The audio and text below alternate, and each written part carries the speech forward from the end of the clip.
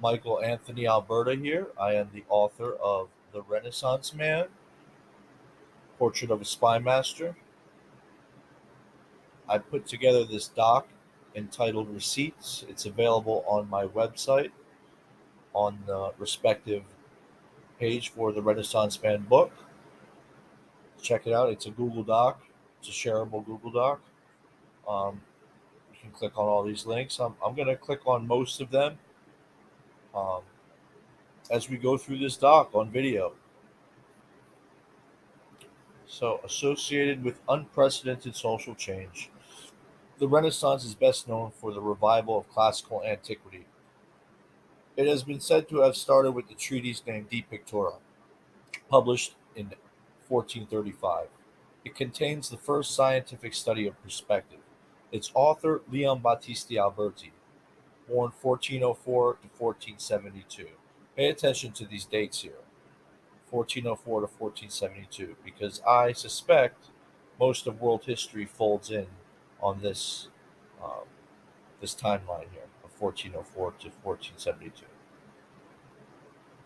He was an Italian polymath, uh, author, artist, architect, poet, priest, linguist, philosopher, and cryptographer.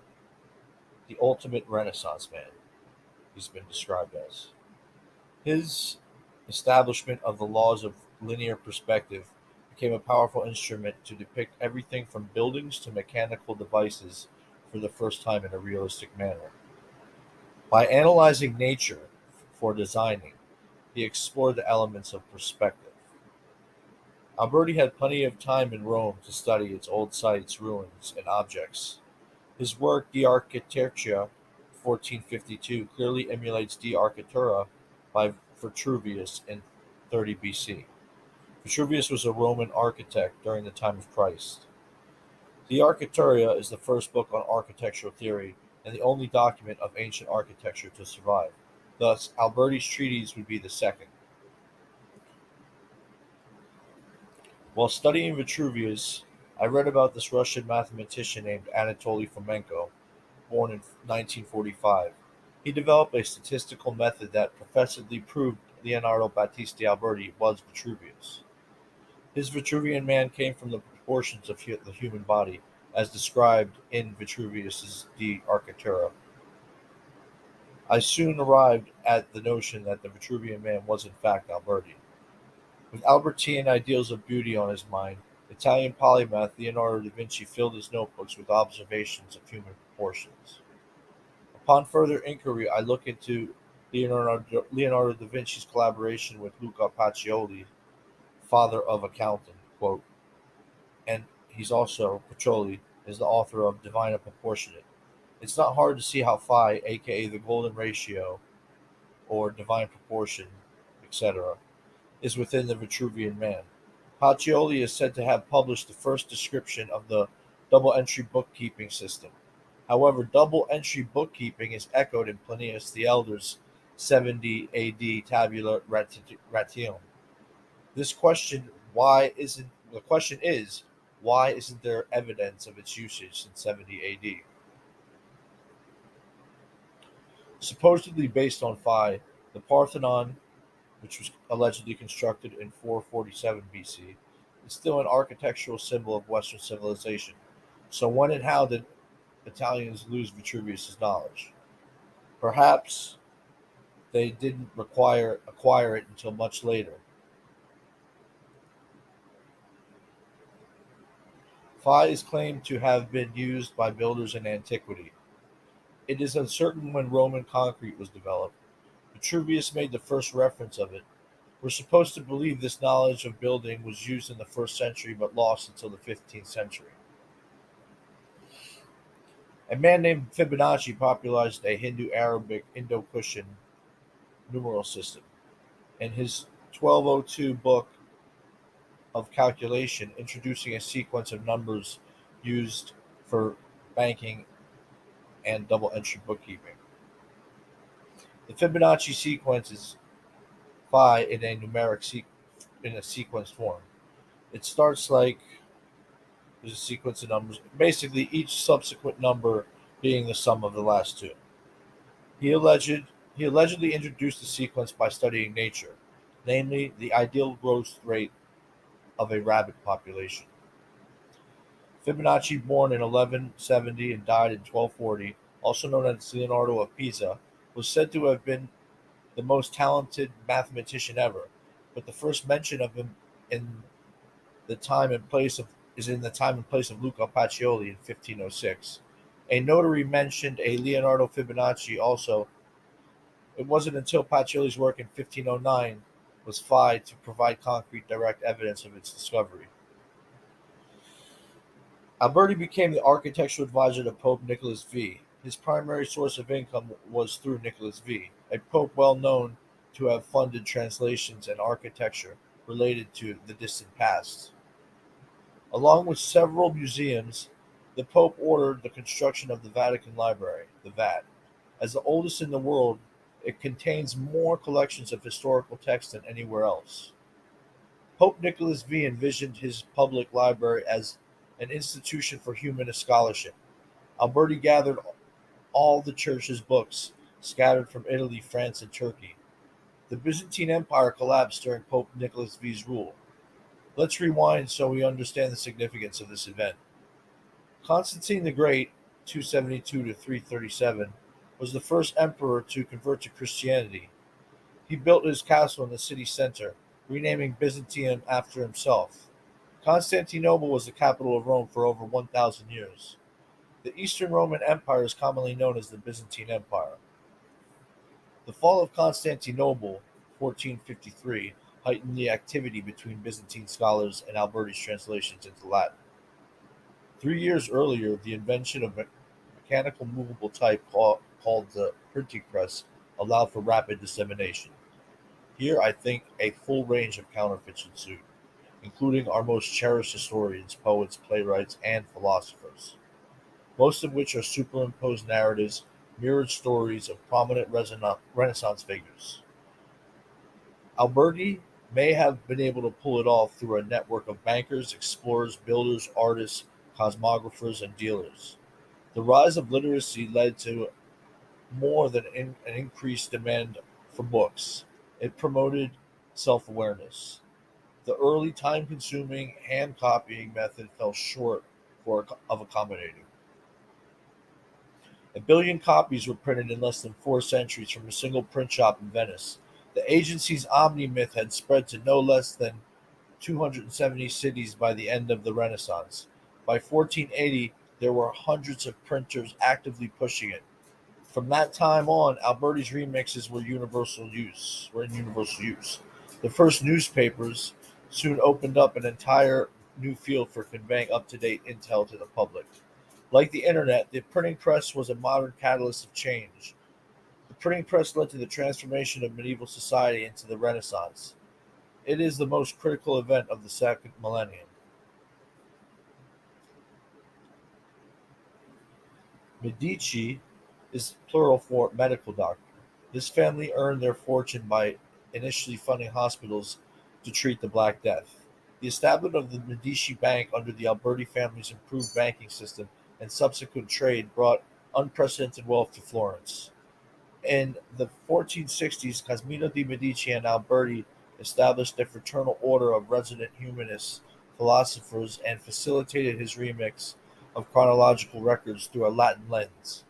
Their Neoplatonic Florentine Academy served as a recruitment center in Italy for all one knows. That's what I suspect. Cataclysms like the Black Death can reduce a population in half. It looks like it did during the Renaissance. Earth's 14th century population of 500 million people shrunk to 200 million people by the time it was all over. It took hundreds of years for the human population to recover to its previous levels, reoccurring plagues and outbreaks for centuries. I believe this enabled Alberti to assign different dates and locations to various accounts of the same recorded events, creating multiple fractal copies of these events. Alberti's first major written work, De Pictura, did more than inspire Renaissance pictorial art in Florence. Alberti's work became a model for Renaissance Romanesque architecture and Enlightenment era neoclassical literature. In the mid 18th century, his architecture inspired neoclassical architecture seen at the White House and Capitol in Washington and the Capitol in Washington. Albertine criteria became a standard feature of civic buildings in the later Renaissance, Baroque, and Classical periods.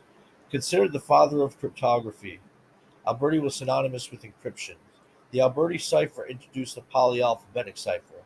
Events mirror or reflect, as I put it, similar events with remarkably similar characters over vast periods. Like a cryptogram, history is a substitution cipher, solved only through frequency analysis. The Vatican hired Alberti to construct more than its walls and buildings. He analyzed protocols to prevent outsiders from reading private info from the church. In Alberti's portrait, he's dressed like an ancient Roman, wearing a wig. To his left is his winged eye emblem. The association of an eye with the concept of divine providence comes from Alberti's work with the church, whereby Yahweh's eye watches over humanity. Light rays often surround Alberti's all-seeing eye logo. Another version is enclosed by a triangle to represent the Christian Trinity. What if most of historical remains in some of Earth's cryptic structures and monoliths are the work of the agency, not aliens or gods? We know that human societies in the past were significantly more technologically advanced than others around the planet. I argue that most humans were still hunter gatherers up until the time of Alberti. Thus, the widespread civilization began with the rise of literacy. The beginning of self consciousness started with our ability to read. All right, so we're going to go through these links now. We'll start with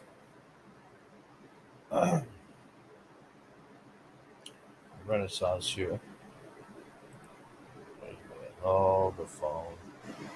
Oh, the phone. Oh, shoot. What happened there? Okay. All right, so the Renaissance. Now, perspective.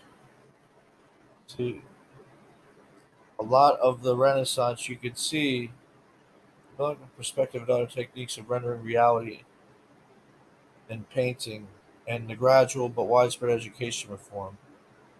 This is they're saying like what caused the Renaissance is a cultural movement, Latin and vernacular literatures. Alberti was a master in anyway.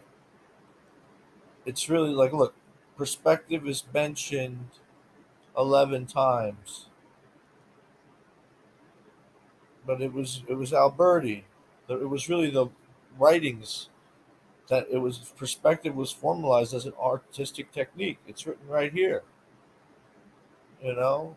So I don't understand when they're saying from Petrarch's Italian perspective. Well, no, okay, excuse me. That's used in a different context, but you get my point. So we're gonna look at Deep Pictura. This is Alberti's. Um,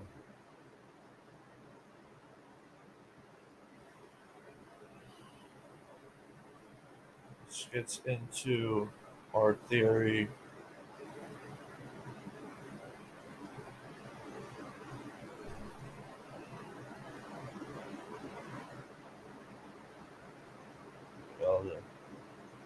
The treatment of perspective was the most influential of his influenced the works of Donatello, Ghiberti, Botticelli. You see being implemented by Leonardo da Vinci, and through him the whole Italian Renaissance. Alberti made at least 29 use of Pliny the Elder, which is a first century. This is goes back to antiquity, allegedly. But I think all this stuff was created in the actual 15th century. But this is where we got Leonardo Battista Alberti. Let's check him out. This is the man. That's his side profile. There's a lot of there's a few depictions of him, and they all look kind of different. So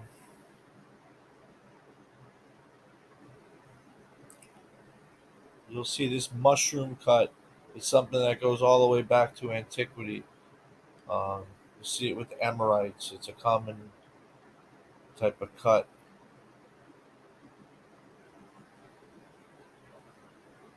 So Alberti, you'll just see like the stuff that he has done, contributions, Alberti called Historia. He was the creator of a theory called Historia, which explains the theory of a combination of people, harmony, hold of the eye. The pictura contained the first scientific study of perspective. The pictoria. You see, the year after the original Latin version. The Latin version was dedicated to Albertus Humanus Mantua. You see what I mean? Alberti influenced the greats. We'd heard about that. His architecture was used all over the place. Like people don't realize how impactful his style is because we see it all around us. Um, he was skilled in Latin,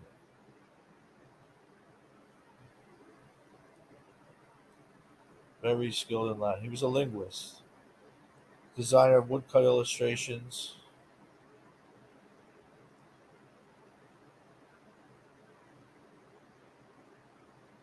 Vitruvius, a strange fantasy novel. He wrote a lot of treatises. These are all interesting treatises. You can get into them, which are cryptographer. You see, made a machine-assisted encryption using a cipher disk. Alberti cipher.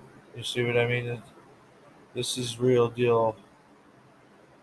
These are like the first machines. I mean, they say that you have like the antiquity mechanism and stuff, but the Caesar cipher and such. But Alberti is still considered the father of Western cryptography. Why is that? When Roger Bacon, there's a long line of people, Al-Kindi, but I'm not trying to discredit him by all means. He is the star of the show, as far as I'm concerned. All due respect. According to Alberti,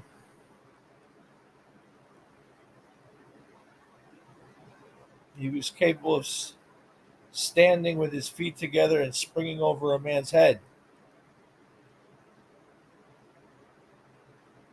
All excellent and excelled in all bodily exercises, could, with feet tied,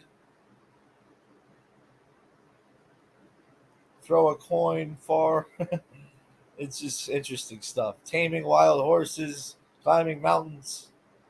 You know, I'm not doubting it. Honestly, I believe he was a world class James Bond type of spy. Like he was a true warrior. When you get into his, especially his aliases, he was incredibly hard to kill. Probably the most deadliest human alive during his time. Not probably. Well, I mean, I wasn't there. I don't know how you'd even be able to prove that. Alberti claimed in his autobiography he's an accomplished musician and organist, but there's no hard evidence. That's because he was under Nessaquatl. We're going to get into that. Let me not jump the gun. I just want to point out this is Paolo Toscanelli. He worked with him. Toscanelli's the same. He worked with him with maps, okay, and astronomy and stuff, cartography. This is this practice of making and using maps. Now, Paolo Toscanelli was the guy that gave Columbus his map. This gets very deep, but I'm going to take baby steps here.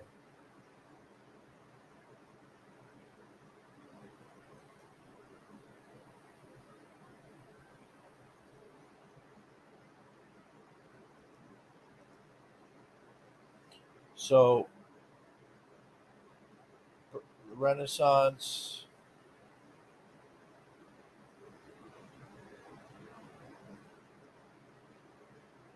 Yeah, this is like heavy duty stuff. I don't want to get too hung up on it. But this is Vitruvius's version. Oh no, this is although largely dependent on Vitruvius, it was the first theoretical book on the subject written in the Italian Renaissance and became the first printed book on architecture. it followed in 14 with the first printed edition of Vitruvius. So Alberti's consciousness echoes Vitruvius's writing, but Alberti also adapts a critical attitude towards his predecessor. In his discussion, Alberti includes a variety of sources, including Plato and Aristotle, presenting a concise version of sociology of architecture. So, yeah, Plato, Aristotle, you'll see it all goes back to Pythagoras, which is also one of Alberti's um, phantom reflections. But this is heavy, man. This is the second book on architecture to survive next to Vitruvius, which is almost 1,500 years earlier. Think about that. I mean, that's kind of hard to swallow. You'd think something else, there'd be like other printed materials. Also, yeah, this is Anatoly Fomenko's new chronology. This is his theory. Um, Proposed, he argues that events of antiquity, generally attributed to ancient civilizations of Rome, Greece, and Egypt, actually occurred during the Middle Ages more than 1,000 years later. The conspiracy theory further proposes that world history prior to 1600 has been widely falsified to suit the interests of a number of different conspirators, including the Vatican, the Holy Roman Empire, and the Roman House of the Russian House of Romanov, all working to obscure the true history of the world centered around a global empire called the Russian Horde. Now, I don't, completely agree with all of that, but I do definitely, actually, for the most part, I do, generally speaking. There's definitely a lot of what he says you'll see ring through in my work, which is exactly why I'm giving him a shout out. But if you study all this stuff, like I definitely don't like all these claims. These are all claims, specific claims of his that I do not make, um, and all these other claims. These aren't really included in my work, but I use his statistical correlation of dynasties and mathematical um, ways. Uh, I'm not a mathematician. And my mind is nowhere near his in that sense, um, which is precisely why I borrow from his work. So, divine and proportionate. Leonardo da Vinci. This is by Luca Pacioli. All right, it was printed in 19 1498. Alberti allegedly had passed by this time, but this work had this golden ratio and stuff. You see this stuff happen in Vitruvius's work. Fibonacci, the main math, he credits Fibonacci, Euclid. It goes. This stuff is very. It's published by Paggio Pagini, who also was the first printed version of the Quran. He's the printer. There's a lot of correspondences on the Vatican Library, which was established in when? During Alberti's lifetime. It's the oldest living. We're gonna get. Look, let me. All this will be discussed. Giorgio Vasari actually talks extensively about Alberti. Discuss the ideas of Vitruvius. You see, Pacioli really gets into. It's essentially all of Alberti's so-called translations, and when it comes to math and specific types of math, namely that Fibonacci sequence in relation to double entry bookkeeping, which is mentioned so many different times, it's very hard to exactly pin down. The earliest extent of the following double entry bookkeeping, you see, it's one time it's Florentine, but then you see it's in Pliny the Elder, who Alberti is the one that's constantly quoting. See what I mean? So, I believe, the Medici Bank introduced it in the 14th century, but some sources suggest There was, Luca Pacioli in his writings. Apparently, accounting for an accounting science, it wasn't until it was codified, the system. You understand? It's like, where does it come from? It's crazy, you know. In Korea, you got some claimants here. There's also, it's not written in here, but there's also, look, 11th century Jewish bankers in Cairo.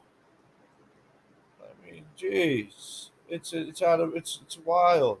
There's Indian poems that include similar like tactics. Anyway, no one knows where it came from.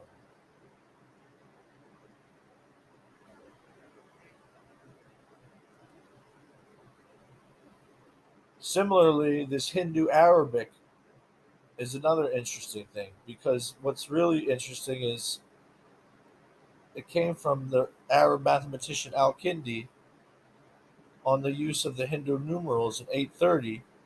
The system had spread to medieval Europe by the High Middle Ages. Now, Al-Kindi reflects Alberti in so many ways. If you look at their Wikipedia pages, we're going to look at that later.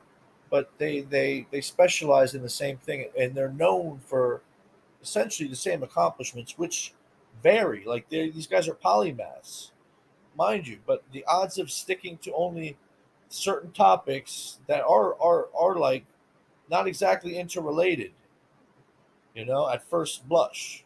So you really got to like ask yourself, is this just the same person photocopied into history, essentially? You know, um, with these Indian mathematics, these come from um, the, the Cushions, and those before them, which were the from the Indus Valley, and different waves of people. But the Orient were invented in India. Persian and Arabic mathematicians called. It's really cool, man.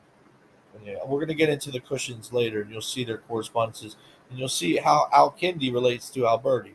So when Fibonacci mentions he gets the work from Al-Kindi, you could trace Fibonacci, and then you could trace Al-Kindi to. You start to see how everything starts becoming circular, and you really start to see everything start to fall in on Alberti. This guy here, Nicholas V. This is like, mind you, the Byzantine Empire fell under this guy. The Roman Empire fell under this guy.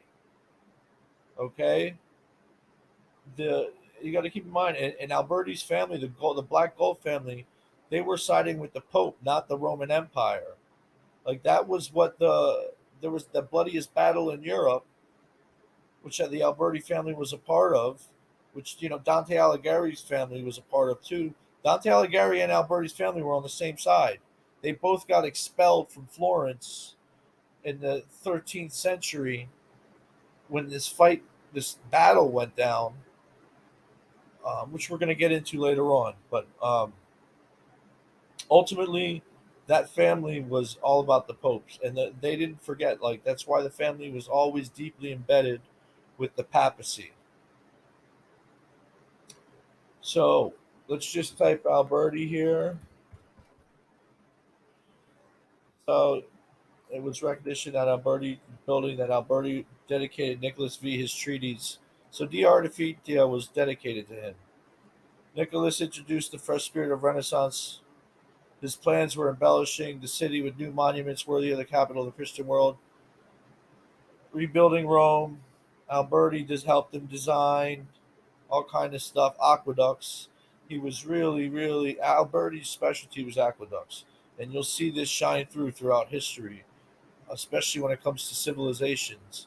And this also ties into the flood and dealing with waters and stuff. It's pretty far out. But Pope Nicholas V, like I said, he rebuilt. He was an arch patron. He's focused on establishing the Vatican as a residence for the papacy. You know, he spent a lot of money on printing stuff and making sculptures and stuff. You got to keep, but all the this I all that money that apparently he was a patron of went towards funding counterfeits. This was just a big wash. A lot of like you don't see any real, you know, it was crazy. But this is when the Crusades ended during his lifetime. Like all that shit, slavery, the actual slave trade began during this time. When you think about it, as far as the purchase of black slaves and stuff like that, this is when that there was slavery going on beforehand in Central Asia and stuff with the merchants and such. But when it was like huge, this is when that went down. This motherfucker right here.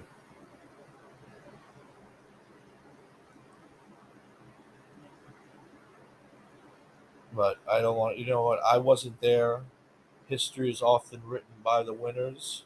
So I don't like to curse anybody, and I try to come at this work from an objective standpoint, totally against racism or any kind of anything like that. Um, and the further you dive into my work, you'll find that out for yourself. Printing press. So I just wanted to verify the this is when in Germany, this is when Rosicrucianism apparently came about. The same place in Germany, around 1440. So Goldsmith, Jonas Cooper, screw presses. This is like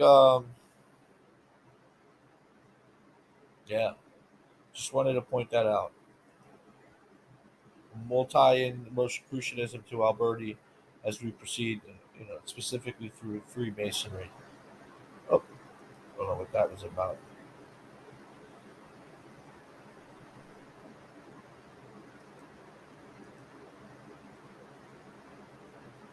All right, so real quick, let's get into this. The House of Medici. See, they consolidated power in the first half of the 15th century. So it wasn't until Alberti's lifetime that the Medici really shined. They had popes after his death and everything like that, but they didn't come to power until Alberti's death. It was the largest bank during Alberti's.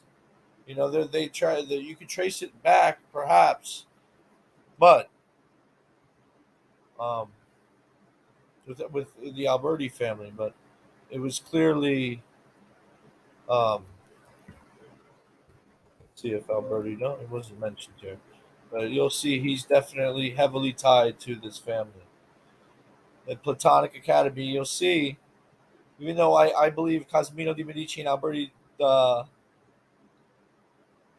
designed it or started it, Marsilio Ficino went out of his way to say Alberti was never there with a handful of other guys. Ask yourself why. Go for it. But yeah,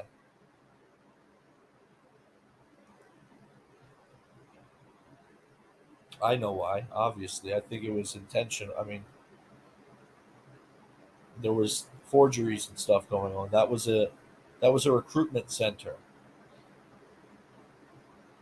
Why they? I mean, indicating he wasn't there. I mean, I can see why because a lot of his homeboys were there. So I wanted to point out Alberti.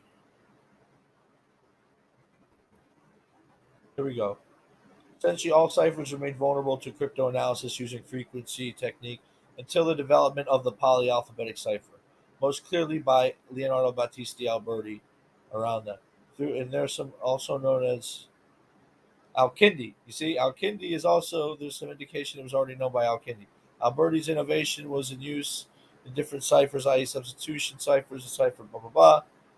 But that's what I'm saying. Like, we see Al-Kindi keep coming up with different things that Alberti studied. Um, and we see this with Roger Bacon. And it you know, goes back to hieroglyphics, quite frankly, and even cuneiform. And to round this part off, we're just going to look at the Eye of Providence, The association of an eye with the concept of divine providence was first found in Christianity in the late Renaissance period. The eye surrounded by a triangle, this and that. So you see this in the 15th century, but it was also we see the eye. Christian Alberti was used that way 100 years before even the Wikipedia pages say the Eye of Providence was used in a Christian context. See, this is an early Masonic version of the eye. This was Alberti's thing with the sun rays coming out of his eye. This was specifically Alberti's logo, you know, and that's the earliest. You don't see any other dates before that. You see 1770, 18, whatever. It was Alberti. This Alberti symbol.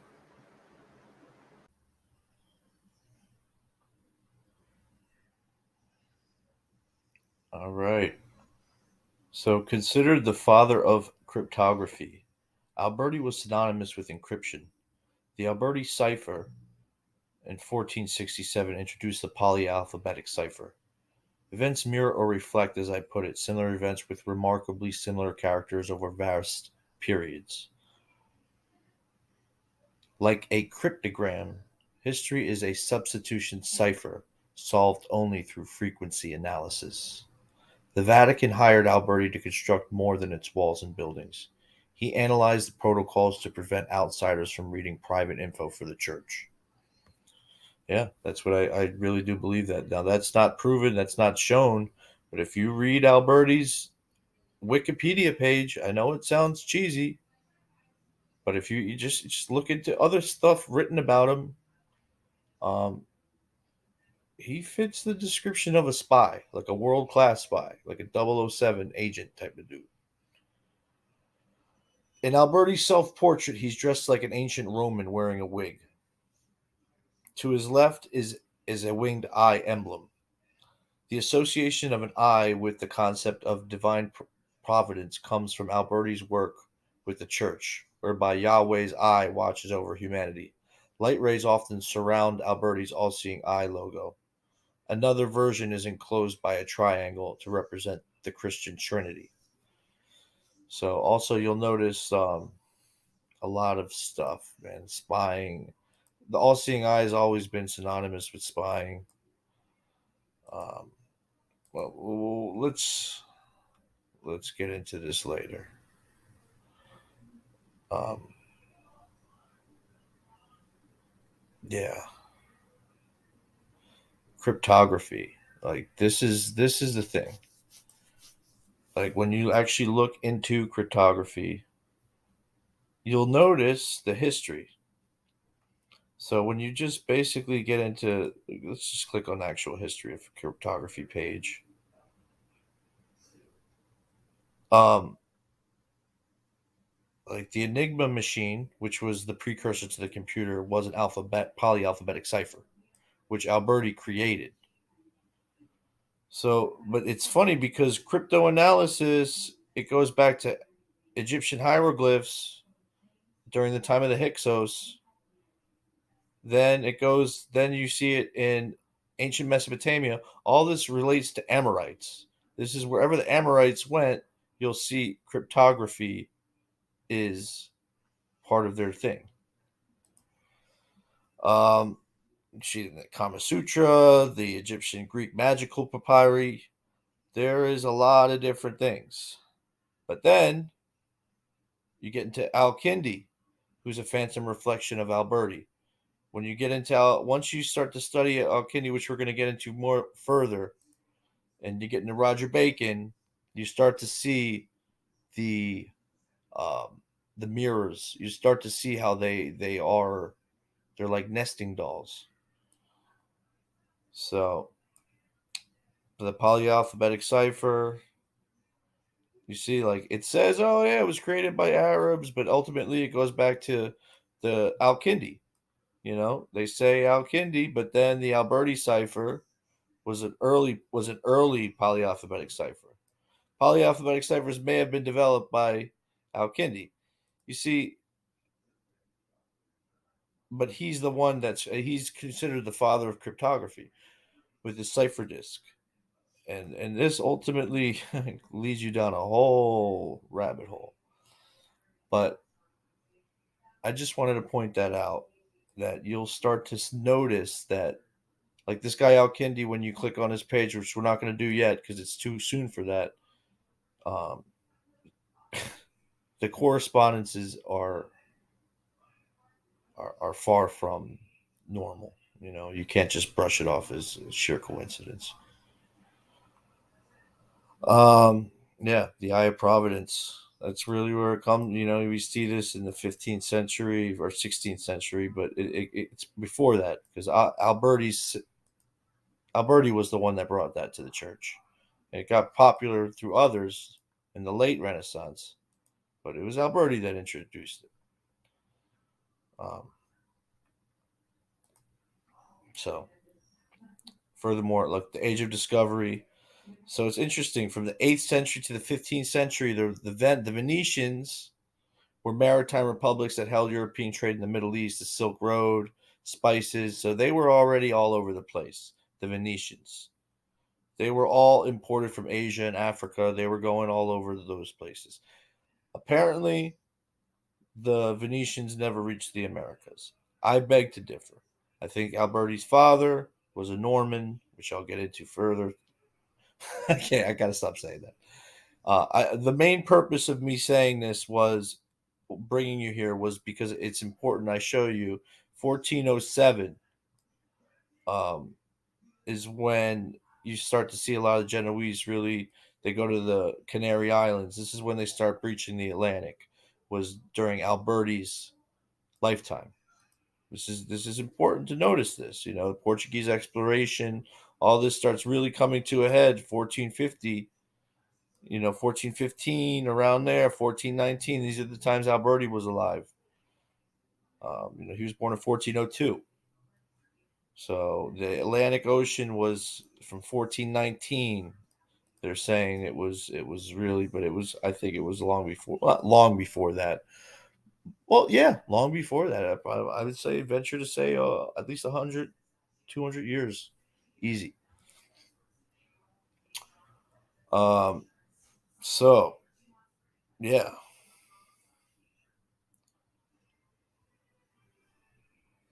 what if most of prehistory remains in some of Earth's cryptic structures and monoliths are the work of the agency? The agency is the spy network that Alberti was part of, not aliens or gods. So I think that we know that human societies in the past were significantly more technologically advanced than the others around the planet. I argue that most humans were still hunter gatherers up until the time of Alberti. Thus, widespread civilization began with the rise of literacy. The beginning of self consciousness started with the ability to read and write. Our capacity to articulate language on paper fueled the age of discovery, aside from escaping the plague, of course. Methods of comparison prove that many periods of history are nothing more than phantom reflections of events that really took place in the 15th century. Okay, so I think the widespread use of like literacy is what started civilization.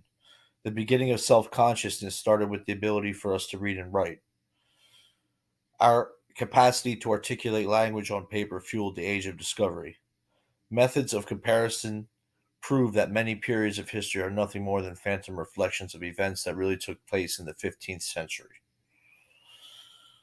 Yeah, that is the statement, gentle people. Rather than making rational evaluations in unexpected situations, what if back then we'd hallucinate a voice and then think it came from the gods? Some of us still do. Based on my literary analysis of texts mainstream scholars deemed ancient, the first appearances of the concept of self came from the 15th century. Even the artwork began to look realistic. Here I borrow from Julian James' bicameral mind theory, suggesting behavioral modernity occurred in the Bronze Age. Still, I argue that Alberti created most Bronze Age content in the 15th century. It appears as though humanity went through a collective trauma during the Black Death. During this last nightmare, corpses were treated as though still alive. providing a source for auditory hallucinations as a form of ancestor worship. This adaptation formed the core of every religion. Julian James' theory of bicameralism does not explain how self awareness was lost across our entire species simultaneously. I reconcile this with cyclical cataclysms, viral outbreaks, and the collective trauma they generate. Pandemics usually cause societies to collapse. For example, Egypt in summer had diseases that altered their socio cultural frame. Divination arises during outbreaks. It was used to summon instructions from the gods whose voices could no longer be heard. Psychological leftovers of the Black Death seed most mental illnesses. The so called Bronze Age collapse led to mass migrations and unexpected stresses, which required our minds to become more self aware. Consciousness became a culturally evolved solution to our newfound ability to read and write. It took centuries after the Renaissance before a critical mass became literate. Yeah. Um, so let's just get into the origin of consciousness. And yeah, this is the book addresses the problematic nature of consciousness, the ability of to introspect, which in Jane's view must be distinguished from sensory awareness and other processes of cognition. James presents his proposed solution that consciousness is a learned behavior based on language and culture than biology. This solution, in turn, points to the origin of consciousness in ancient human history rather than in metaphysical or evolutionary processes. Furthermore, archaeological and historical evidence indicates that prior to learning of consciousness, human mentality was what James called the bicameral mind, a mentality based on verbal hallucination. So that's yeah. This is very very cool stuff, which he says happened during the Bronze Age, second millennium BC.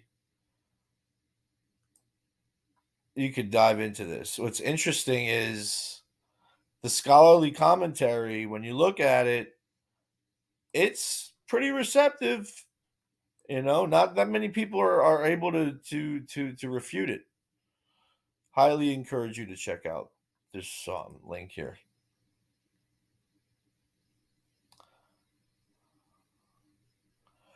All major inventions like handguns and print and ocean navigation occurred in Alberti's lifetime. Just clicking these links because sometimes they take a minute to load. Feasibly, all the chronology of the Old World is known to us from the texts that date from the Renaissance, but describe events that allegedly happened thousands of years before. The originals regrettably and conveniently lost. For example, the modern concept of the republican government reflects the Roman Republic. The Roman Senate and legislative branches inspire the U.S. Congress. Our president holds position reflecting the Roman consul, which is we call the POTUS. These constitutional institutions of Rome survived throughout the 15th century Florence. Yeah. So the Roman representative republic, it's all part of the Western world. You see, like it literally molded what we call the West. That's so much here. Check that link out. History of navigation. See, the problem in navigating by sail alone back from the south of the Canary Islands is due to the changing regime of winds and currents. The North Atlantic the current pushing along. So basically, it explains that before the invention of the sail and there's certain shipbuilding tactics, people just weren't able to get past the Atlantic Ocean. Certain winds leave the sailing ship to the mercy of the currents. So it's possible to get there, but you're at the mercy of the currents, and that could take you anywhere. Um, yeah, so it gets into exactly the inventions. 1436, the Azores, but they were in the Canary Islands when Alberti was a child. This is where I think his father set up shop before coming down to the Americas. Speaking of that, we're going to really pry into that now. This is cool, honestly, the correspondences between this some of these characters. As I mentioned before, one of his aliases was Vitruvius. Not much is recorded about his life, but he is argued to have lived from 70 BC until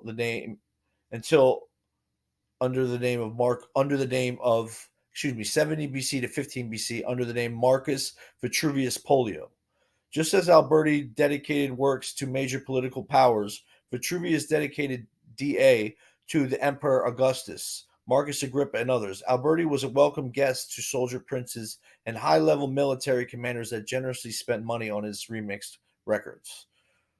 Now you see this, we see this with the other people. Watch. Marco Polo reflected Marcus Vitruvius Polio in more than his name as an army engineer. On paper, Vitruvius's DA was rediscovered by TM, who published it in his seminal treatise on architecture. DRA 14. In print, Vitruvius specialized in the construction of war machines for sieges. He served with Caesar's engineer. Born in Venice, Marco Polo's uncle introduced him to the Mongols under Kublai Khan in 1269. Now, that gets into a whole nother part of this book with the Mongols, but it's important to point out the correspondences between Marcus Vitruvius Polio and Marco Polo, how they were engineers, they worked under soldier princes. Alberti has a very similar situation going on. So they're when you start to square that, you see a correlation. You almost have to read these dates as pages of a novel. I'm not saying history isn't in chronological order, it's just thousands of years misdated to conceal our Stone Age past. For example, De Architectura inspired surviving Roman monuments such as the Pantheon and the Baths of Diocletian, yet it wasn't circulated until the Renaissance. Think about it. I mean, all these, you know what I mean? Like, even Marcus's cognomen, Polio, is uncertain. I argue that Marco Polo reflects or imitates Marcus Polio, one of Alberti's countless reflections. Marcus Polo was allegedly an Italian merchant who traveled through Asia along the Silk Road between 1271 and 1295, best known for seeing many things previously unknown to Europe. Parallels between Marco Polo and Marcus Polo suggest Alberti knew about the New World before Columbus, who's yeah. Since the publication of Polo's book in 1300, some have viewed the book with skepticism. I question Marco Polo's travels in China. Polo does not write about the Great Wall of China, and the exact date and birth his exact date of birth is archivally unknown. His origins seem to be pure falsification. Now, here's the interesting part. The Florentine cosmographer Paolo Toscanelli and Alberti collaborated in map making through astronomy, which was a close science to geography at the time. They produced the book treatise De Scripto Urbis Romae, and what's fascinating, what's even the real trick is how Toscanelli provided Columbus with the map that guided him on his first voyage. Okay, this should ring bells to people. Okay, Alberti collaborated with this guy, the same guy that gave Columbus the map he needed to enter the New World. Now it gets deeper.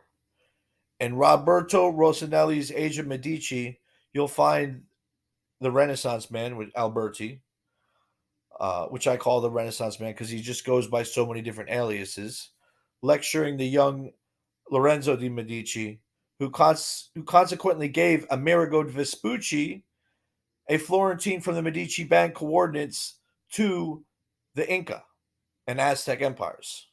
After TM's supposed death, after the Renaissance man's supposed death, at the invitation of King Manuel of Portugal, Vespucci participated as an observer. Whatever, that's neither here nor there.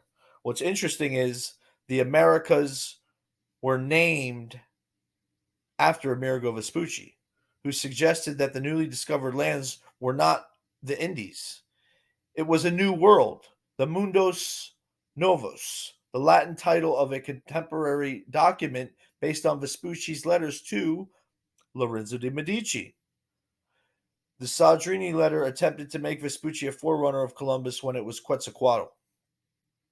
Quetzalcoatl is a this we're going to get into that. It's a deified reflection of Alberti's father, who we'll get into that story momentarily.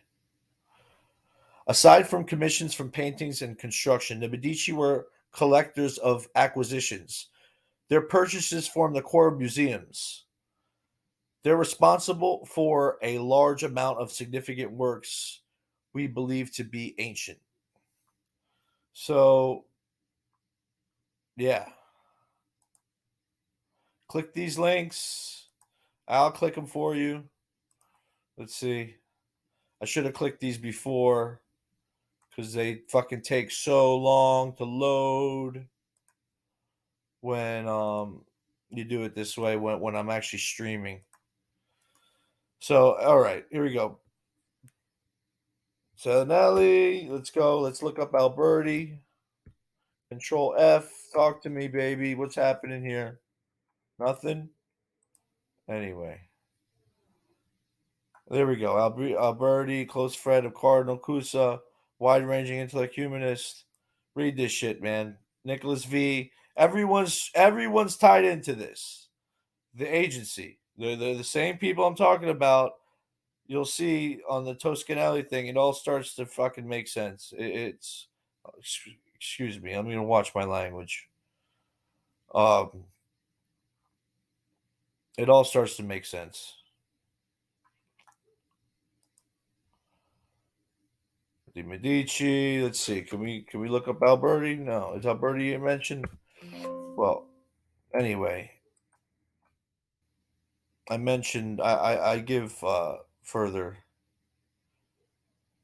He's in the there's definitely a lot of correspondences there. So another place where phi stands out correlates with the Mayan and Aztec long count calendar with the European dates. Now I could read all this, but you could just simply click on this link. I'm gonna start to really fast forward here because this is taking a lot longer than anticipated. But yeah, you could easily find how correlations between Western calendars and the long count. There's a lot. It's more and it's extensive. So definitely look at this. To me, these correlations point to pre-contact, um, namely by the Romans, Italians. Call them what you will. Same people, different timing. But it's just interesting stuff. The agency's main psychological operation. Oh, what's also interesting is both the Bible and Native Americans place the year 311 BC as a creation date, which is the same time writing was to have been invented in Sumeria. So I think that's interesting. The agency's main psychological operation is framed as some type of end of the world event. It is themed as the final battle between opposing forces. So, yeah. All right, here we go. Coming back at you. Arguably, he is best remembered as Pachacuti Inca Yukipi, meaning he who overturns space and time. The name Pachacuti by itself is translated as cataclysm. Is there a coincidence the population in the Americas plummeted from around 50 million to 8 million after he left the Americas? I say no. There is no coincidence here. Native Americans mostly died from outbreaks of plague brought from Europe. When the Renaissance man left, a swarm of locusts killed American crops. In 1449, Lake Texcoco flooded Mexico City. In 1450, drought killed America's food sources. Frost then continued for 4 years.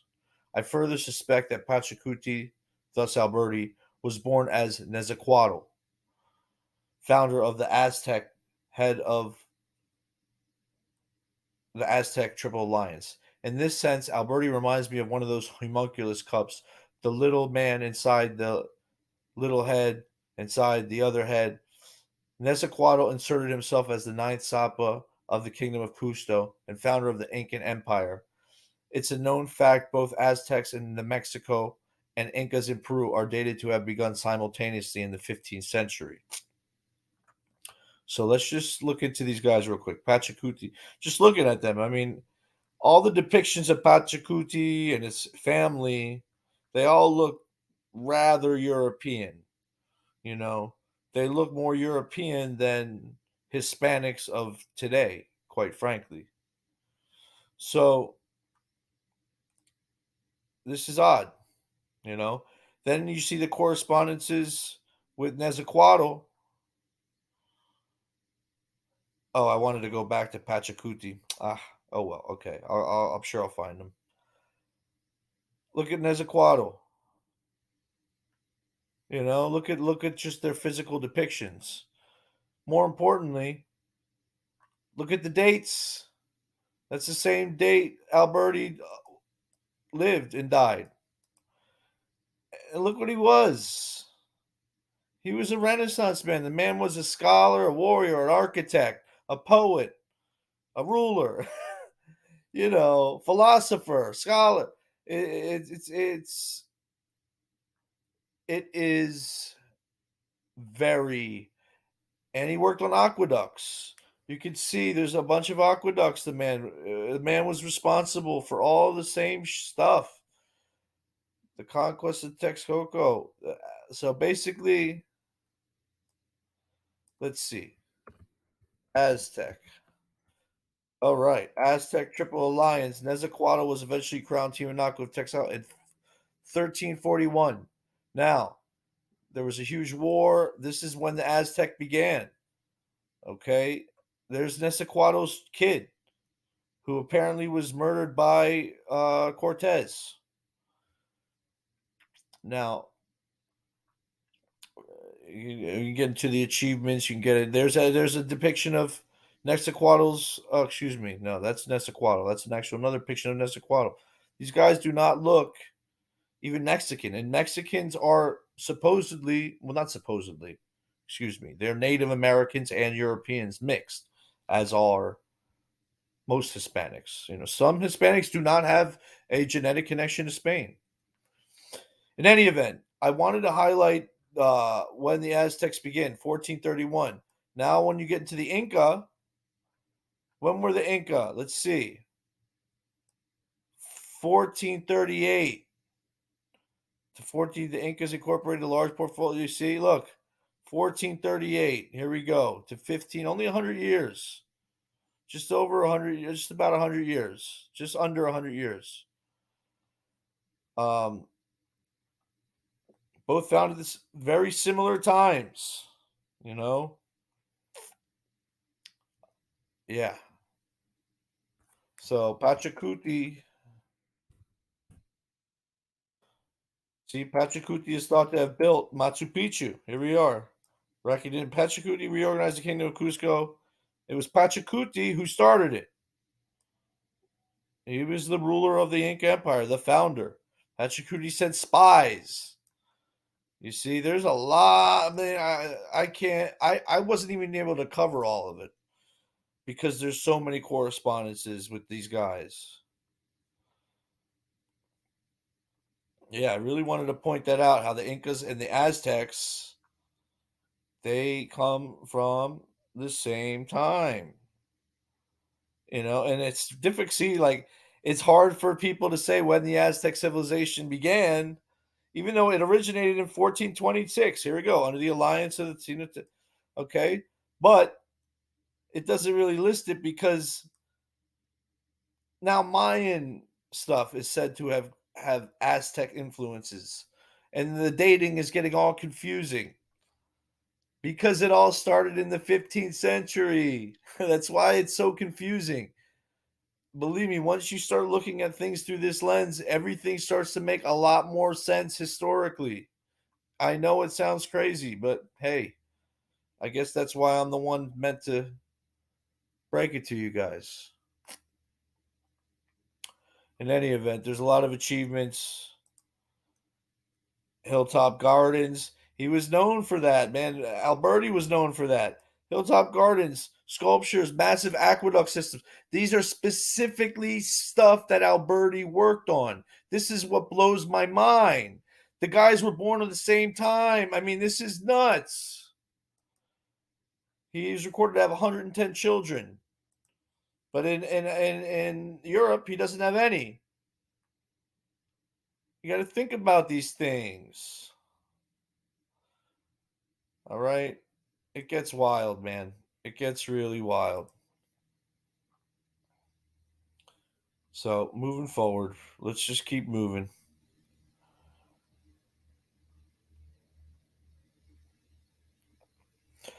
All three are revered polymaths: the Nezahualcóyotl, Pachacuti, and Alberti. These guys, and they all lived from 1402 to 1472. Pachacuti's dates are a little more murky, but they are essentially the same exact dates. These men share too many similarities for it to be sheer coincidence. Alberti's European studies, achievements, exiles, and family status get echoed through both Native American timelines. The vast collection of unfinished and altered work has promoted much speculations about their intentions and whereabouts. All these guys left behind unfinished stuff. This is what you got to think about. And why? Where'd they have to go? They seem to be in a hurry. While advising war criminals to fund the arts, they trained intellectuals, painters, musicians, and sculptors to wage war. This is a reoccurring thing of like uniting the opposites. This philosopher king archetype appears to weave in and out of history periodically. Due to his many aliases, I've consolidated his name into the trademark symbol, which stands for the man, or which is short for the Renaissance man. We'll go with the Renaissance man. Better yet, the man. Codename TM. Blah, blah, blah. Okay. Now, the Voynich manuscript. I really think I didn't solve it because I don't know what it says, but I know who fucking wrote it. I know, excuse me, I'm trying to really work on this, YouTube. Please give me a break. I am very sure that Alberti wrote the Voynich manuscript. Exhibit A. The Voynich manuscript is an illustrated codex handwritten in an unknown writing system. The vellum is carbon dated to when and where the Renaissance Alberti wrote De on law in 1437. So the same place in Italy, that's where the vellum is carbon dated. You got to keep in mind, like, that's huge. It's made of material. It's like they literally knew it came from Italy. Radiocarbon dating of the university indicated a date between 1404 and 1438. Boom. In 2014, Tucker and Talbot positively identified 37 plants, 6 animals, and 1 mineral to plant drawings in the Bandias manuscript, a 15th century Aztec record. The acetite, acecamite, in the paint suggests some of the materials came from Mexico. Some letters represented the Renaissance man or Nezahualcóyotl's native Nahuatl. His native language enciphered. All right. The different symbols enabled the representation of this agency language. It's there. The correspondences are there. The Voynich script goes from left to right, and most pages have illustrations or diagrams. Some pages are foldable sheets. It has never been deciphered. None of the many hypotheses became independently verified. The cipher system uses a verbose cipher where single letters in a plain text get enciphered into a group of fake messages. The first two lines of the page strongly resemble how Latin numbers would look if verbosely enciphered. Again, the polyalphabetic cipher came from Alberti.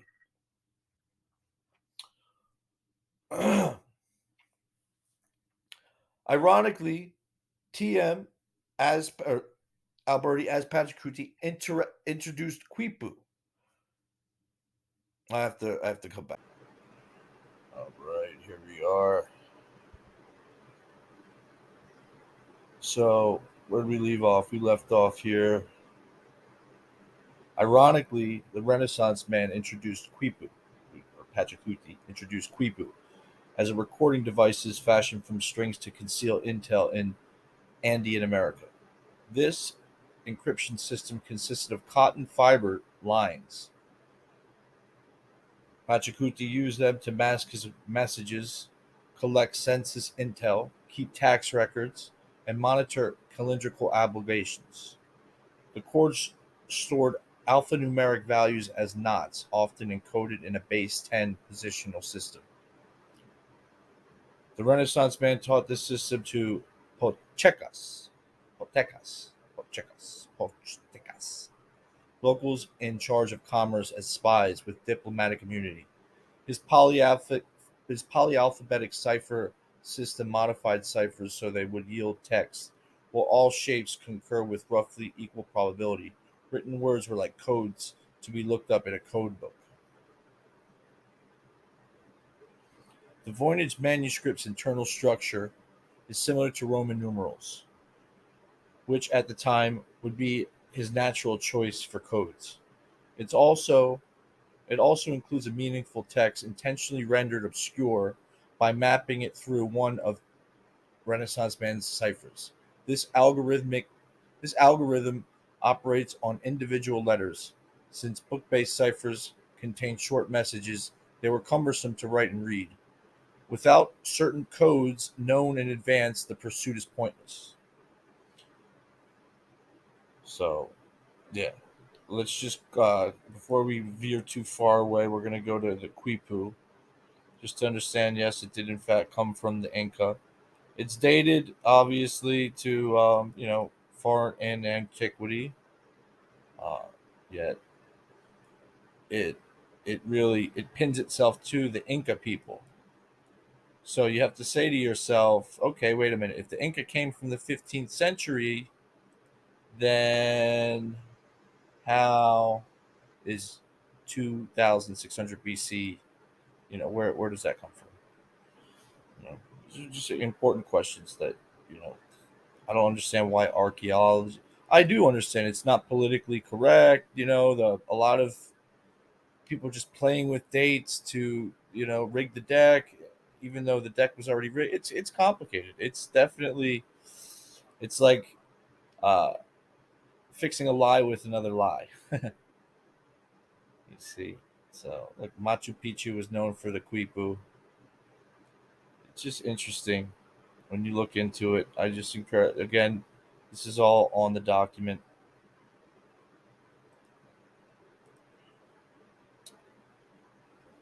So yeah, the Renaissance man designed the Athens of the Americas. It contained the remains of hilltop garden fortresses, sculptures, and massive above ground and underground aqueducts. Aqueduct construction is first mentioned by Vitruvius. Okay, here we go now. Tenochtitlan's aqueducts came from springs from the banks of the lake. They also organized a system that collected human waste for use as fertilizer. Now, also in Rome, Alberti was employed by Pope Nicholas V to revamp the Roman aqueduct of Aqua Varingi. Tenochtitlan was watered by two aqueducts designed by Nezahualcóyotl circa 1420. You can trace their path to now gone Lake Texcoco. Romans built them in all parts of the empire, from Germany to Africa. Romans were well known for their building of aqueducts. All civilizations are predicated on water maintenance. So we're going to get into that concept as we get into the flood and even concepts like Atlantis. So yeah, I wonder if the agency used it after his death. For example, the Mayan eschatology was used by Columbus. The agency told Columbus about the Maya off the north coast of Honduras. Columbus believed that his discovery of the Maya was prophesied and would bring about the world's end. I assume this is why end time fears were widespread during the Spanish conquest. You see this end times eschatology, you will see perpetuating itself throughout history. It's a common psychological operation used by this international spy ring to um, reset specific civilizations throughout the planet. And yeah, so yeah, this is another interesting find, an off. How do you call this? A out of place artifact, so to speak.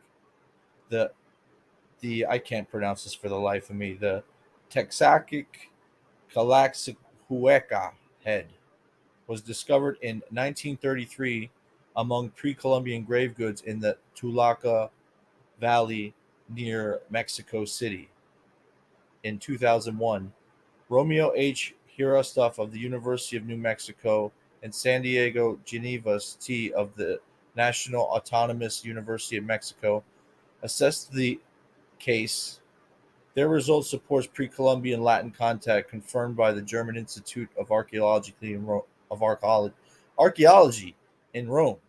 A thermoluminescence test established its age rate somewhere between the 9th century BC and the middle of the 13th century AD. So much for thermoluminescence, because that's a pretty wide range. However, 13th century AD confirms pre-colonial providence and having even the most cutting edge. It does all the methods they use. So let's just look into this head. It's a terracotta head, probably originally from a larger figurine. Because the head appears to be a style of Roman art, some believe it's evidence of pre-Columbian propagated. Yeah, like there's no refuting it. It's like there's a lot of hypothesis. Some say, you know, but I happen to believe it was brought back. This is part of the whole shtick. I think Nezaquatl, not excuse me, Quetzalcoatl, the Renaissance man's father, the Norman. He, he was in Mexico, obviously, before the Renaissance man, since the Renaissance man is an indigenous Mexican, after all. So yeah, check out this page. Fascinating stuff. So yeah, what's cool? It's funny. Alberti claimed to be an accomplished musician. Still, no hard evidence supports his claim in Europe. Only in Mexico. Nezaquatl designed a code of law enforced by councils of finance, war, justice, and a council of music. Many claims in his autobiography are cryptic messages hinting at his other aliases. At his other aliases. Yeah. So, like for example, like he's an accomplished musician, and he was. There is evidence of him. Well, no, I can't exactly say that because it's a subjective. But yeah, this is why I think there's no hard evidence of him being a musician, because he was in fact a musician under his original name of Nezaquatl in Mexico.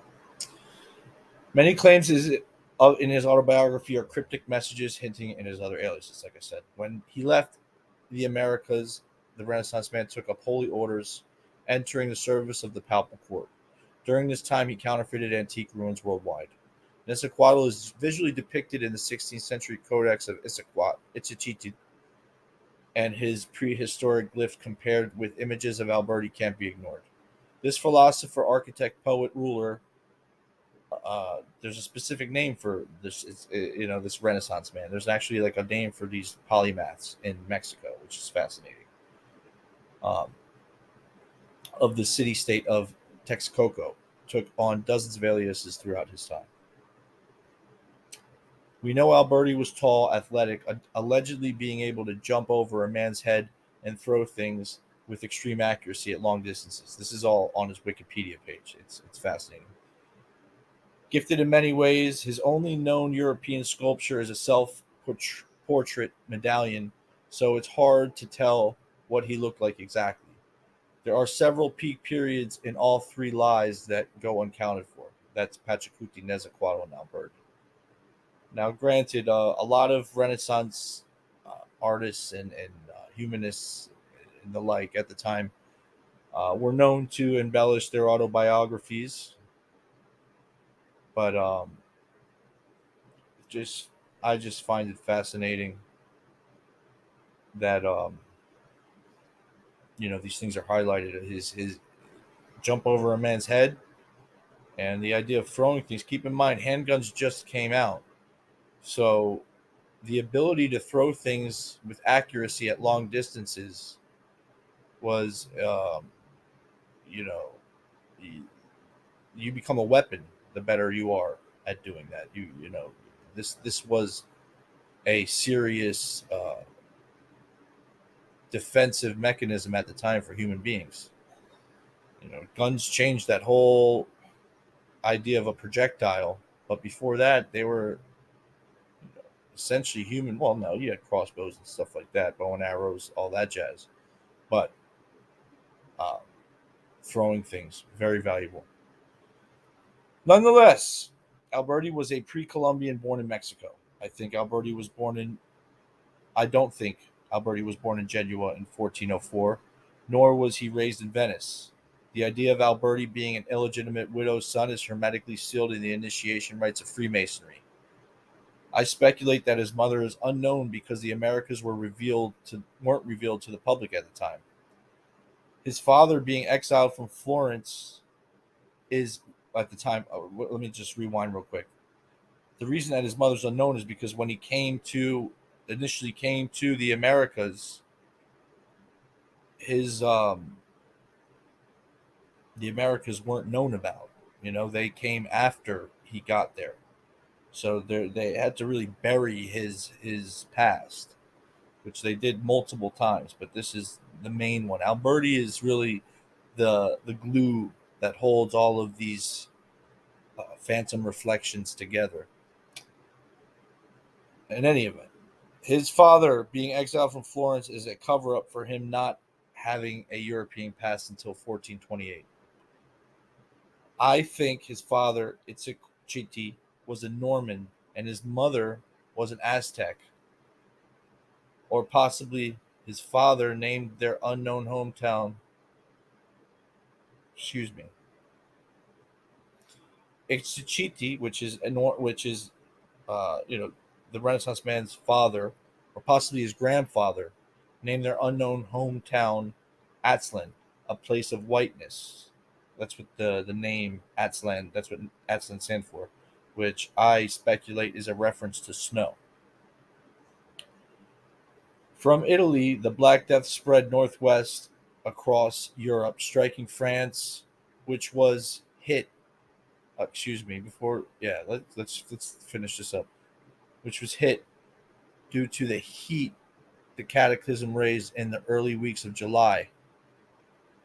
England by June, then spreading through Scandinavia. I think Ichititi.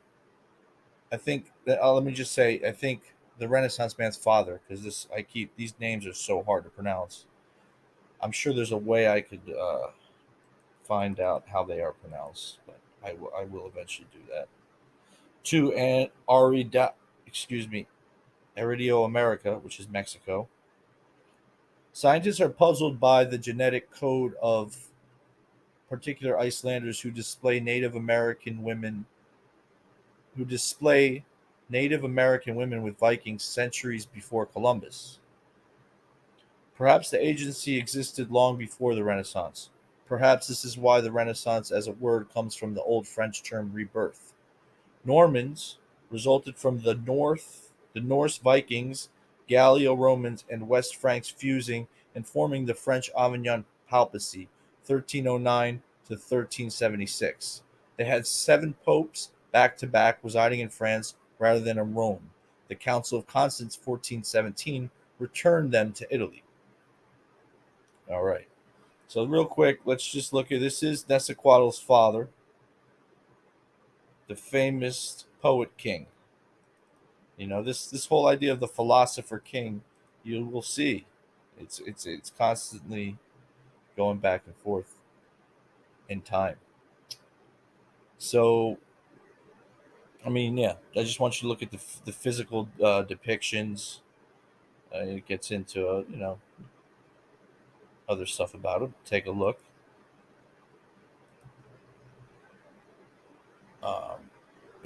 This was his homeboy.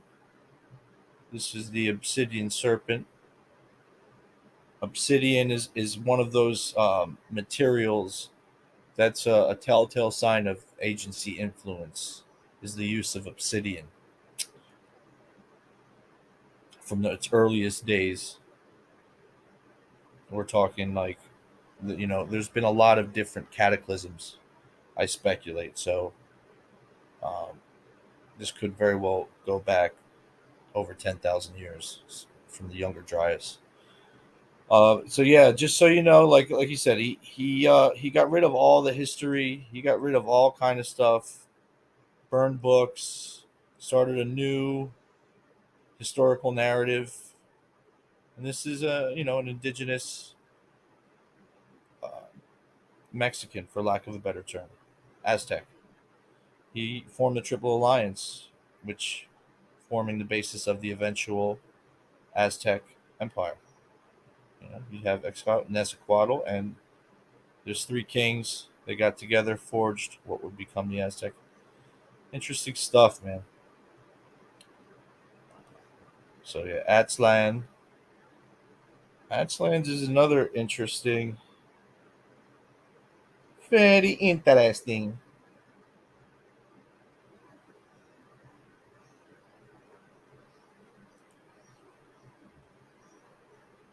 Yeah.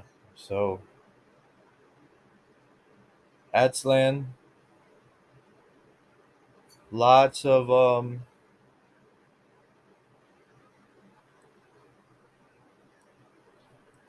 yeah, check it out. It looks like there's a lot of stuff that I'm looking for.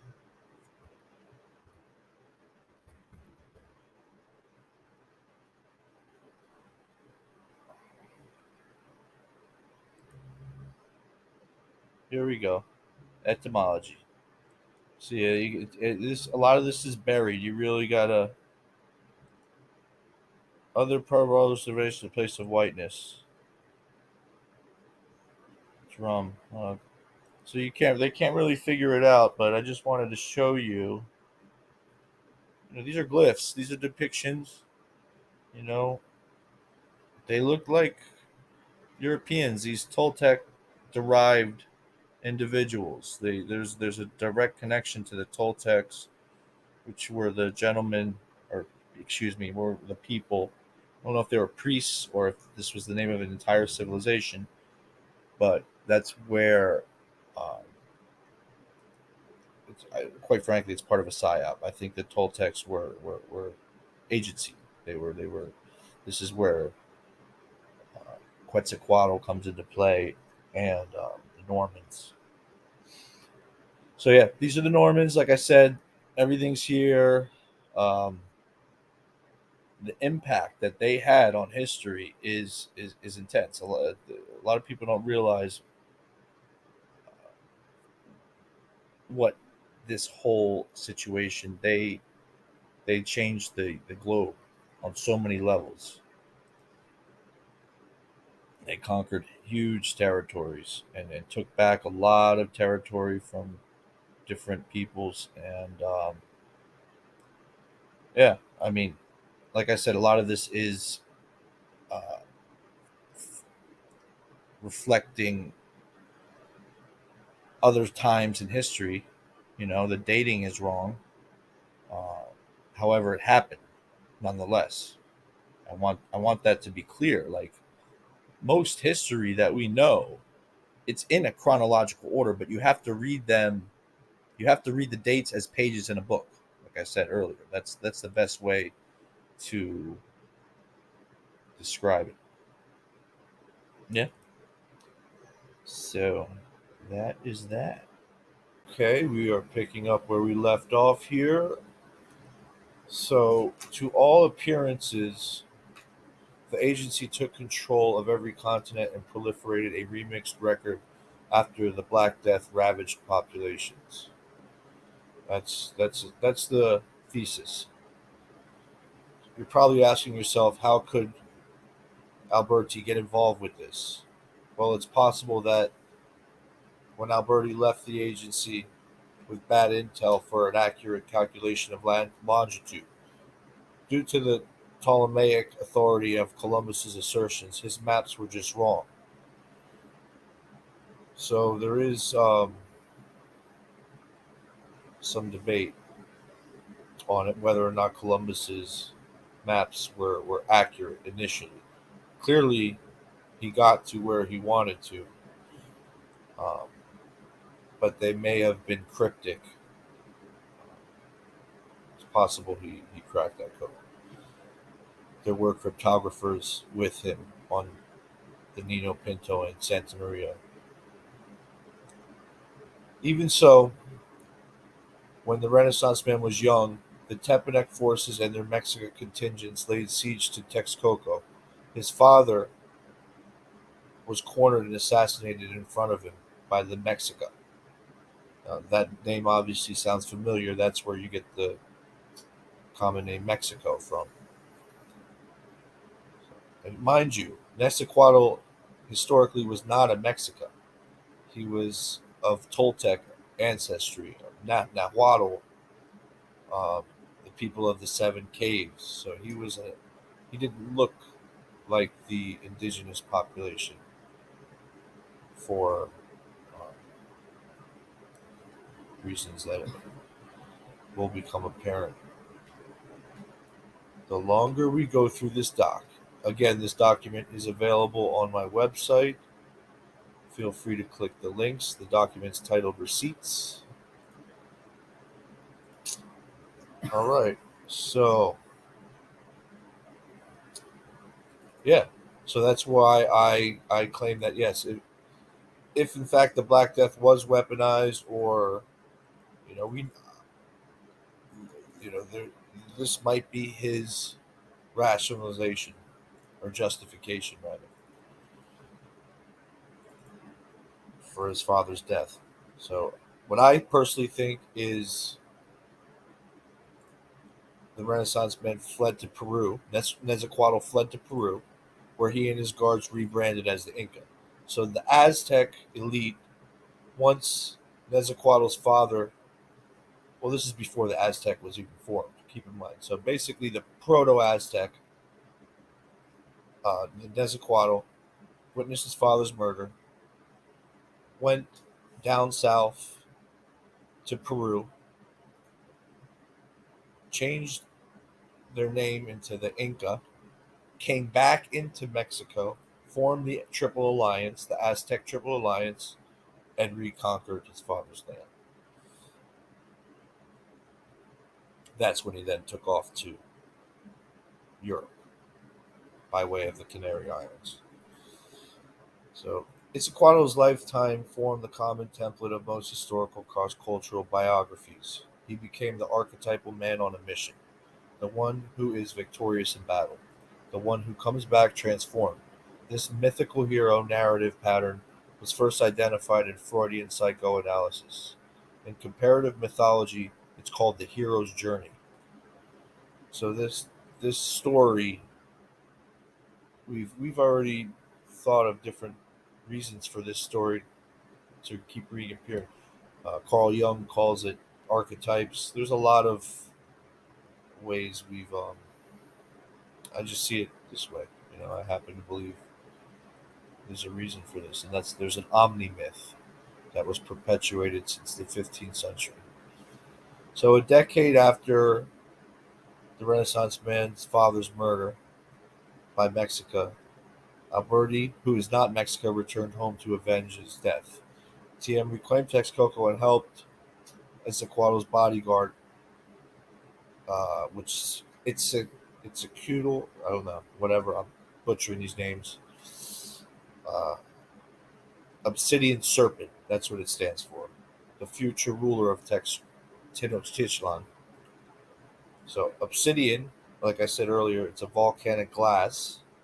It's one of the agency's calling cards. A careful analysis of Obsidian's history can be of considerable use to reconstruct many aspects of the agency. So you'll see where Obsidian is used. Um, it's one of those things that you can see that's usually the presence of the agency reflects Obsidian usage for one reason or another. So anyway, this guy Obsidian Serpent and Quetzalcoatl created a new state religion for the Mexica. Now they awaited the fulfillment of a messianic prophecy that would end their civilization. This is all part of a psychological operation the agency uses through various places in the world to usurp power. We see this in other places where religions serve as land deeds employed towards many cultures. Even the Bible, I mean, the Old Testament revolves around a land deed when you really come to the meat and potatoes of it. So, with the help of the Renaissance man, Quetzalcoatl initiated a native named Quetzalcoatl to forge the Aztec. So, these three warlords forged the Aztec. And this all happens within Alberti's lifetime, the Inca and the Aztec.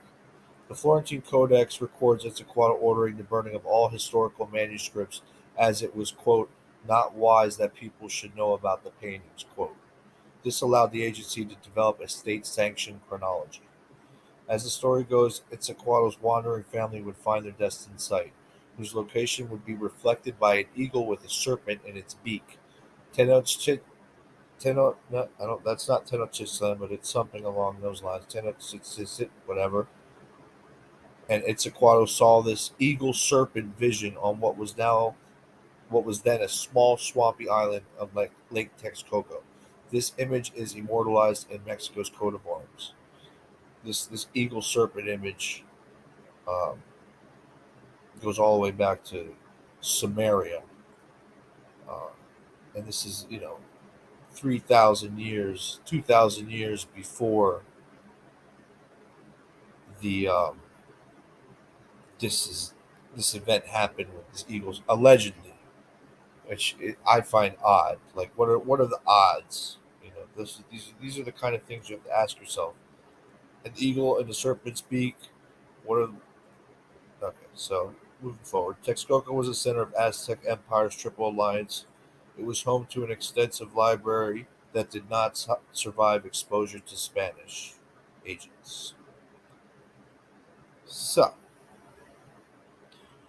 yeah, considered the most celebrated designer and architect of the pre-Hispanic era, a new form of buildings emerged when the Renaissance man became Pachacuti. After establishing his kingdom across the American continent, he moved to Latin Europe to run his father's global spy ring.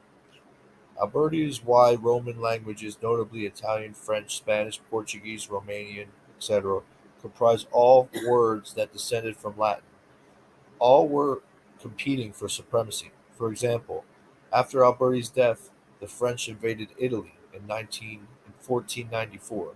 Later, in 1499, Louis V took the major city centers, yet was repelled by Spain under Ferdinand VI in 1503.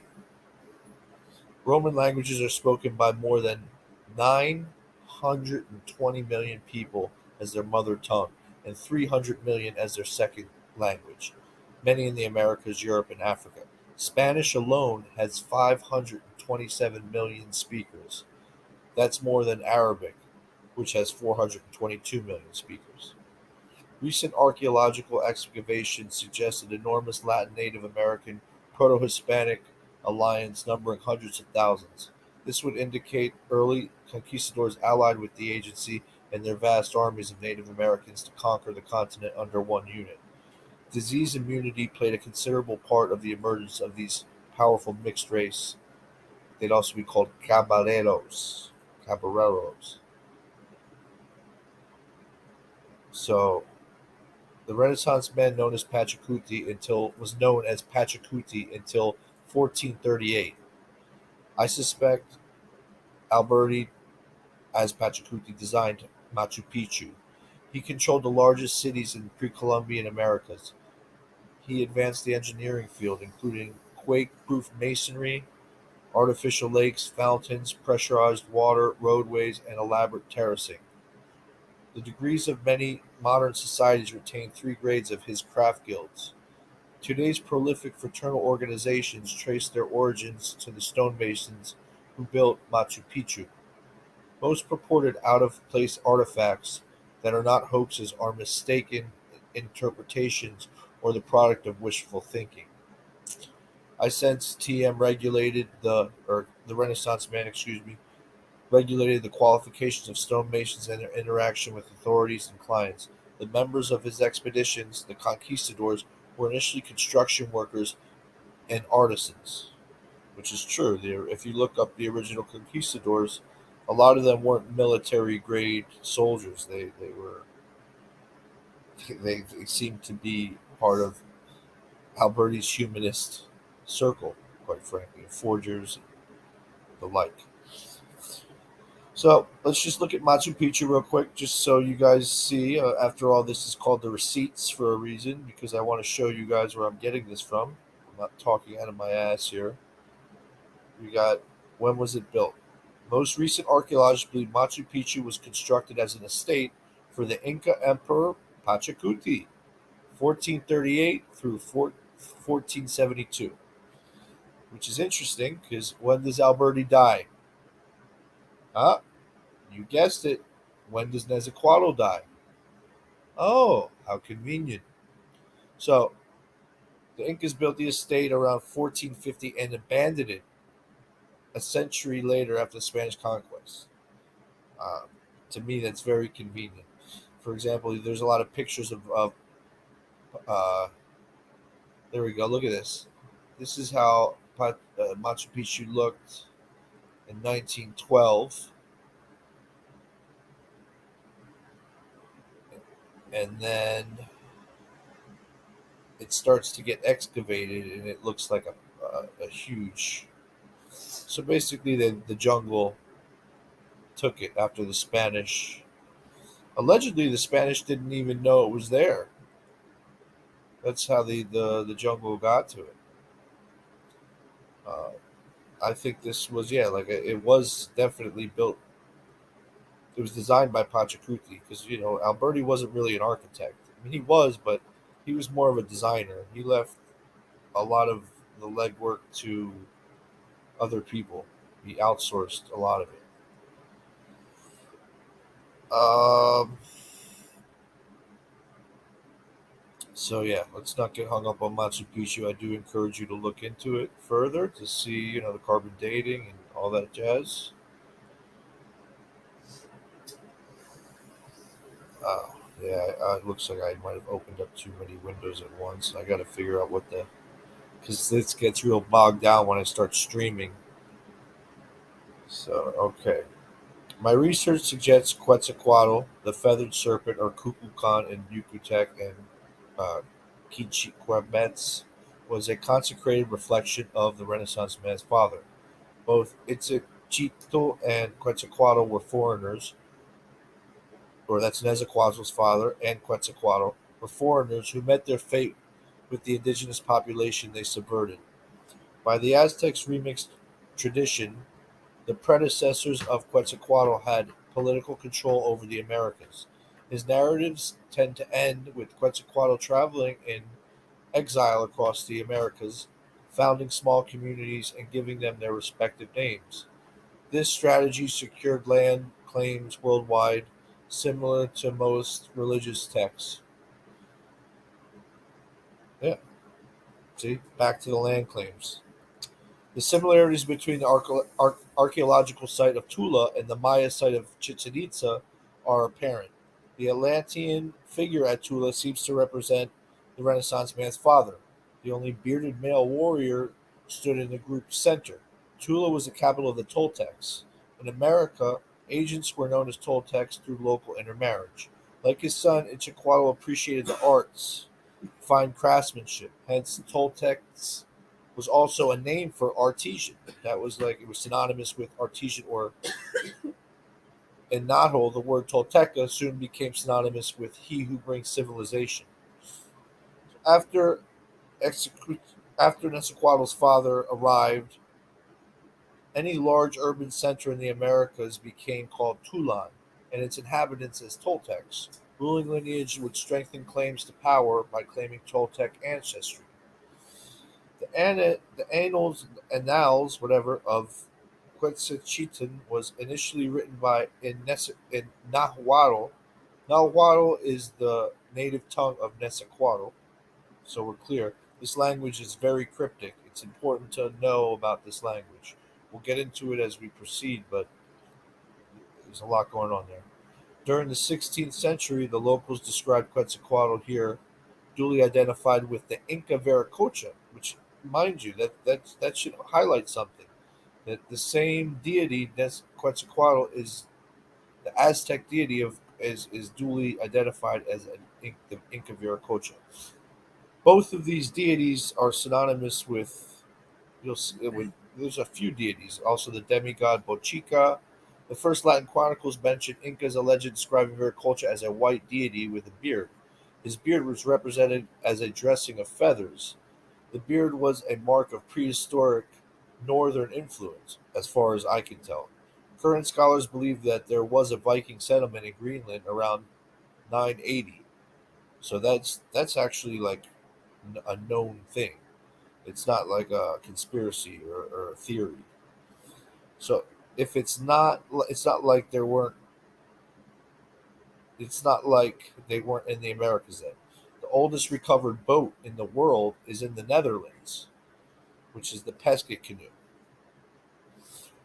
and that's all goes all the way back to 8,100 BC, but possibly 7,700 BC. But that's all way before writing or anything like that.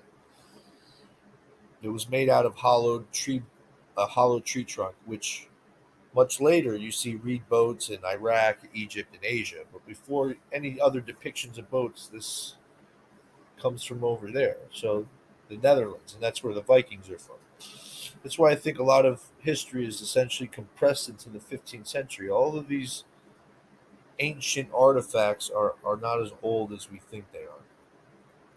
Anyway, let's just look at these images. This is Quetzalcoatl. Um, he is, yeah, they thought Cortez was Quetzalcoatl when he arrived. I believe the agency used it as a huge psyop to, oh yeah, like the Latter Day Saints. You really got to click on it because they make him relate to Jesus Christ. It gets very heavy. And Aztec culture. Yeah, I'm not gonna get into this too much, but take a look. It's far out. Definitely suggests that this Quetzalcoatl character is of European descent. And here, look, they take their post-Columbian name from the European tradition. Yeah, these Atlantean figures they're called. So it's believed the Olmecs were the first to use the Atlantean figures as a relief discovered. Yeah, so it's just interesting. Some of these Let's see. Oh, they related the drawings to also drawings of Tenoch in the Aztec capital. But I'm trying to see. There's a guy named Uncle Sam. Let me see if it'll show up. That's really what I'm. Well, there's a character here with the beard. They- Sometimes they'll scrub it. Let's see. Beard. One bearded warrior. Here we go. The group contained four male statues, one female statue. One bearded male statue originally stood in the center of the group, while the male stood north, east, while one male stood soldier stood north, east, and south. The fifth sculpture, a female warrior, stood west. These warriors marked the center of the four directions of the universe and were meant to guard the sun. So yeah, mind you, beards did not exist prior to allegedly, you know, we know beards are number one, a European. Beards come from the indigenous populations of cold areas, put it that way. They are of Caucasoid origin. So when you see a bearded male figure in the Americas around a bunch of non bearded males and a female, you have to ask yourself, how did that bearded male figure get there? Where did you know? This is why I do think there was some kind of Viking influence, but it's Norman influence if we're going to be very specific, which are essentially French Vikings, for lack of a better term. So yeah, we're not going to check that out. Toltec. Let's just look at the Toltec real quick. These are also bearded figures. You'll see. The origins are murky. The origins of the Society of Tula over there, the Gulf Coast. This is not exactly close by. It's like New Jersey to Florida kind of thing. There's a large obsidian workshop at Tula. How convenient. I mean, there's a ton of stuff here. I'm trying to read it fast, but I don't want to get hung up and get too boring with you guys. I know this is on video, and most of you guys are probably just listening to this. In any event, here's the link to the Pesci canoe. I just wanted to verify the dates that I just read to you guys, so you see this is coming directly from Wikipedia, and I've revisited these pages, for over 5 years, and this stuff is held up. These claims. I'm sure if they were able to get debunked, you would see people trying to say otherwise, but that's just not the case. So yeah, that is pretty interesting. Although most North Native Americans do not have heavy beards and hairy bodies, there are groups reported to have included individuals like this. The Achi people of Paraguay, for instance, I assume originate from agency contact. The southern Pauti have a similar tale based on what I see, and so do the Canary Island Guanches in Tenerife. They look more in appearance like Normans than Native Americans, even in their glyphs. Like if you look at their holy glyphs, you, you know you can tell that the figures aren't colored in, suggesting they were pale in complexion. You know, this isn't some kind of racial supremacy theory. This is hinting at the agency's influence.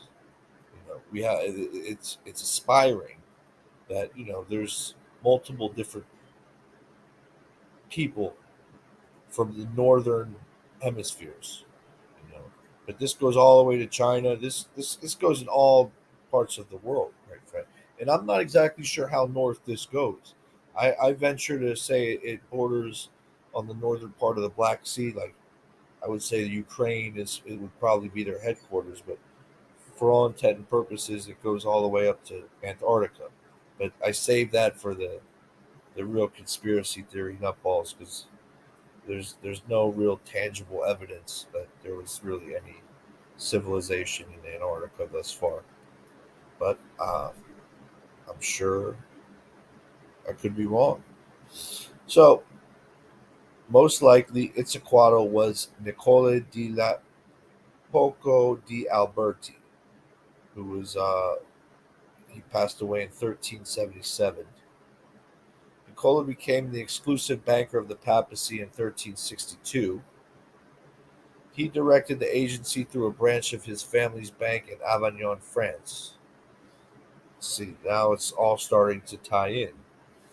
As a co-director of the company from 1369 and then as the director from 1372, Nicola steadily expanded his financial interests and increased his wealth and his family's influence. Nicola was a generous and charitable man, especially with the poor and downtrodden. He pioneered patronage of the arts. So Nicola, aka Quetzalcoatl, was, for most recorded accounts, peaceful. He was exiled when he, like his son, would not allow what many locals wanted, which was human sacrifice. Quetzalcoatl's unknown of everywhere was the ultimate conduit of monotheism. The friars that documented Quetzalcoatl knew he didn't support human sacrifice requirements. He tried to convert the natives to his faith by revamping their viewpoint on the value of human life. Yeah, you see a lot of like Christ-like stuff, quite frankly, go on with Quetzalcoatl um, and Quetzalcoatl. There is something to what the you know the Latter Day Saints believe. This is they're not small. This isn't a small. The Mormons and stuff. There's a lot of these people, and a lot of them are they're not nuts or nothing. This is part of their doctrine. So Maya, Inca, and Aztecs all held Quetzalcoatl in the highest regard. According to locals, in El Salvador city of Cuxtacatan was found by him. After Alberti's death, the agency used the Remix Nightmare to revamp their plan and convince the Aztecs that they saw an emissary of Quetzalcoatl when their asset Hernan Cortez landed on America's shores. Due to climate change, Alberti's family came to Europe from the Ibero-Marusian Capsian Levant, where they were known as the Natufian culture. Quetzalcoatl's great-grandfather was probably the architect of the first settlements in the world, with the design and construction carried out by stonemasons rising to the role of master builder. Like I said, we were most likely in the Stone Age prior to the Black Death. So when you hear stuff like Quetzalcoatl's grandfather was probably the first architect of the settlement, I mean, in terms of us coming out of the Stone Age, there might have been advanced civilizations. There probably was. There was several cataclysms that happened. Some impacts, some natural disasters. Well, I guess you would consider an impact a natural disaster too, but I'm saying like hurricanes and stuff coming from this planet, not necessarily outside of the planet. So yeah, this Natufian culture. We're gonna just briefly we get into this a little later, but this is where civilization basically came from. You see the first domestication of animals, agriculture, signs of agriculture, you know, some kind of intelligence. Uh, we this culture somehow a lot of stuff just I don't know if it was sudden. A lot of people speculate that they are the survivors of the younger Dryads' impacts, so they might have been there might have been technologies that we're not aware of that they might have retained in some kind of, they were survivors. This is possible. Or maybe they just had a bunch of geniuses in there, and it just so happened that you bring enough smart people together, and innovation just happens by default. It could be a little bit of both. You know, most likely that's probably what it is. But if you look at their achievements, you look at long distance exchange, obsidian with the Nile, malachite from Anatolia, the Fertile Crescent, linking them to Göbekli Tepe, which is the oldest um, megalithic structure in the world. These guys are like the first to do a lot of stuff. So I just recorded all this stuff, but at 30 minutes into it, my wonderful streaming software failed to save. So I am actually, it's fine. I'm pleased to bring this to you guys again. The whole idea of the first settlements in the world and stonemasons and the idea of the master builder, I believe it all ties into Freemasonry and Rosicrucianism. So the Renaissance man is in Mantegina's Camera degli Sposi fresco. The man dressed in crimson clothes whispers in the ear of Mantua's ruler. The man is also associated with Christian Rosenkreuz, also spelled Rosenkreuz. As a master builder, I think the Renaissance man is the allegory pioneer of the proto-messianic order of the Rose Cross, also known as the Rosicrucians. Founded at the same time and region, which is Germany, as the Gutenberg invented the printing press, the Rosicrucian origins of Freemasonry are in the old charges, dating from the Regis poem of the Spanish Inquisition. Funded by Queen Isabella I of Castile and King Ferdinand II of Aragon, who sponsored Christopher Columbus when he set sail to the Americas. So, a lot of interweaving stuff. But so just so we know, like again, this is called the receipts for a reason. Um, yeah, I think that it takes so long for this shit to load. Anyway, I just real quick, just so you see the dates. Modern analysis has confirmed the bond dating to the second quarter of the 15th century, somewhere in England. This dating leads to the hypothesis that the document's composition, especially in the narrative of royal authority, annual assemblies, was intended to counterblast the statute of 1425 in the meetings. So, boom. It's right smack dab in Alberti's lifetime do we find uh, the origins of Rosicrucianism, thus Freemasonry. Here's another interesting character. Also known as Sargon the Great, he is the first emperor in recorded history to rule over multiple regions. I don't think Sargon was a splitting image of the Renaissance man. I think Sargon was a mosaic of his paternal lineage going back to antiquity. So his Alberti's grandfather, his father, uh, superimposed into one archetypal character. Uh, Keep in mind, it's not like Italians didn't control Iraq and Syria and Israel and Egypt, Jordan, Lebanon, etc. This goes all the way back to the first Roman Empire under Pompey.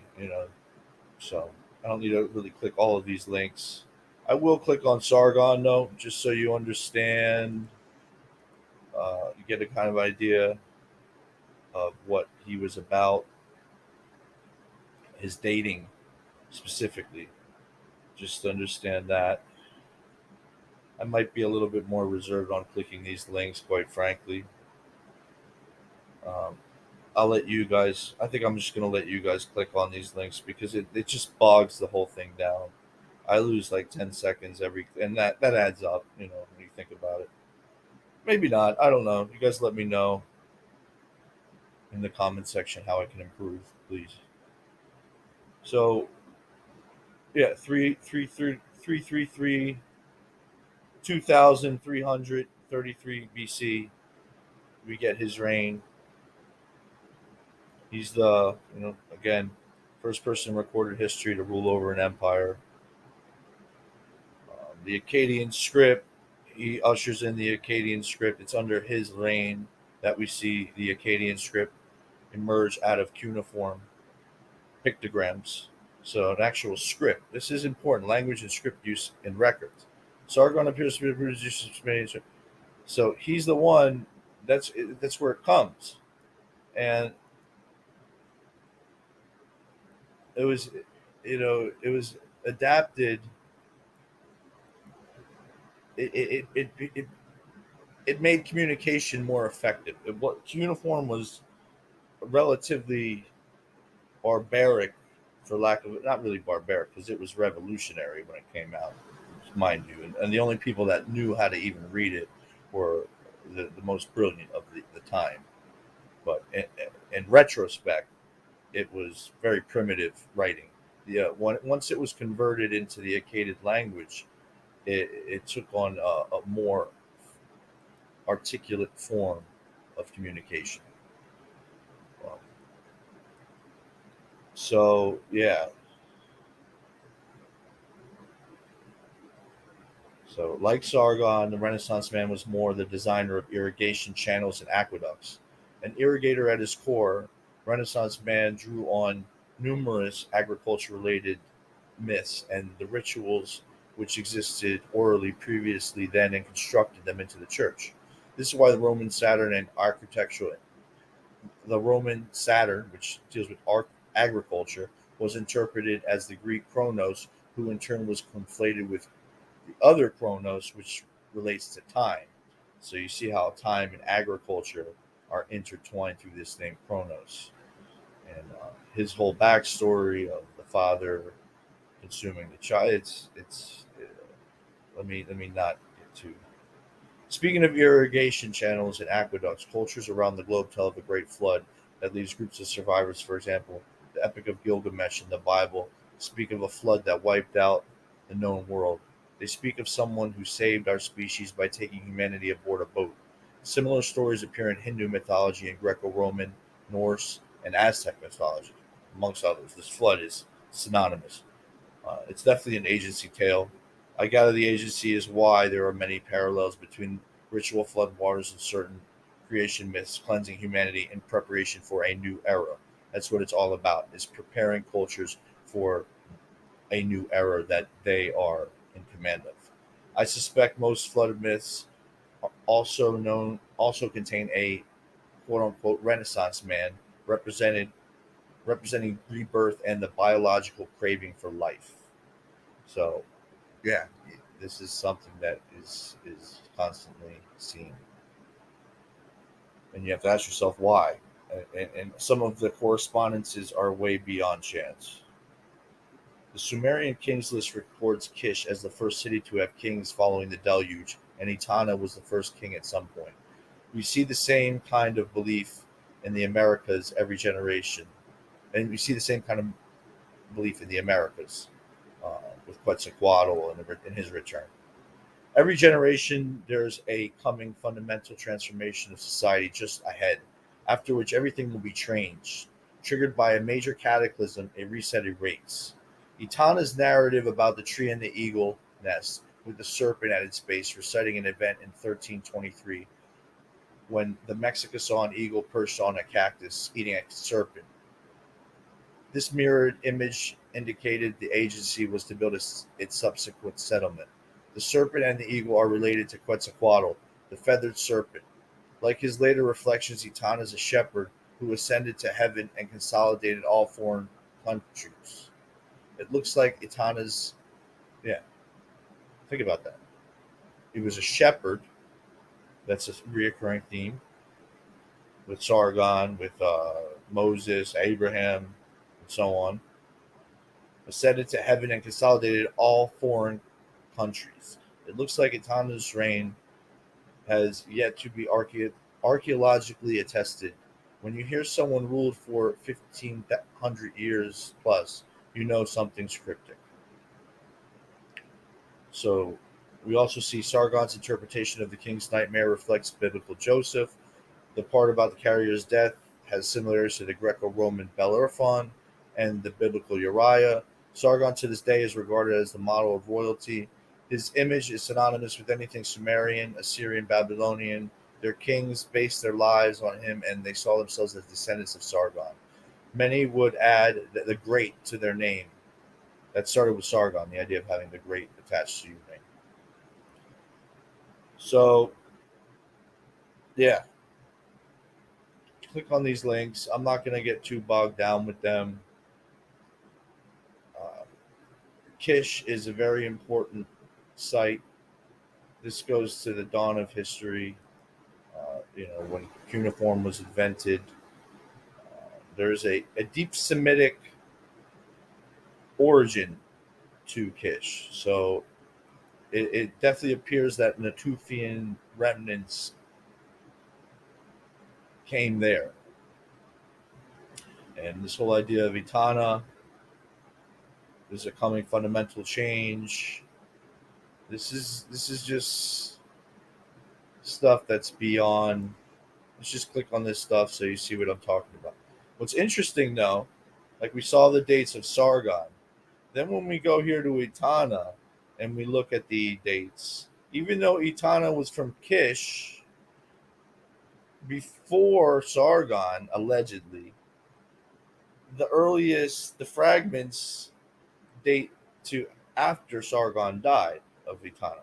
So this narrative seems to be inserted after. Um, but here goes the eagle and the snake. It's interesting. It also Sargon's birth and Moses' birth story very similar with the leaving the baby out in the reeds. Um, Heavy duty stuff.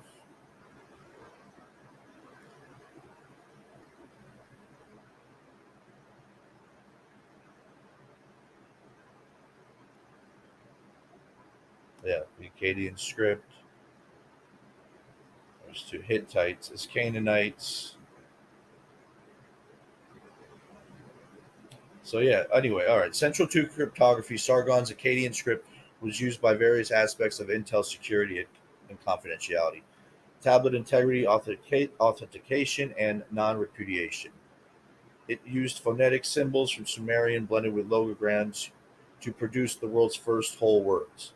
Akkadian texts make up the bulk of cuneiform record. Think about that. Akkadian is a fusional language that became many other languages, such as Old Assyrian. The Old Assyrian Cutupic texts include Hittite, loanwords, and names, constituted the oldest Indo-European language. Thus, Semitic Akkadian cuneiform was adapted to the Hittite language. Many symbols had both symbolic and logographic meanings. It's interesting because the Canaanites are also referred to as Hittites in Genesis, even though their languages are unrelated. Hittite was essentially an Old Greek and Latin. It's an Indo-European tongue. Canaanite was a Semitic tongue, like the Amorites. But we see that these cultures intertwining, almost like the Indo-Europeans are the offspring of um, the Canaanites, the Natufians. That's the best way to explain it. All cultures come from the Natufi. So the further back you go, this is just facts. In Rwanda, Sargon's daughter is the first named author in world history for her contributions to Sumerian literature. Mind you, the techniques used to decipher Akkadian aren't even published. The city of Akkad was the capital city of Sargon's empire for 150 years. It was supposedly the dominant political force of the known world, yet the location is still unknown. My research points Akkad towards the ancient Israel, Canaan.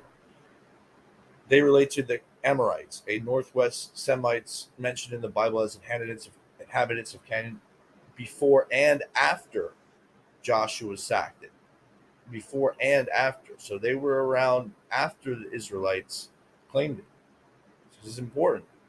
In their earliest sources, which is 2400 BC, they were in Canaan, the Amorites. That's why I suggest that Akkad was in Canaan. It was an early name for Canaan, or the surrounding area. Amorites wrote in Akkadian script, Mari tablets on 1800 withal. Their language was Canaanite. Okay, they wrote in Akkadian, but they spoke in Canaanite. Think about this. Akkadians experienced a climate-induced collapse, coinciding with the fall of the Old Kingdom Egypt, and that's 2160 BC. A group of crop production, a drop in crop production from plague caused widespread famine. Amorites had then moved closer to Akkadian water sources. You know, I just believe the Amorites, or essentially the Akkadians, they take on other names. Um, they took on the Amorites was probably their first. I think Akkadians were essentially Amorites. That's the best way I could explain it. And the Amorites, they become multiple different. They shed their skin once the either local population or immigrant population uh, consume their headquarters. They'll move on to another headquarters, but that consuming population essentially becomes what they once were, uh, genetically, culturally, linguistically. It's far out. 4,000-year tablets recovered in Ebla constitute the oldest archive ever found. It's essentially the first library, with clear evidence of content arrangement and classification. When deciphering the Ebla tablets, Giovanni Patinella highlighted parallels with the Bible, citing references to the patriarchs, Yahweh, and more. His claim led to bitter conflicts and political interference by the Syrian government. The Eblaite kingdom was the first world power in recorded history. At its extent, it controlled most of Syria, Lebanon, and Israel. It ran a commercial network through the port of Ugarit, directed the rivers of Kish. Ebla maintained prosperity from Egypt to Afghanistan. These northwestern Semitic people were identical to the Amorites. Those are the people that founded Ebla, the world's first great power.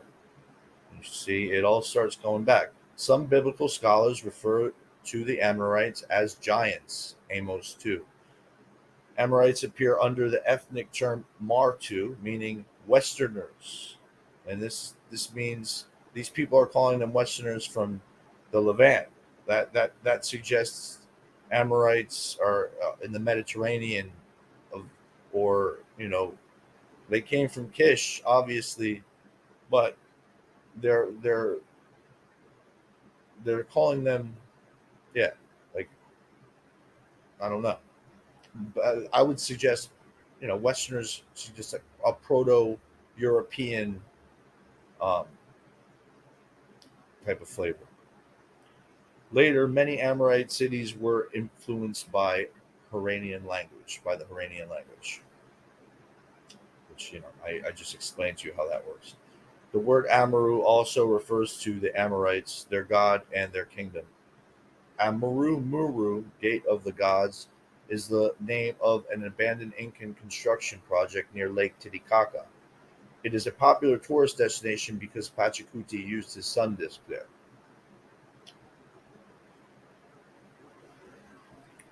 So let's just track back a little bit here.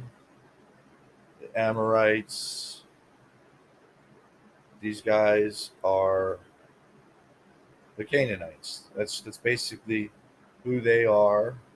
They were, there were a lot of people in Canaan. Now, the Canaanites are also called Hittites. The Canaanites are also called Jebusites. They're called Gibeonites. There's a lot of people in Canaan. But all of these other names, ultimately, when you like click on their links and you say what are they, it leads them to these Amorite people. So this is a very long, extensive page. Um, their origins, including Canaan, west of the Euphrates, including Canaan, the land of the Amorite. So this is where, the time of before Sargon, the land of the Amorites, Amrutu, is considered Canaan. Important. to note. But the Mediterranean Sea, you see, there's a lot of their homeland, a lot of reviews, but I believe it's more of the Mediterranean based on their association with Westerners and a lot of other, you know, a lot of other. This is what an alleged Amorite looked like. You see these coats. The Hyksos wore very similar coats. Um, yeah, it's far out.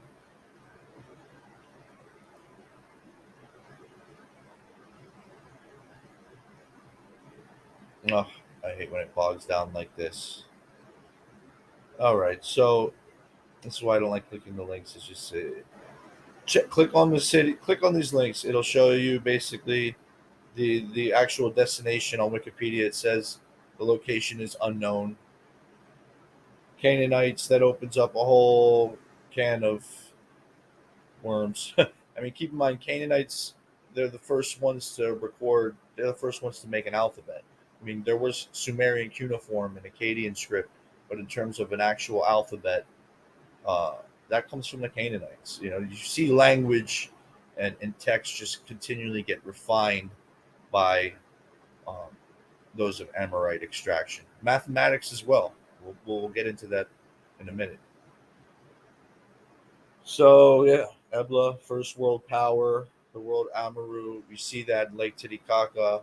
The Hyksos were an amalgam of Canaanites, which the Amorites were a part of. They relate to the Hapiru, Haburu, Marianu, the aristocracy of horse-drawn charioteers to the mysterious north who were associated with the rulers of Haranians known as Mitanni. These Bronze Age castes of mounted hereditary warrior nobility existed in many societies all over the world. Um, right. So, like you see this with chariots and wheeled horses, you know, wheeled chariots on with horses. This is something that you see in the Vedic era. You see this with the Native Americans in America. Um, Marianu plural can also take to the singular Maria, which is Sanskrit for young warrior, just with the Harinian suffix. Old Indo-Iranian, 1500 BC, is directly attested as Vedic Mitanni.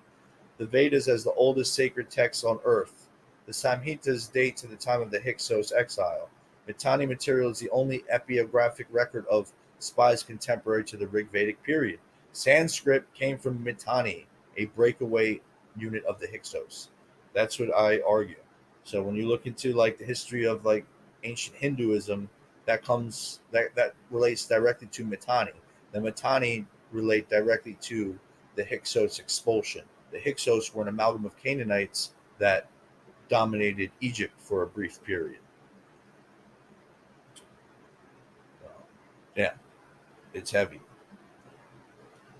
The brief period that they did dominate Egypt, a lot of what we now come to understand as ancient Egyptian themes are really Hyksos themes. So, from Sargon's Akkadian script came Haranian, an essential source of the Sargonic heroes in oral tradition in the late Bronze Age is the Middle Hittite record of Mitanni song, which calls upon Sargon the Great and his immediate successors as deified kings. They eventually became the Hyksos kings of Egypt. Okay, so the Akkadian Amorites became the Hyksos kings of Egypt. And you can see the trail.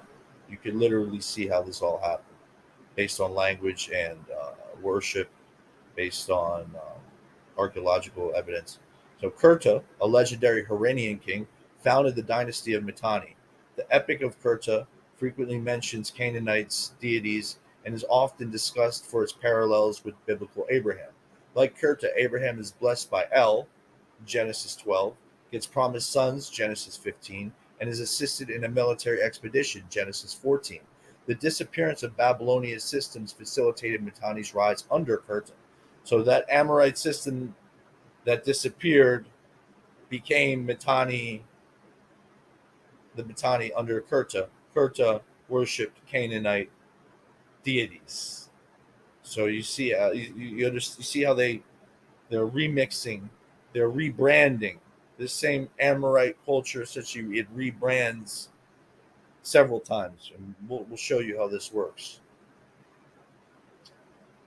The Akkadian pre-cuneiform writing and African hieroglyphs are generally considered the earliest depictions of writing systems, emerging out of the Proto-Literate symbols in 3400 BC or 3100 BC, with the earliest coherent texts from about 1402, as far as I know. So that's what I mean. Like, we think it's ancient. I think the earliest real. I think all this stuff, the Akkadian text, all this stuff, comes from the early 15th century, possibly 14th century. Agents traveling between geographic regions passed the concept of represented language using a cryptic script. Text and reading and all this stuff, it was spy language essentially. It wasn't meant for the vast majority of people were not literate until the 15th century. This is common knowledge, mind you. So let's just say hypothetically all this stuff did exist. All this history that we're talking about, most people would only hear about verbally. They would never actually be able to look at the ancient scripts themselves. Written, or they would be able to look at it, they just wouldn't know how to read it. Written by Hammurabi, the Amorite dialect of Akkadian, the Code of Hammurabi is the best preserved legal text in the world. Its relationship to the Ten Commandments, also known as the Mosaic Law, can be seen in the Covenant Code in Exodus 20, and odd provisions of killing or being killed by an ox in Hammurabi's codes in Exodus. We see a lot of this stuff. There's a lot of stuff there. You can click on the link with Hammurabi, and that'll bring you to that. But yeah, it's probably worth clicking on these links before I get too carried away, if it'll let me, without totally bogging down. Let's see.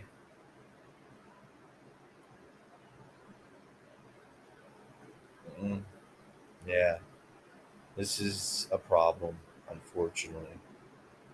This takes just way too long to load. But it's here it is, the Hyksos. So Canaanite peoples who gradually settled into the Nile. Sure. These, you can go to their origins. The origins.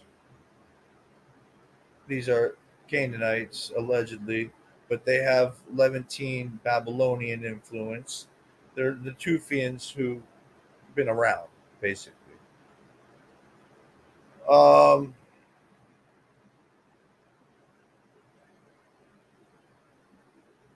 yeah, we definitely see a lot of interesting stuff here going on.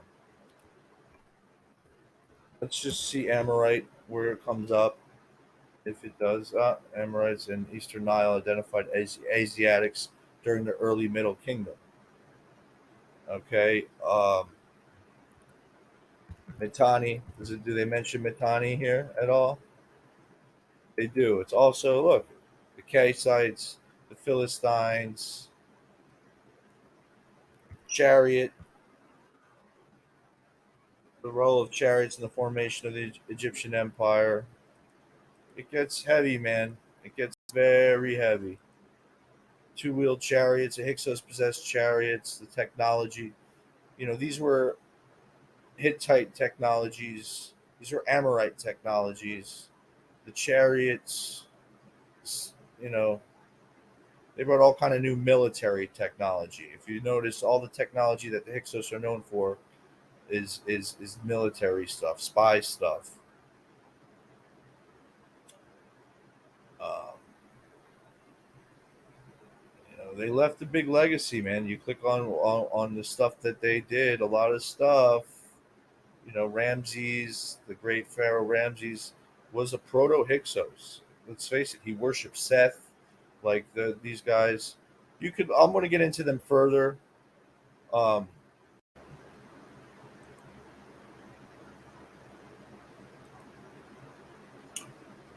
all right. The Amorite king Og was the last Rephaim, Deuteronomy 3. Rephaim here refers to giants. Amorites match the description of mysterious people known as the Nephilim in Genesis 6, Numbers 13. Like Amorites and Nephilim, quote unquote fallen ones, lived in Canaan during the Israelite conquest. Amorites allegedly dominated much of Sumer until the founding of the state of Babylon, which they founded. It's odd. It's like, okay, they dominated it until Sumer. Okay, so when did they not? You must read these dates sort of as like serial numbers to understand what went down in the 15th century. Later, Amaru, which is another term synonymous with the Amorites, became the term for the interior of the south and northern Canaan, where the Hyksos were initially established. Hyksos chariots became an essential toy for all nobles and kings they came in contact with. They became a symbol of power throughout the entire world. Centered in the Nile Delta, the Hyksos had Amorite names. Hyksos were buried with their horses, sometimes with their chariots. This was these were Indo-European practices, quite frankly. These were Hittite and Mitanni practices, Marianu practices.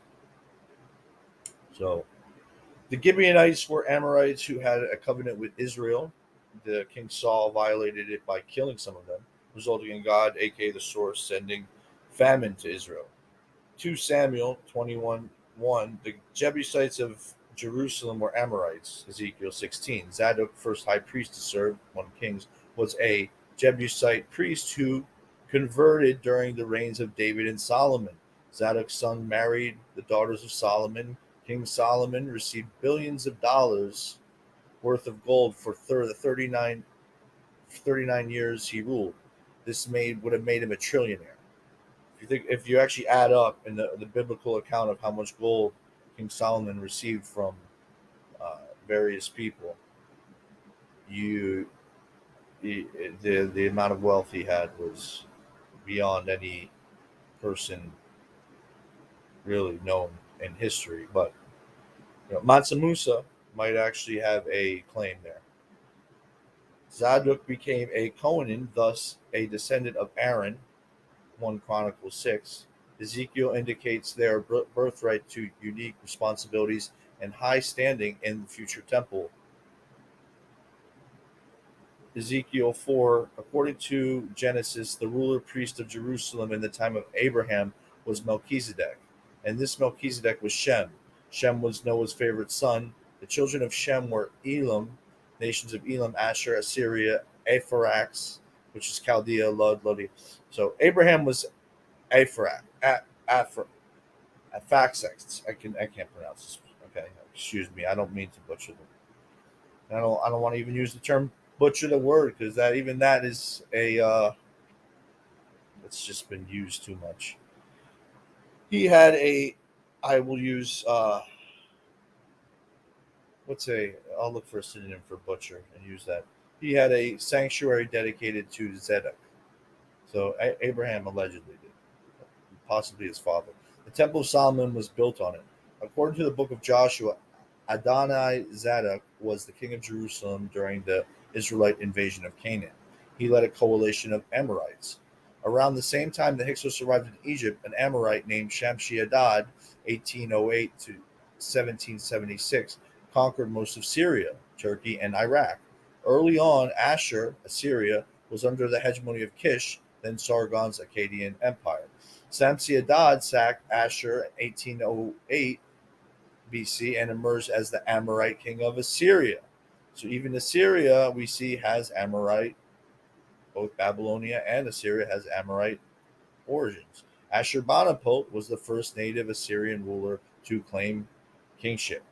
Founded by Sargon II, the Neo-Assyrian Empire reached its glory under his son Sennacherib when it became the strongest military power in the world. Yet and still, Sennacherib's attack on Jerusalem was unsuccessful. The Bible says Hezekiah's soldiers were aided by the destroying angel, Mashit, by Yahweh. Apparently, 185,000 Assyrian soldiers died. Herodotus said it was due to a mice infestation, albeit it sounds more like the plague was weaponized against the Assyrian camp. We see a similar situation happen with the Mongols on the Silk Road that caused the Black Death. Amorites were driven from Assyria but remained masters of Babylonia until the Hittites ejected them, allegedly. Like I said, they become what. Anyway, Noah's son Canaan, according to the Bible, descendants include both Hittites and Amorites. So that's and Hittites are European or Indo-Europeans, and Amorites are Semites. Go figure. In Genesis, the Hittite Ephron sold Abraham a Canaanite cave for his use of his family's tomb. The Hittites spoke an Indo-European language called Nesli. This is the oldest attested Indo-European language written down, too, the Hittites. The Hattians both spoke a little-known tongue, Hatti, of uncertain affinity. The Indo-European element establishes Hittite culture as intrusive to Anatolia. In scholarly mainstream, the archaeological terms, the Hittites came from the Caucasus Makop culture. This Makop culture inhabited Chalcolithic Canaan in the mid 5th millennium BC. Hard evidence of wheeled vehicles appears near simultaneously around this Black Sea region in northern Makop culture and South Caucasus, early Kurgan culture, and Ukrainian Chuchili-Tifilian culture. Now, that Ukrainian Chuchili-Tifilian culture here is this is the Natufian. This is of Natufian extraction. Um, they all are most likely, but you could follow this to really get an idea of how those Canaanites entered Europe and civilized. Before they entered Europe, uh, it was a barbaric environment. It was Neanderthal world, for lack of a better term. I'm going to stop with the ums, guys, and stop with these repetitive wordings. I'm working on it, okay? I'm getting better as I hear myself speak here, so bear with me, please. Like Amorites, Olmecs had a sex ritual cult. They're spread from northern Mexico towards Central America, most of Guatemala, some of Belize, and portions of Honduras and El Salvador. Similar customs can be found in Hammurabi's code and laws, where the rights of female sexual priestesses are practiced. This reflects how the agency practiced sacred prostitution. Cultic practices were used as were cultic prostitutes were used as spies, like Rahab, by the Hebrews, as in the attestation of Joshua 2. Sexpionage was usually symbolized by the mating of a bull and a lion or a horse. Unlike Unless time is cyclical, the agency occupied a multi-state in northern Syria and Turkey from the early 14th century. Either history repeats itself or the agency continually imposes itself over innumerable populations in the course of resource extraction over vast periods. So the Amorite language is first attested in the 21st century BC as a version of Canaanite, close to Aramaic. Again, the Amorite kings transmitted messages to other rulers in Akkadian. After being exiled from Mesopotamia, the Amorites under Hittite control, later many Amorite cities were influenced by the Iranian language. This is typical.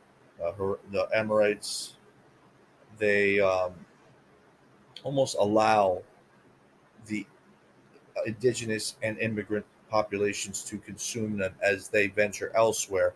But in the process of these populations consuming them, they become Amorites culturally, genetically, linguistically. It's like a inoculation. I don't know if inoculation is the right word for it.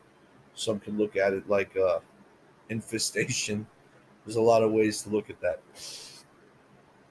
In Syria, the Amorite king rebranded as Semitic Amoranians, Alamu, during the late Bronze Age collapse. From then on, Amorite regions were known as Aramea. The Amorites are to the Arameans what the Vikings are to the Normans. People still associate Amorites with uncivilized raiders, as the only aristocracy were originally considered Aramean. Abraham, the biblical Abraham, is an Aramean from the city of Ur in Mesopotamia. His son Isaac and grandson Jacob had Aramean wives, Rebekah, Leah, and Rachel. Paradoxically, the source transliterated railway uses Arameans to oppress Israel in Judges 3 as punishment for polytheism. The Aramaic language replaced Akkadian and the standard lingua franca for over 1,000 years. The Aramaic alphabet in 8th century BC came from these Arameans, who adapted the Phoenician alphabet to make their distinct script.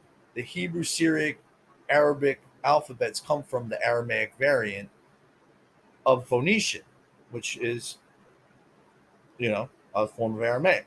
The old Turkic alphabet comes from Aramaic. Aramaic formed the basis of the significant alphabets of Central Asia, such as the Songdian and the Mongolian alphabets. The Brahmi scripts of India also came from Aramaic. The iconic, the Ionic variant of Aramaic became the Greek alphabet, and the Kume variant became the Italic alphabet.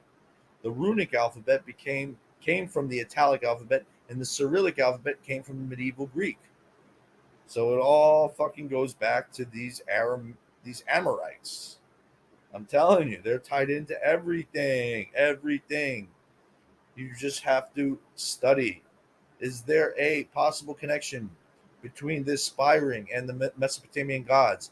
All these extraterrestrial claims about the Anunnaki, a non-Sumerian Akkadian word, were nothing more than advanced technology displayed. Like, so it's important to note, the Anunnaki is not. A lot of people think that's a Sumerian word. It's an Akkadian word. I believe they were nothing more than advanced technology displayed during the Renaissance. Like the Spanish in the Americas, the Anunnaki came from gold. I think many people mistook the Asians for either gods or aliens. Mainstream historical shows people from the old world inspired the visitation of technologically less advanced regions. The New World, however, the agency gave the old world, New World intel about math and sciences. You get it? So I just read that all crazy because of this highlight I did. So I think people mistook the agents for either gods or aliens. Mainstream history shows us people from the old world inspired the visitation of technologically less advanced regions. The New World, for example, quote unquote. However, the agency gave the old world, New World intel about math and sciences. Contact with these spies became the basis of new religions and cultures worldwide. These cults, religions, and secret societies served to screen and solicit recruits of the agency. Knowing the name of specific gods was like having a password into certain circles and access to levels within factions. As humans, we started exhibiting behavioral modernity 60,000 years ago. Agriculture, permanent human settlement didn't occur until 13,000 years ago. Writing was in development in Iraq 3,400 years ago, 3,400 BC. Egypt 3,200 BC, China 1,200 BC, and the Americans 500 BC. If humans have been anatomically and behaviorally modern for at least 60,000 years, and we've been writing for 5,000 years, it shouldn't be controversial to move these dates up a few thousand years. Think about that. I mean, that's a statement. It makes a lot of sense to me. So, in any event, let's just click on these Gibeonites real quick before we move forward. Yeah, you see, this just takes so much time to click on these links. It's not. I mean, I guess I could talk while we're pulling this up, but let's just see who these Gibeonites were.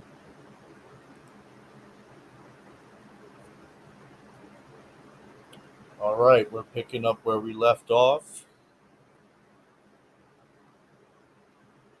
The local African rulers were preoccupied with Black Death. Black Death. The local African rulers were preoccupied with the Black Death, and they were too weak to stop specific agents from entering and settling Africa. There is little evidence of war in this period.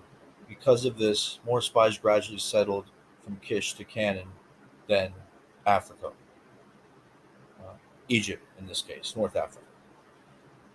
I don't really distinguish the difference because a lot of people dissociate Egypt from Africa.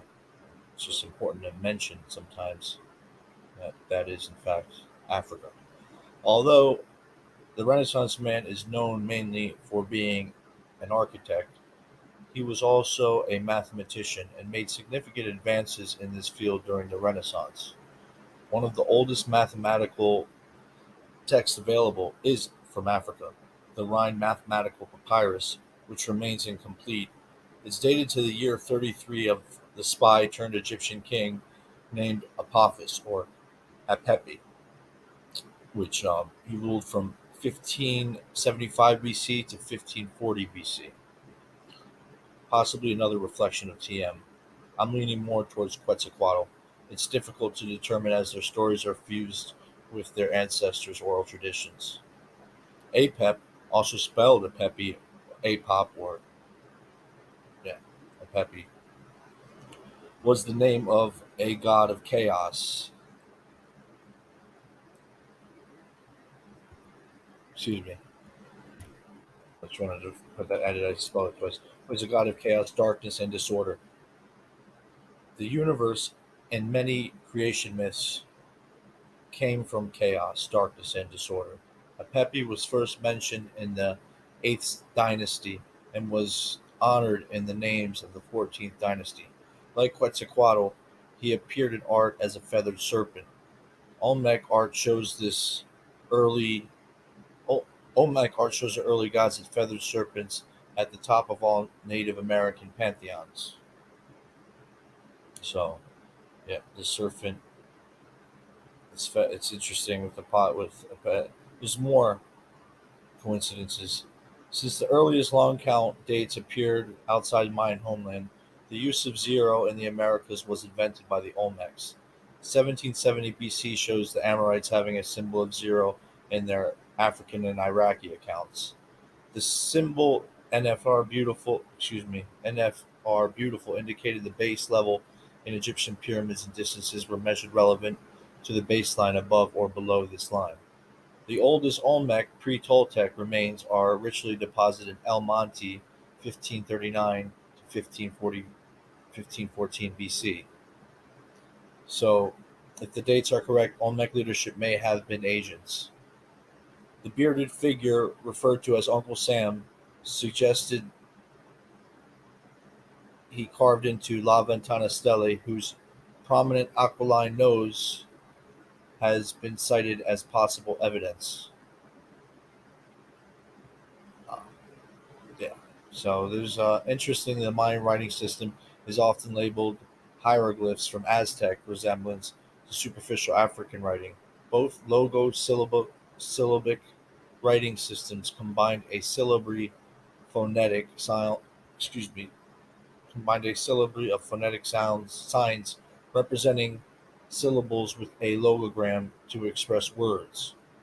Although the Maya script most closely represents a spoken language, the Aztec script was far more advanced. Frequent contact and cultural interchange between the Olmec and the Maya laid the basis for the Aztec cultural area. Yeah, so there's definitely some interesting stuff going on here. The agency created a representation of language developed for alphabetic encryption methods to ensure secrecy. The fact that most people couldn't read served as the first layer of encryption, rendering it useless without such knowledge. The first pure alphabet, Ajads, emerged through the agency. It derived from the Proto-Canaanite script, the ancestor of all known alphabets. Apepi repurposed Akkadian cuneiform and Egyptian hieroglyphs to construct the Phoenician alphabet. Excuse me. So, Apepi's Rhine mathematical papyrus also contains a separate note from his successor, Kamudi. In the opening paragraphs of the papyrus, Hyksos agents Hyksos agents present the document as giving accurate reckoning for questioning of things, and the intel of all cryptic secrets. A note inside describes events during the Hyksos Second Intermediate Period. Based on the measurements of the Great Pyramid, the architects used an approximation of phi in the building of it. The reason this is claimed is surrounded by skepticism because the Great Pyramid is misdated to the Old Kingdom, 200 2560 BC. The first written documentation of pi is found in and Amorite Babylon and Egypt, both instances within 1% of the true value. Both the Plimpton 322 Babylonian clay tablet and the Egyptian Rhine papyrus are dated between 1900 BC and 1600 BC. Both documents also mention Pythagorean triples, thus the Pythagorean theorem. Knowledge of phi was derived from Pythagorean triples. It was shared within the 19th century BC southern Iraq through chieftains like Sumala Album and Sumala El. Ancient Greeks and Arabs had their way with it. Then the Italians used phi for everything from banking to art. It was articulated through patterns observed in nature. So yeah, let's just quickly check out Apepi. Fascinating character. Um, so yeah, check out these dates, 15 BC, because a lot goes on in his life. A lot of stuff mentioned in a bowl found in Spain. There is some major stuff that leaked that offering table with the paradigm. It's heavy. And Pepe is heavy, especially with the Rhine mathematical papyrus. That's something I want to point out here while we're at it. Let's just go right to Rhine mathematical papyrus. So here we go. The mathematical translation aspect remains incomplete in several aspects. The document is dated to year 33 of the Hyksos king Apophis. That was another name for Apepi. See, when you see that Apepi, same dude. Um, yeah, very interesting stuff. There's Hyksos. These events thought to describe events during the Hyksos domination, a period of interruptions of society which is closely related to the second intermediate period. With these non-mathematical yet historically the papyrus writing comes to an end. So fascinating stuff.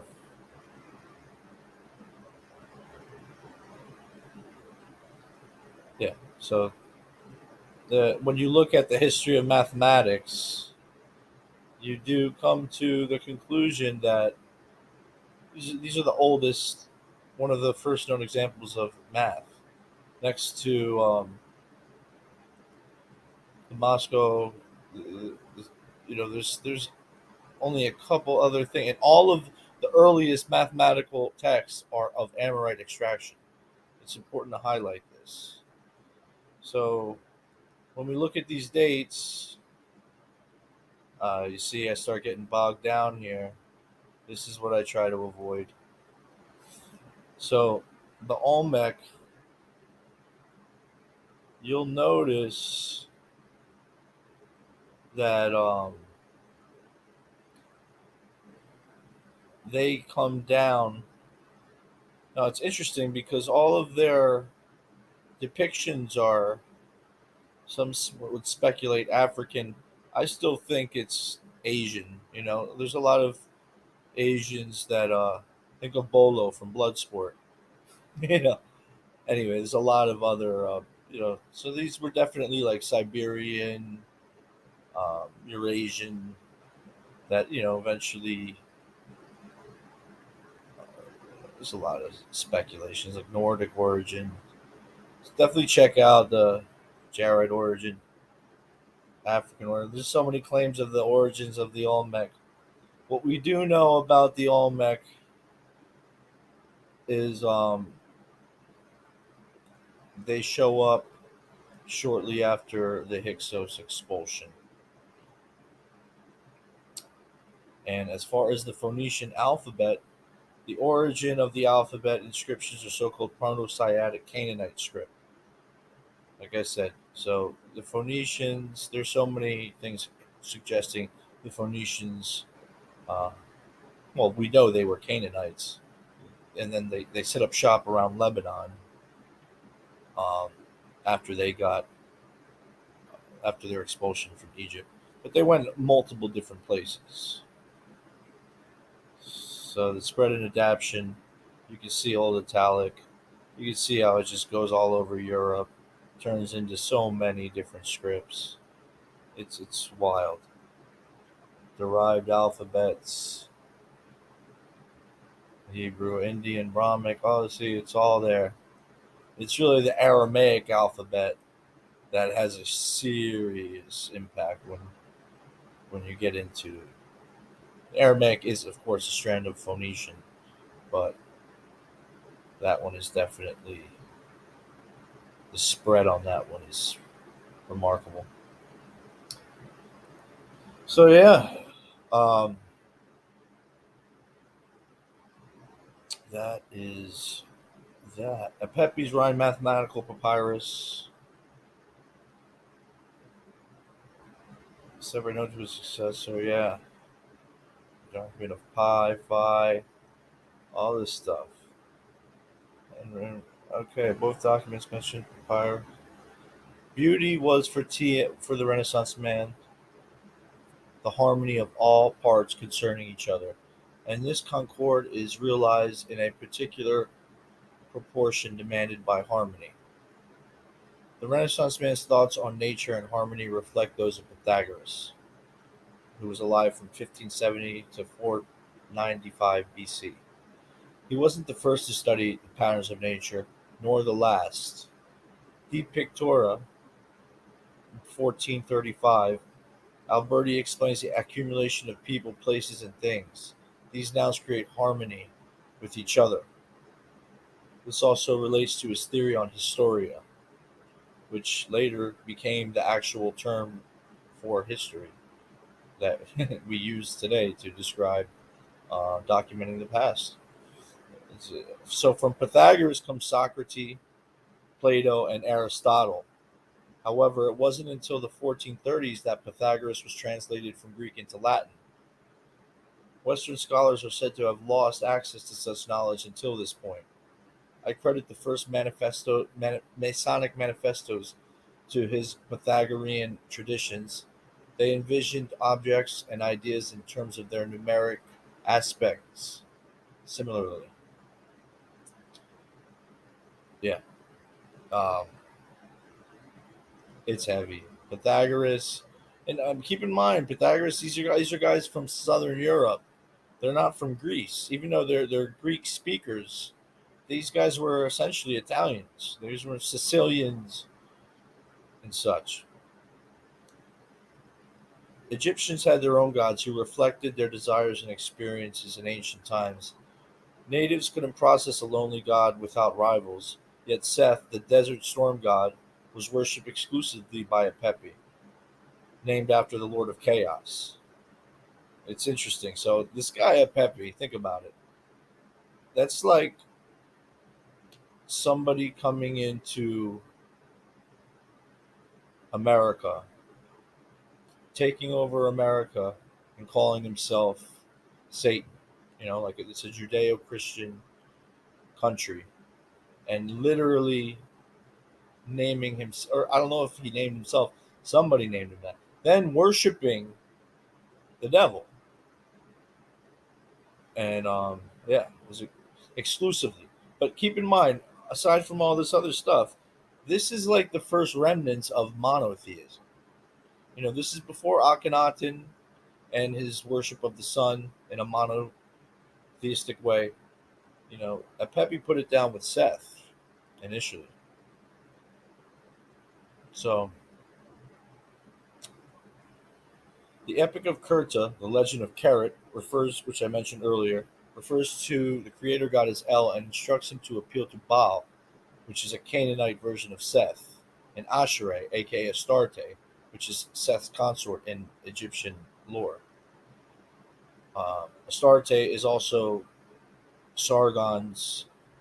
Sargon was considered the bodyguard, I guess you could say, of Inanna, which was a goddess, which was one of the original goddesses, and her cultic was one of the first main like heavily worshipped. She's one of the main like first documented heavily worshipped deities. These are all she ties in with like the mother goddess. Ultimately, they're all it all goes back to Canaanite deities like Natufian, Gogepi Tepe, that whole that whole soup. To some natives, Seth represented a manifestation of evil. However, Seth seems to figure on which the old kingdom was founded. Perhaps Seth worshipped the Hyksos was a form of reverse psychology after their records got remixed. Seth backed Ra up to repel the serpent Apap. Seth is the reconciled combatant. He controlled the Red Land, whereas Horus controlled the Black Land.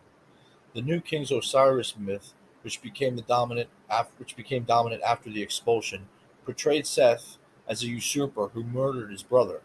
Osiris archaeologically reveals that Osiris, the Osiris narrative, was inserted long after Seth came on the scene.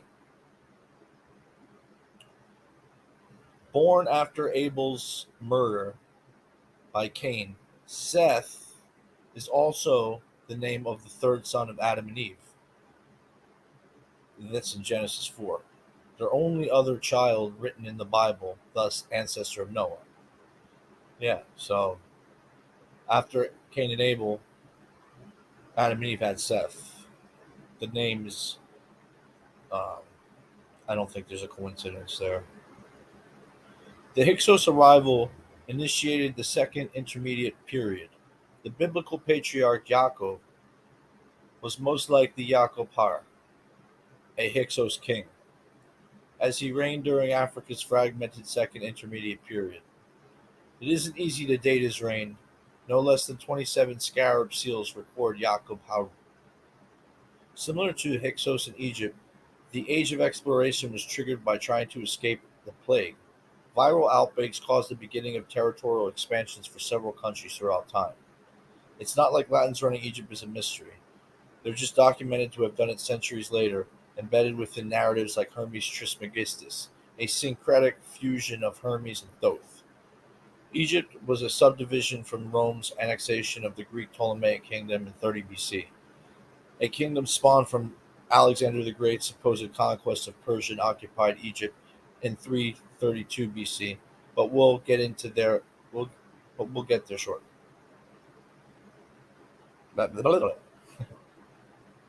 How could it have just vanished if all North African culture was transmitted to Roman culture through Hellenistic conceptions? Think about it. Until the decipherment of hieroglyphs by Jean-Francis Champollion in 1820s, there was no evidence to study of Africa as the Egyptians understood it themselves. We knew nothing of a Pepi, let alone Sargon, until the 19th century. Really let that sink in. At least the public didn't. Obviously, this line of thought has been in circulation the whole time. The history of Apion identifies a second exodus mentioned by another historian, named Manthano, when a renegade African priest called Osirif led 80,000 lepers to rebel against Egypt. This heretical priest was said to have changed his name to Moses.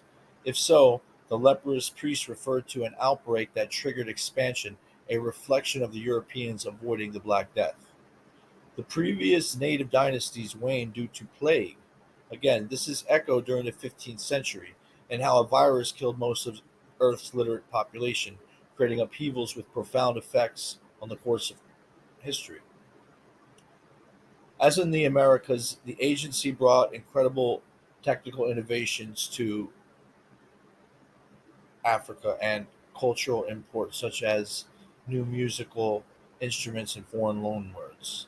Like the Spaniards in Mesoamerica, Amorites introduced stronger weapons and fortification techniques.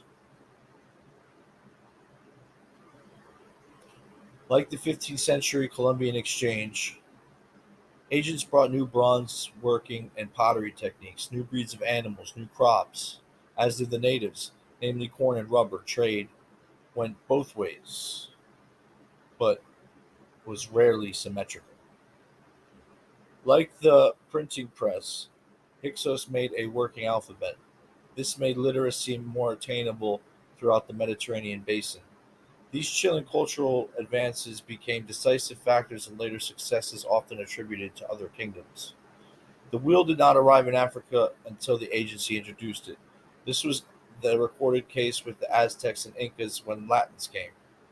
As with the Hyksos Egyptian and Vedic Hindus, the archetypal image of the Native American horse-drawn archer resulted from their exposure to the agency.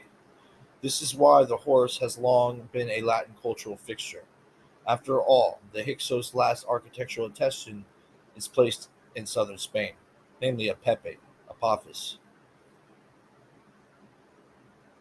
who obviously the Greeks knew of. That's where he got the name Apophis. That's a Greek name. There is a volcanic island in the southern Aegean Sea off Greece's mainland. Its explosion was one of the most significant volcanic events as we know it. I find this ironic because the Hyksos worshipped a storm god named Teshup, Iranian or Baal Hadad, Semitic Amorite Armenian remix of Seth. The Amorites' patron deity, Amaru, was a storm god and husband to Asherah, who in northwest Semitic traditions appears as the wife of the god El, which suggests that Amaru was El. Further, Tupac Amaru was the last Inca monarch. Amaru was also the name of a mythological dragon in the Americas. So Tupac Amaru was also an ancestor or a descendant rather of Pachacuti. I believe it was his great grandson, if I'm not mistaken. Paradoxically, Apep is slain by Seth in the mythology. Apepi mainly went by Apep, the name of a feathered serpent who resides in Duat, the mythical agency. The mythical agency. Storm gods slaying dragons are nearly in all agency mythologies. Take Apep and agency mythology, the Bible's Leviathan, Mushashu of Ukraine, Grand Gull of France, the Lehman Hydra in Greece, Johnberg, Newtonmark, Fotmer, and Nordic in the Norman mythos. In the oldest of the four Vedas, Indra, the storm god, battles Virtue, a serpent, the representation of drought. Fascinating stuff here, people. So let's just see how these links click. I hope it's not going to screw shit up. I'd like to visit some of this stuff, but like I said, this document is available on my website. Where, um, see, here we go. Here's Amaru, Inca Empire's serpent or a dragon. You can clearly see the feathers, and we are back. So, several world events occurred immediately following the Hyksos exile. For example, the Chinese script likely developed during their expulsion. They now constitute the oldest continuously used writing system in the world. In the event of Africa, the term in the context of Africa, the term Asiatic refers to peoples native to areas to the east of Africa. Oriental is another term synonymous with East Asia that can be traced back to Canaan. The first confirmed evidence of Chinese script comes from the late Shang spies. Kanji invented Kanji invented them, a bureaucrat under the Yellow Emperor. Most likely, the Yellow Emperor is a reflection of Quetzalcoatl, and developed them with his missionaries. Their character-based writing system associated with logogram with an entire sound and thus may be compared to the Aztecs and Egyptians. Also, Sargon's Akkadian script, like the Old Japanese, written in a Chinese-derived script, use logograms and phonetic characters. The Yellow Emperor was rumored to have turned into a dragon and flew up to heaven. Thus, the Chinese referred to themselves as children of the dragon. The agency founders of the Chinese civilization migrated from Africa. Radiometric dating of the antique Chinese bronzes that found their chemical composition was more similar to African bronzes than Chinese ores.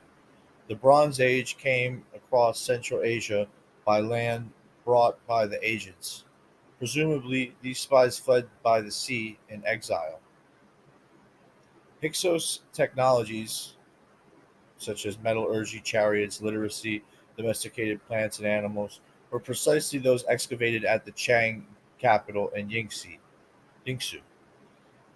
The agency's mathematics made early contributions, including a place value and the first use of a negative numbers. His numerical system is in use throughout the world today. Contemporaneous with the Yellow Emperor was the mathematics of Mexico, which the concept of zero was given a standard symbol in Mayan numerals. Naval warfare was often crucial to the success of the agency. The spies in the Tarim Basin, Chinese Central Asia, date from 1800 BC to the 1st century BC. They spoke Tocharian, the second oldest branch of the Indo-European language, grouped next to Hittite. Wait, excuse me. The second oldest branch of the Indo-European language group next to Hittite, which is Tocharian. These these Asiatics found in the Tarim Basin of China. Many bizarre elements of the early Chinese civilization were not native and developed in what is now Israel. Prehistoric societies engaged in ancestor worship. Very advanced civilizations like the Aztecs and Egyptians mummified deified rulers. Yet we're taught the Inca did so up to their conquest by the Spanish. The Choctarian elite of the Tarim Basin were 5th century agents.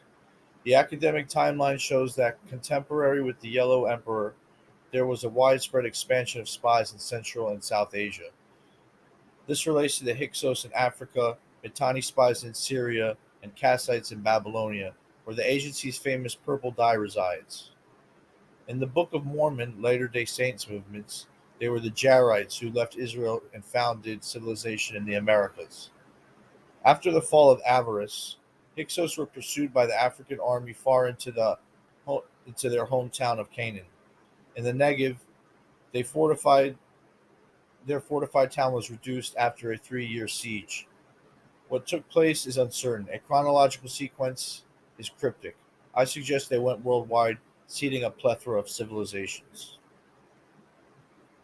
After Hyksos were exiled, the Late Bronze Age collapsed, 1200 to 1150 BC. Southeast Europe, West Asia, and North Africa saw volcanic eruptions, droughts, invasions, migrations, and economic disruptions due to advances in metallurgic technology and methods of war. Private property, monogamy, and the nuclear family soon became normalized. An example of this cultural exchange occurred in every culture the spies entered.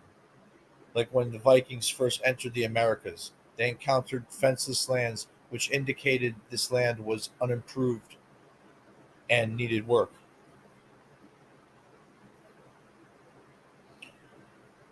Commonly cited examples of multiple independent discoveries were courtesy of the agency. Magnetism discovered independently in Greece, China, and India. The crossbow invented in China, Greece, Africa, North Canada, and the Baltic countries. And chariots. These chariots became crucial to the Chinese militaries. Heavily armed cavalry became widely adopted in the skiff versions in India and Persia. Many lands previously unknown to spies were discovered during this period, though most were already inhabited. From the viewpoint of many agents, the age of discovery marked their arrival from previously unknown continents. As far as one could see, the spies who stuck around Israel founded Phoenicia, a thesocracy whose colonies reached across the seven seas. The first foreign colonizers of Rome were the Phoenicians, who initially established themselves along the coast of Spain, Sicily, and Sardinia after a viral outbreak. Phoenician spies pioneered the development of multi-tiered oared shipping throughout the Mediterranean. The first explorers beyond the Straits of they were the first explorers beyond the Straits of Gibraltar. I think these agents, in particular, were the first to colonize the world in any significant way. Phoenician technological advancements are reflected during the Age of Exploration. The only real difference seems to be the adoption of guns and the nautical sail, I guess, because I don't know. Yeah, I mean that's it doesn't seem as though the nautical sail was invented, but I don't know how else they'd get beyond the Straits of Gibraltar. I guess at the mercy of the winds, it's possible. Phoenician technology advances are reflected. Yeah, Phoenician fingerprints are all over Pumapunku, Stonehenge, Easter Island, Tia, Teotihuacan, Palenque, Chichen Itza, Göbekli Tepe, etc. The Chinese pyramids, the megalithic temples of Malta. There's a lot of places. Phoenicia was a Semitic speaking Mediterranean maritime civilization that originated in northern Israel. Still, it is centered in coastal Syria. Similarly, the Alberta family was a major political force that established an international trading company that stretched from coastal Syria into Lebanon. In Greco-Roman mythologies, Cadmus is a Phoenician prince, son of Agenor, the king of Tyre in South Lebanon. Herodotus, the so-called father of history, credits Cadmus meaning "from the east," from bringing the Phoenician alphabet to Greece approximately 1600 years before Herodotus' time, which was in 480 BC. A 1250 BC letter written in the Hittite language mentions a specific Cadmus as the Archean forefather of the Awihan people, which is synonymous with the Mycenaean world. There is a science to how the source or God spoke existence into being via the Hebrew alphabet. A six-dimensional hexagram contains all 24 letters of the Hebrew alphabet. Perhaps this is why the hexagram is featured in and around Masonic temples, and they consider the source to be an architect. I think that's where Alberti gets his stuff from. It is to be noted that today's system of history and chronology did not even begin to be established until the 1500s and the early 1600s, over 100 years after Alberti's death. The man responsible for this is known as Joseph Scaliger. Scaliger. He was alive from 1540 to 1609. He was the first to try and reconcile the conflicting timelines across the globe. So let's just recap real quick. The Chinese characters apparently came from from a scribe of the Yellow Emperor right here. But the Yellow Emperor, his dates are all over the place. Yeah, this is interesting too. Look, when you compare Mesopotamian, Egypt, and Chinese earliest letters, there is definitely you'll see there's some correspondences here that are, you can't really you can't just brush them away. So that's that. Now, in terms of just the word the Orient, let's look into this real quick. The Orient, continent of Asia, the Caucasus. Originally, the term Orient was used to designate only the Near East, and later its meaning evolved and expanded, designated also the Middle East, Central Asia, South Asia, and Southeast Asia. So, in other words, the Orient was is like the Eastern world, but originally was the Near East. But it ultimately goes back to Canaan, like it see region of Syria, the Orient, correspondingly roughly. You see what I mean? There's a reason why these old the Levant, you know, Canaan. I'm telling you,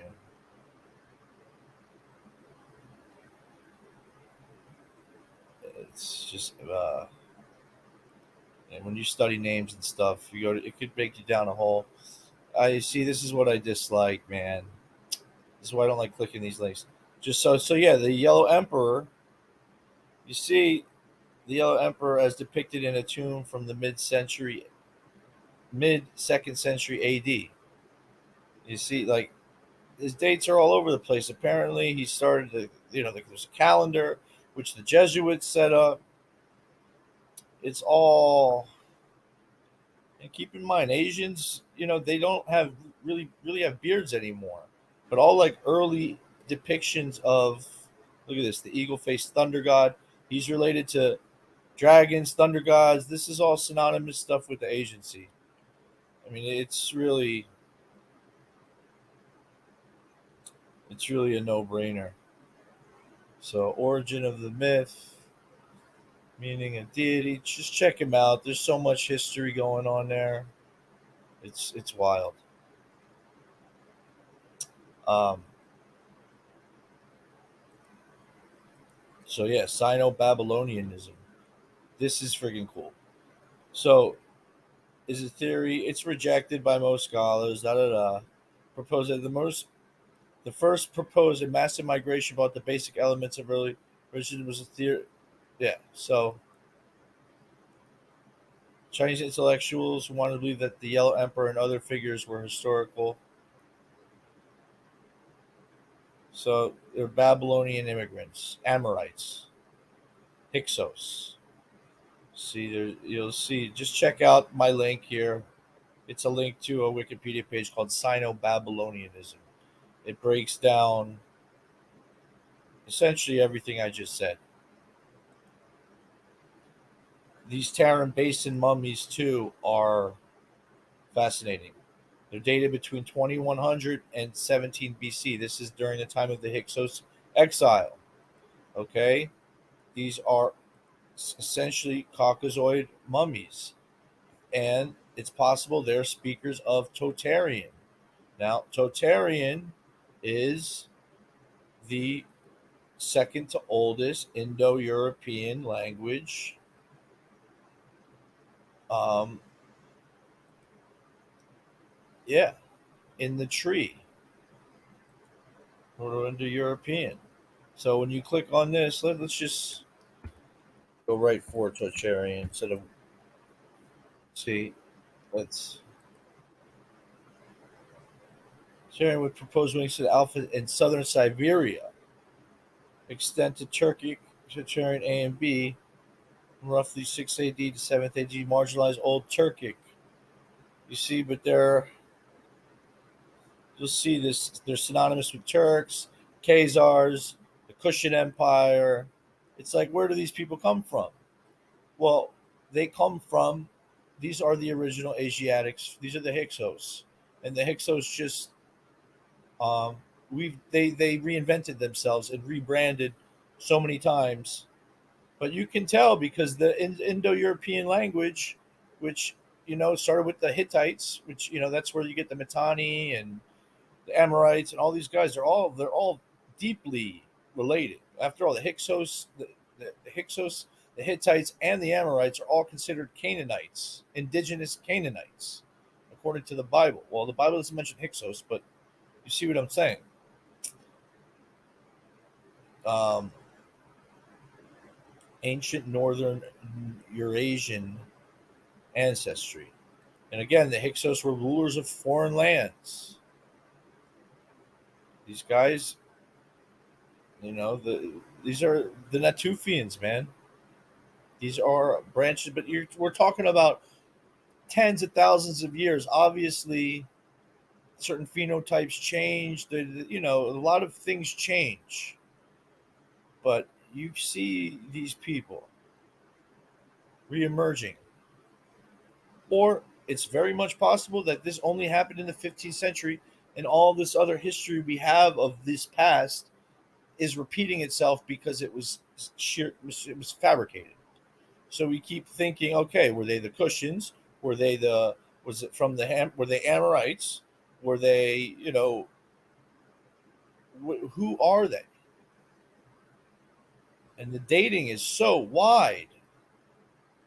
Anyway, so totalitarian. Let's just verify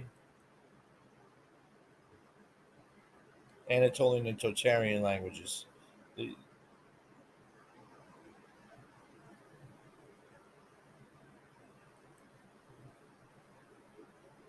Anatolian language. So pre-Anatolian, pre-Totarian, pre-Italic. These are the oldest branches. You see, that's Hittite right there. Pre-Anatolian, pre-Totarian. This is all fucking hard evidence, man. Vedic civilization. You start reading this stuff, you see what I'm talking about. Click on Indo-European languages. You get ready to blow your fucking mind if you haven't heard about this stuff already. So, and it's also interesting this Proto-Canaanite script, which is the ancestor of all known alphabets for the most part, um, all fit within a hexagram, Star of David. You know, it's interesting stuff. I'm sure you can make a lot of alphabets fit. Well, no, it's pretty fucking. Well, maybe I don't know, depending on the font. You know, obviously, there's creative ways of doing things. That might not be such a remarkable feat after all, but it's interesting and worth noting. It is also to be noted that today's system of history and chronology did not even begin until Scaliger. Like I said, that's important to note. So Teotihuacan, the Easter Island, sites separated by the Atlantic Ocean, have somewhat similar architecture. The pyramids of Giza, Thorbo Henges, and the old Hopi cities, all three configured to resemble Orion. The straight line alignments of sites such as Trelleborg, Delphi, and Giza, and the stone carvings at Gavaris accurately calculated the circumference of Earth and pi. Pi is why the circle served as Alberti's primary architectural template. I don't think ley lines were used to access Earth energies. Alberti's family chose sacred landscapes to build megalithic monuments as shipping markers under the guise of quasi-religious beliefs. Two of Apepi's sisters are known, Tani and Ziwat. Tani is mentioned on the door of a shrine in Avaris. She was the sister of the king referred to on the bowl found in Spain. Apepi's daughter Herat's vase was found in a tomb at Thebes, sometimes regarded as the tomb of the king Amenhotep I, indicating that at some point his daughter married a Theban pharaoh. Okay, this gets into Akhenaten. So yeah, Nefertiti from she was born 1370 BC, died in 1330 BC, was a Mitanni princess named Tatuquebi. Now I have links to all this here, aka Kia, a queen of Akhenaten, Amenhotep V, which is also he changed his name. Again, these dates provide us with chronological sequences of events, not accurate time. Most of the recorded world history is an encrypted version of only a few hundred years. Taquiti, in the Hurrian language, Taquiti was the daughter of Tushratta, king of Mitanni, from 1382 BC to 1342 BC, and his queen Juni and niece Artashuma. Taquipa's auntie Guapipa, sister of Tushratta, had married Pharaoh Amenhotep III in his 10th regnal year. Taquipa was to marry Amenhotep more than two decades later. Seamlessly, the plague of Megiddo in 1350 occurred in Canaan. In the Amarna letters, the mayor tells Amenhotep III of his area being consumed by plague. Taquipa, now Nefertiti, became the African queen, the great royal wife of Akhenaten. Nefertiti and Akhenaten were known for a proto-monotheistic revolution, uh, revolution in which their worship of one deity only, Aten, the sun disk. Many have compared Akhenaten's hymn to Aten with the biblical Psalms of Solomon. I also contain. I see that you see this with Seth worship going on by Apophis. Tutankhamun's father was Akhenaten, and Nefertiti was his mother. According to Japan's Chiba Institute of Technology (CIT), Tutankhamun's meteoritic dagger came from the Mitanni. So we see this Mitanni influence, this Amorite Mitanni influence, constantly in Egypt, and this is hundreds of years after the Hyksos were expelled. We're seeing, um, you know, groups that they rebranded under deeply entrenched within the royal line of Egypt. After their death, Africa is linked to reflections of foreign invasions. During the Seth worshipping Ramses III's long tenure, Africa was beset by a group of mysterious southern Italian ocean raiders calling themselves Sea Peoples.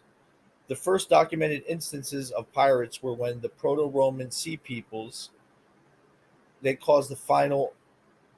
The first documented instances of pirates were when the proto with the Proto-Roman Sea Peoples. They caused the great final Bronze Age collapse. The predominant extra-Canaanite cultural influence came from the Minoan civilization around 1450 BC on the Aegean Islands, mainly associated with Romans. Aqueducts came from the Minoans. So, like the first real aqueducts we actually see in Minoan civilization. A lot of people think it came from the Indus Valley and stuff, but no, it was actually Minoans, and it was these peoples that brought them to these other areas.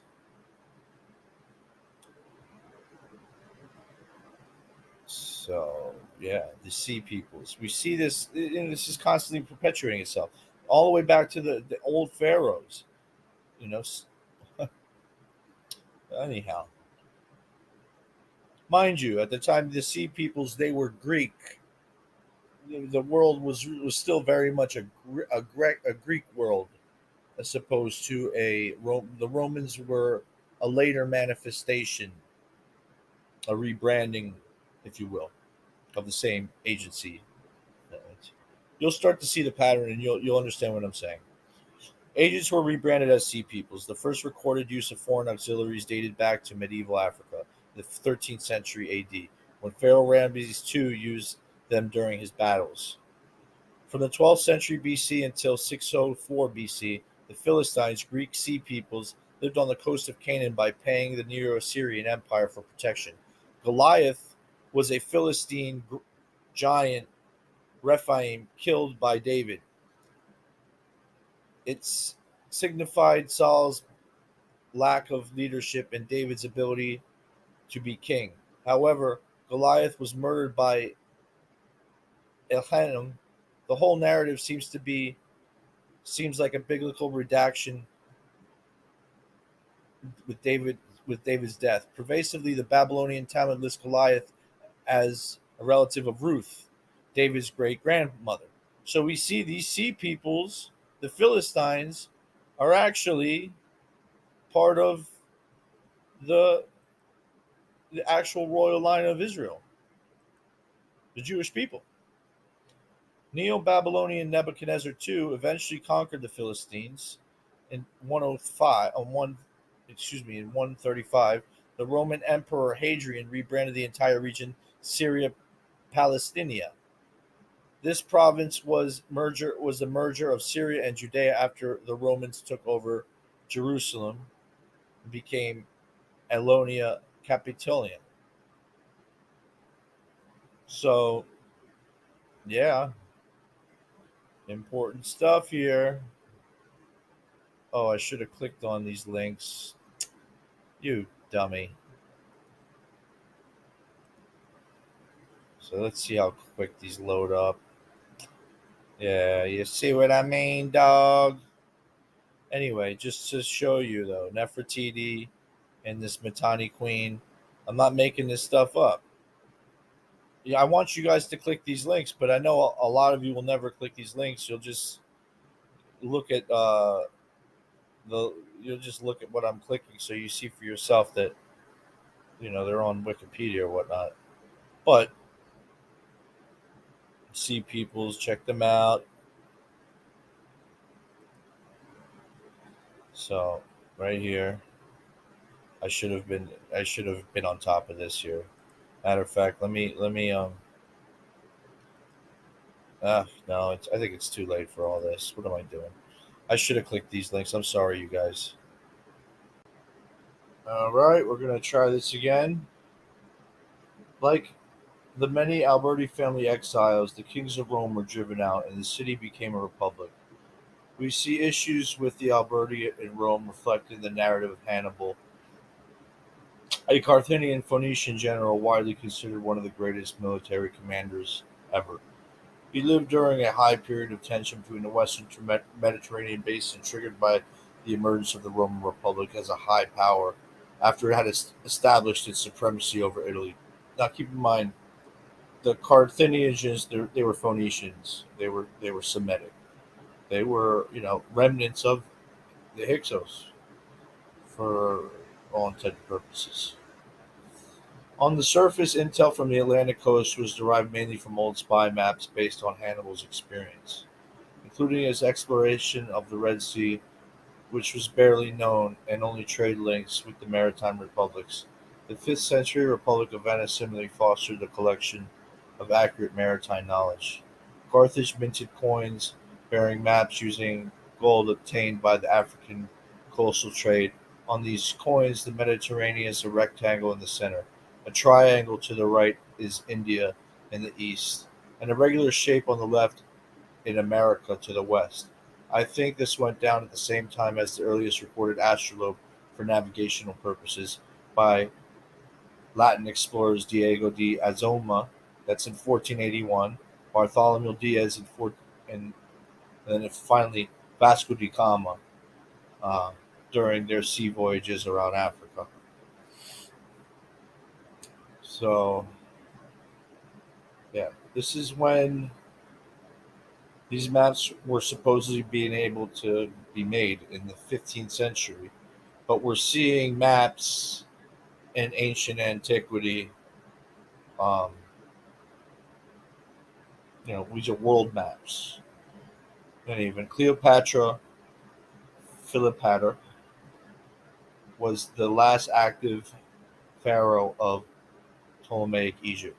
She was a descendant of Alexander the Great. After her death, Egypt became a Roman republic, marking the end of the Hellenistic reign of the Greeks. Julius Caesar declared Cleopatra and her brother joint rulers, but knocked up Cleopatra, who gave birth to Caesarion. After the assassination of Caesar on her orders, Ptolemy in 44 BC, and Ptolemy, excuse me, Cleopatra named her son co-ruler. Alexander the Great has a strikingly similar origin story concerning his mother and the assassination of Philip. The transmission of Greek classics to Italy was a critical factor in developing all of Europe's intellectual life. Interest in these spies and their availability was scarce in the Latin West during the early Gothic ages, but as traffic to the east increased, so did Western scholarship. A similar transmission of Greco-Roman classics to Italy supposedly occurred thousands of years before, but the knowledge was said to have been lost. The agency resettled southeast areas of northwest, excuse me, The agency resettled to the southeast of areas of present-day Afghanistan and Pakistan, occupying the western part of the Indo-Greco-Roman kingdom. This is seen through the linguistic relationships between the myths of different cultures the agency set in motion. Thus, Alexander the Great legacy includes the cultural diffusion and synchronism conquests engendered such as Greco-Buddhism. He spawned what would soon become the Kushan Empire. Before being circulated in public, the Kushans used the agent language initially administered for administration purposes. Kushans adopted elements of the Greco-Roman culture of Bactria. They chose minting coinage on a Latin model. Between the mid 1300s and the 1400s, Buddhism, patronized by the Kushans, extended to China and other Asian countries through the Silk Road. Again, the Black Death traveled the Silk Road with the Mongols. The Ottomans later blocked the trade routes in 1453, spurring Latin exploration to find alternative trade routes. Kushans explained migration from the Indian subcontinent towards Southeast Asia. Their seagoing trade of the Indian Ocean with the commerce of the Silk Road goes back to the long civilized Indus Valley. Ironically, mass viral infections were recorded in China during this time, and that's 224 BC.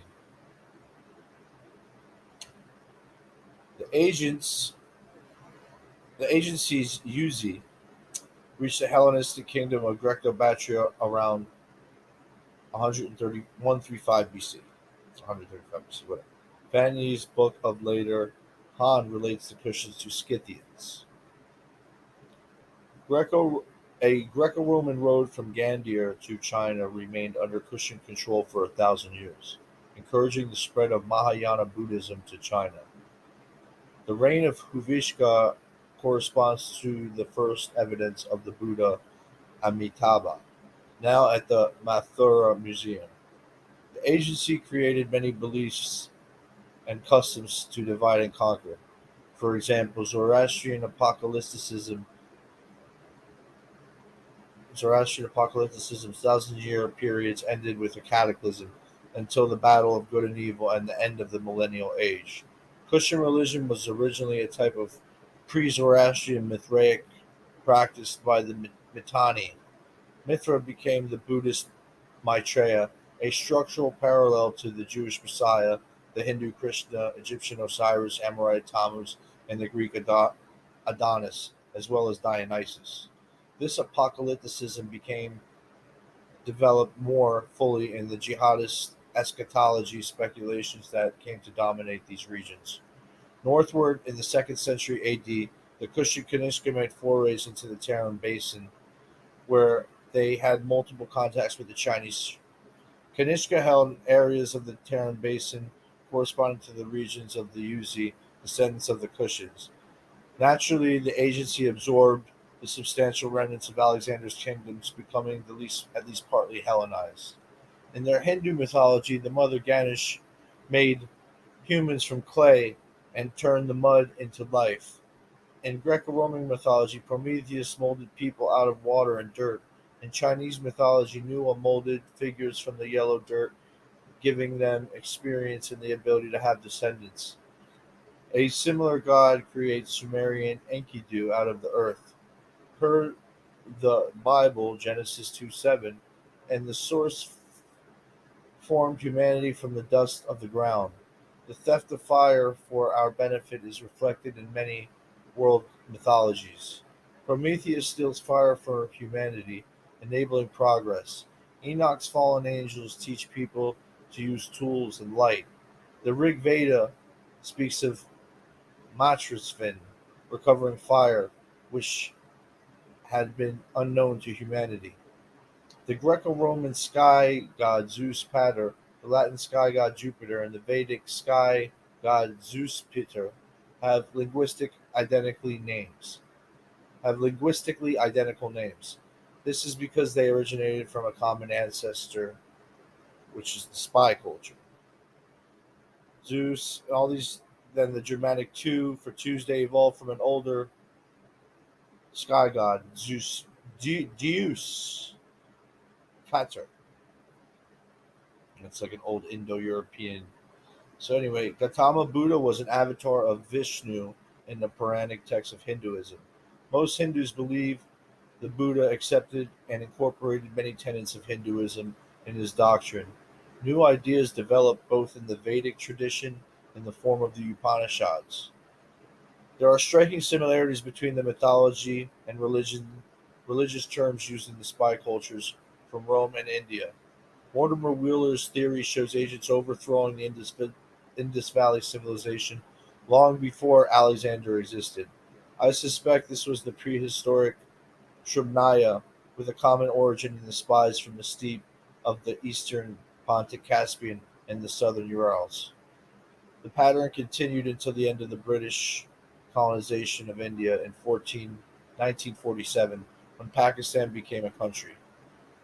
Bronze Age Harappan civilization inhabited the Indus Valley 3300 BC to 1300 BC. A modern Afghanistan in modern Afghanistan, Pakistan, and India. Many decipherments of the Indus spy script are out there, but there is no scholarly consensus established yet. So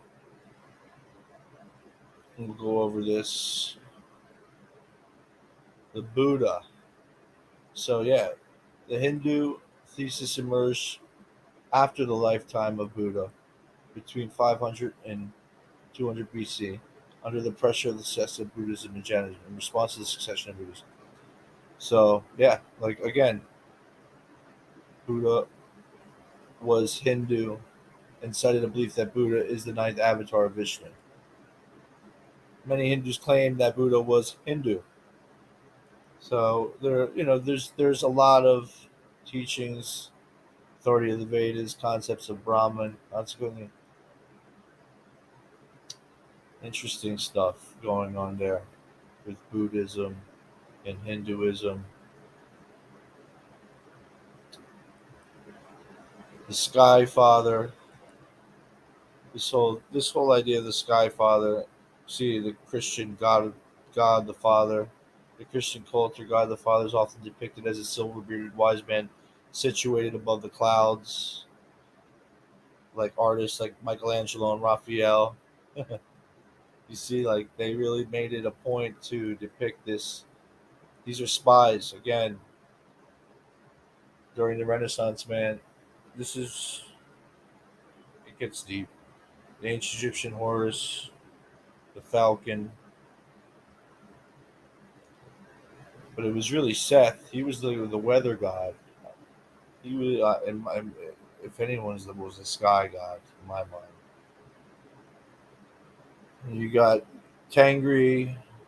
You got so many different gods here that are wrapped up with this all-seeing eye, sky god. I don't know about all-seeing eye, but it's a sky god. To me, the all-seeing eye symbolizes the sky god. They're mostly Indo-European, at least in its earliest forms, from what we can tell.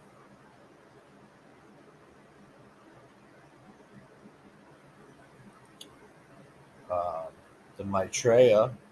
Maitreya is the Buddhist redeemer. The Buddhist um,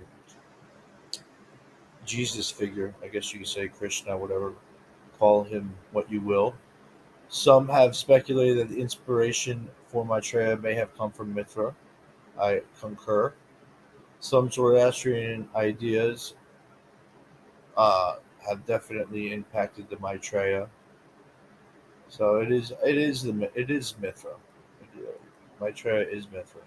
Is the Buddhist Mithra. It all comes together. It all comes back to this end times Renaissance man figure that ushers in a rebirth or a new age. So Chinese and Central Asian contacts, these are the precursors to the Silk Road. So obviously the Silk Road goes on until way past the 15th century as a huge, basically one of the biggest trade routes in the world, if not the biggest. Goes back, look, Terra mummies at the same time as the Hyksos exile. These mummies' remains have been people, may have been people who spoke Indo-European languages. Be- Uh, they aren't, they are European-looking people. They're very tall. Some remains of silk dating back to ancient Egypt. We see the Scythians. The Scythians have long been part of the Silk Road and Silk Road trade. The Kushans, a lot going on in the Silk Road. Here we go with the Greco-Buddhism of Alexander the Great. That when he penetrated India, this is where we get that Mithra turned into a Maitreya. With Buddha, there goes the wheel. We see this wheel on um, Jewish coinage at the time. You know, it's very fascinating.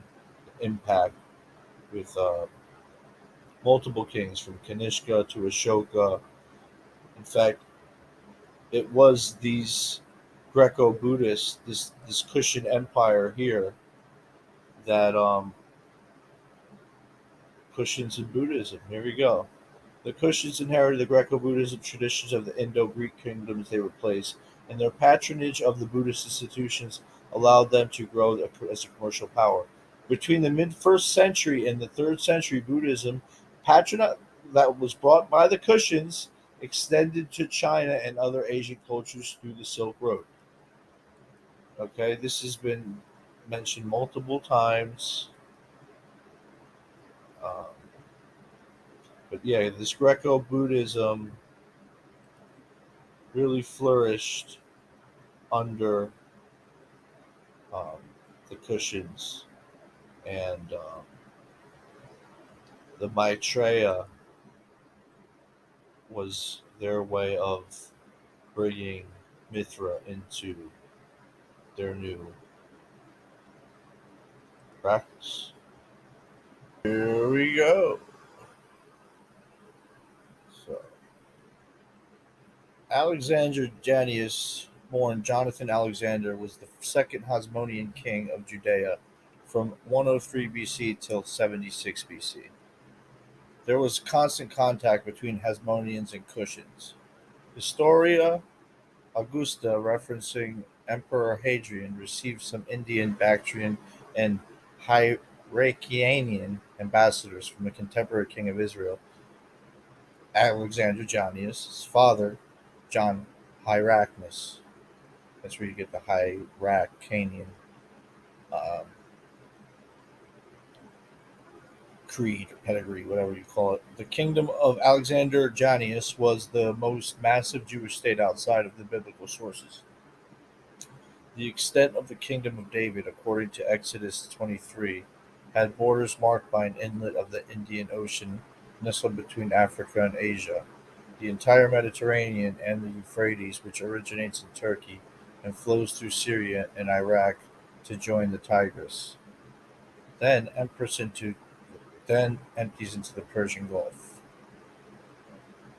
Yeah, so a pretty extensive border, you know, first kingdom, the extent of the kingdom of David, according to Exodus. So, yeah, I think that's heavy. Coins, that's heavy. Coins bearing image of Kushan eight rayed stars and Buddhist eight spoke wheels at the same sites form a series beginning with Jonathan Alexander's father. His Hasmonean coins are associated with the widow's mite of Mark and Luke. The coins reflect the narrative of Hiram Abith, or the widow's son. This is the same Hiram Abith, also spelled Huron, of Messianic War. He relates to Alberti's narrative on being illegitimate, the natural offspring of Lorenzo Alberti, and a Bolognese widow, covering up his Native American past. This decipherment text suggests the Renaissance man also cloaked himself as the king of Tyre in Kings 5, Thus, Alberti was the architect of Solomon's temple in 2 Chronicles, the son of a woman of the daughters of Dan. His father was a man of Tyre, Phoenicia, skillful in working in metals and purple dye and fine linens. Jewish texts older than the Bible have discovered only 2 silver scrolled amulets containing small portions of the priestly blessing from the Book of Numbers, excavated in Jerusalem, dated 600 BC. The Qumran cave scrolls came from Alexander Jannaeus 103 to 76 BC. They're also called the Dead Sea Scrolls. I think that this Alexander Jannaeus guy reflects Lorenzo de' Medici, or his grandson, the assassin of Alessandro de' Medici. Alessandro passed power to Lorenzo's great-grandson Cosmino de' Medici. Scholarly consensus dates the Bible during the reign of Alexander Jannaeus, Jonathan Alexander, or possibly his father, John Hyrcanus, in office from 135 BC to 104 BC. The texts include the oldest surviving manuscripts of a complete biblical canon, Deuteronomical and extra-biblical manuscripts. Mind you, this is late Second Temple Judaism. The Hebrew and the Greek Bibles are written in a version of the Phoenician script. In other words, the Old and New Testament were written at virtually the same time, give or take a single generation. This is like we're going to check out these links in a little bit. That's pretty remarkable.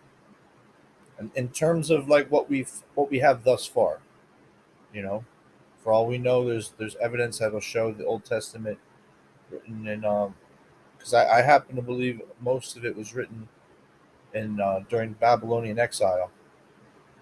You know, Josiah, from what I could see, had a huge role in actually like disseminating it. But like I said, the only actual tangible evidence that we really have goes back to um, the time of Christ, essentially. So Buddhist missionaries from oh wait, excuse me, before I forget here. The sacraments, the bishops, and the title of pontiff were all based on Roman rather than Judaic traditions. Furthermore, Jewish and Roman law, of which Alberti went to school for, have distinct parallels. Yeah, like there's a lot of stuff in the Jewish Bible. I mean, it could have went the other way around. You know, where the Romans just borrowed from the Jews, or Phoenicians, which share the same identity. Ultimately, it's very difficult to distinguish them, at least from looking at it from the past. I mean, today, obviously, Buddhist missionaries from India were sent to pre-Christian Syria, Egypt, and Greece by Emperor Ashoka in 2050 BC. Excuse me, 250 BC. Buddhism was practiced in both Greek and Roman empires. Indian gravestones in Alexandria prove this. During Ashoka's reign, a mathematician poet named Acharya Acharya Pingala displayed the Fibonacci sequence in his written works. He is also credited with the first use of zero. However, this claim goes back and forward for centuries. Like it's crazy. Like I said, with this Fibonacci sequence and then zero math, and like the history of math. Those pages of the history of math, and just look up the history of math and the history of the alphabet. We'll get into that, I'm sure, as we proceed in this document. But it, it'll show you what I'm talking about. It's wild. Like the Jews, the Vedic Brahmins were a community of priests. The Star of David was found on diagrams in Hinduism and Buddhism before its association with Judaism. This also applies to the swastika before the Nazis. The six-pointed star is a symbol found on mandalas in ancient Kushan temples. Sometimes their hexagrams have swastikas inside. The tetragrammaton, or tetragram, is a name for the four-letter word for the source, or Yahweh. Another name for a swastika is a tetragrammaton. as each of its four arms resemble the Greek letter gamma. The letters gamma and G point to the Masonic architect of the universe. Ah, pretty, pretty fascinating. Proto-Renaissance Vinca script and swastika-like symbols found 5500 BC are still undeciphered, but they represent authentic proto-writing. There's also a lot of correspondences with this Vinca script and Sumerian stuff. All these links are up here. I'm going to click on them after. I'm going to scribble like a. We're just blowing because it obviously bogs down my system when I stream, and I click these links. So it gets slow and things just freeze up. The agency's architecture, indebted primarily to the Roman period, has impacted the Western world, particularly during the Italian Renaissance. But how deep does this get? Romans solidified the modern concept of time with our current calendar, and the hour as one 24th part of a day and night cycle. In the 15th century, also, spring-driven pocket clocks appeared in Italy, then spread to Germany. History class teaches students that combining new methodologies, technical innovation, and creative innovation in the military gave Rome the edge against its adversaries. Rome dominated the world until it fell when Alberti immigrated to Europe. Then we are taught that during the Renaissance, Latins would communicate, exert power, and travel at distances above any other. You know what I mean? Like, dude, ever since the Roman Empire, um, Italy was really. I mean, now Italy's dying in 2022. Uh, there's all kind of articles about this right now. Elon Musk just put out a major warning, specifically referencing Italy. Uh, so, like I said, they just go from region to region, from religion to religion, and until it's corrupted or compromised. That's probably the best way to. It was corrupted from the beginning. While most believe the Shroud of Turin is a Gothic counterfeit, historians at the Vatican told the Smithsonian that they found evidence that leads them to think it dates back to the time of Jesus Christ. The shroud resembles a sepia photograph negative. This method not yet conclusively identified until the 14th century. Radiocarbon dating suggests somewhere between 1260 and 1390. The first referenced it was 1357 in France. If this is authentic, was the biblical Jesus Quetzalcoatl? Or was he a Norman? Niccolo Alberti? Same difference, just like Renaissance man, uh, Quetzalcoatl went by dozens of aliases. Rosicrucians, the precursor to Masonry, present 1378 as our father's birthday, and it is stated that this Mithra-like figure lived 106 years, died 1484. This foundation was constructed in 1407. Huh. Think about that. Alberti was born a few years before. Rosicrucian sarcophagus bears the words translated from Latin, Jesus is everything, testifying to the architect's Christian character. Rosicrucian's crypt calls the alchemical motto to visit the interior of the earth. By rectification thou shalt find the cryptic stone. Masonic teachings present the Mithric mysteries in the form of cryptic intel, which Christ spoke in Matthew 13 and Luke 8. The Mormons contend that Christ visited the Americas after his resurrection, as the morning star, Quetzalcoatl, was the Mesoamerican symbol of resurrection. In the Bible, Lucifer was the morning star's Greek name, similar to Latin. Interestingly, Jesus is also dubbed the morning star, Quetzalcoatl. Similarly, descends to the underworld to gather the dead. Further, Christ bringing the bread reflects Quetzalcoatl bringing the corn. I suggest this has to do with Caesar's Messiah by Joseph Atwell. The critical difference is that I argue that New Testament Gospels were written as wartime propaganda by scholars connected to the Medici.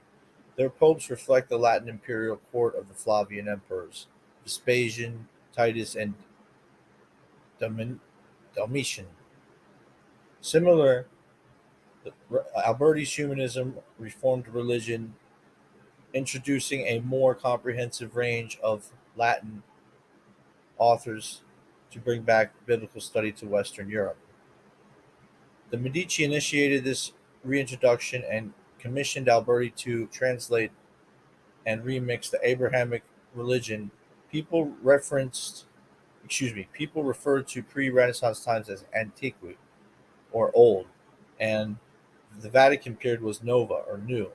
To the eye, the historical Jesus failed at creating messianic political change and was assassinated. His disciples might have stolen the body and invented the narrative for personal gain. Romans then hijacked their religion to moderate this political virulence.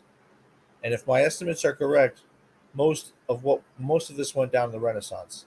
Thanks to the agency, the end of many civilizations became a self-fulfilling prophecy.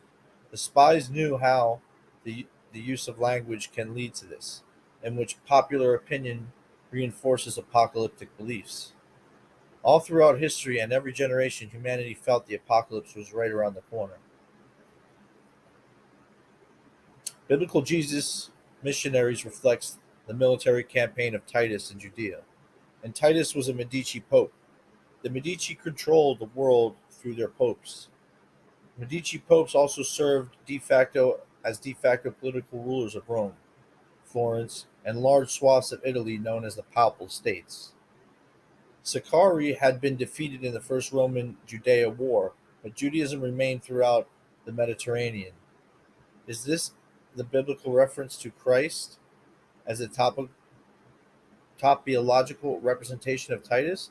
And if so, is Titus is Titus's Renaissance is who is Titus's Renaissance reflection?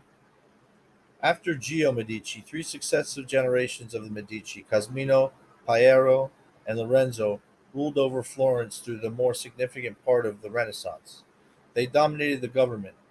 Cosmino and Lorenzo rarely held official positions, but were no doubt the unquestioned leaders of Rome. The Gospels are the fulfillment of the messianic prophecies of Titus Flavius. Titus is the anticipated Son of Man. The destruction of Jerusalem fulfilled the preterist school of biblical interpretation. The predictions of biblical Jesus in Daniel. The Gospels were written after the war. A historical Jesus can be hypothesized, ugh, hypothesized based on the interpretations of the early Vatican. There's accounts of Jesus' father going back to the name Panther or Pantera. He was a Roman soldier who allegedly raped Mary. The Gnostic archons became a term used to demonize Romans who did this to locals. Anyhow, the slow breakup of the Roman Empire coincided with the spread of Christianity outward from Israel. Through the Vatican, the Neoplatonic Florentine Academy had a massive global posse. His records required a network of watchdogs, organizations to seek out heretics. Universities, museums, foundations served as gatekeepers. This immense clearinghouse of intel presented the Renaissance men's remixes to the general public. After Lorenzo de' Medici's death, the puritanical Dominican friar Giorlacano Savonarola rose to political prominence, warning Florentines against excessive luxury. Under Savonarola's fanatical leadership, many great works were voluntarily destroyed in the bonfire of the vanities in 1497. The following year, in 1948, in 1498, Savonarola and his supporters were burned alive in Piazza del Signora, the exact location of the bonfire of the vanities.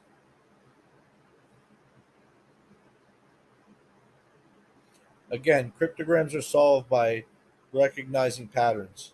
One of Fomenko's simplest methods is the statistical correlation of text, since content that lays out a pattern events will devote more space to more meaningful activity.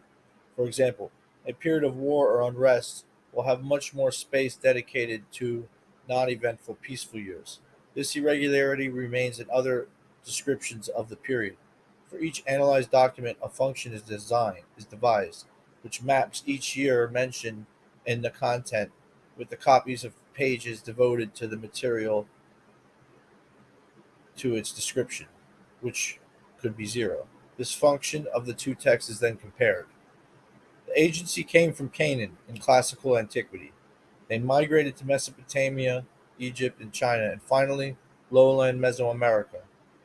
They soon settled in Italy and became the Greeks and later Romans. This Greco Roman culture, whose customs set the foundation of our contemporary world, was in the Stone Age, like everybody else. The Mediterranean Hellenistic period was undoubtedly an era of unprecedented technological progress. It was misdated by centuries, so other areas appear to experience slow advances, even industrial decay. Heavy. So, let's just briefly see what we got here with Alexander Janius. This guy is connected to everything. I can't explain to you um, the amount of stuff going on here.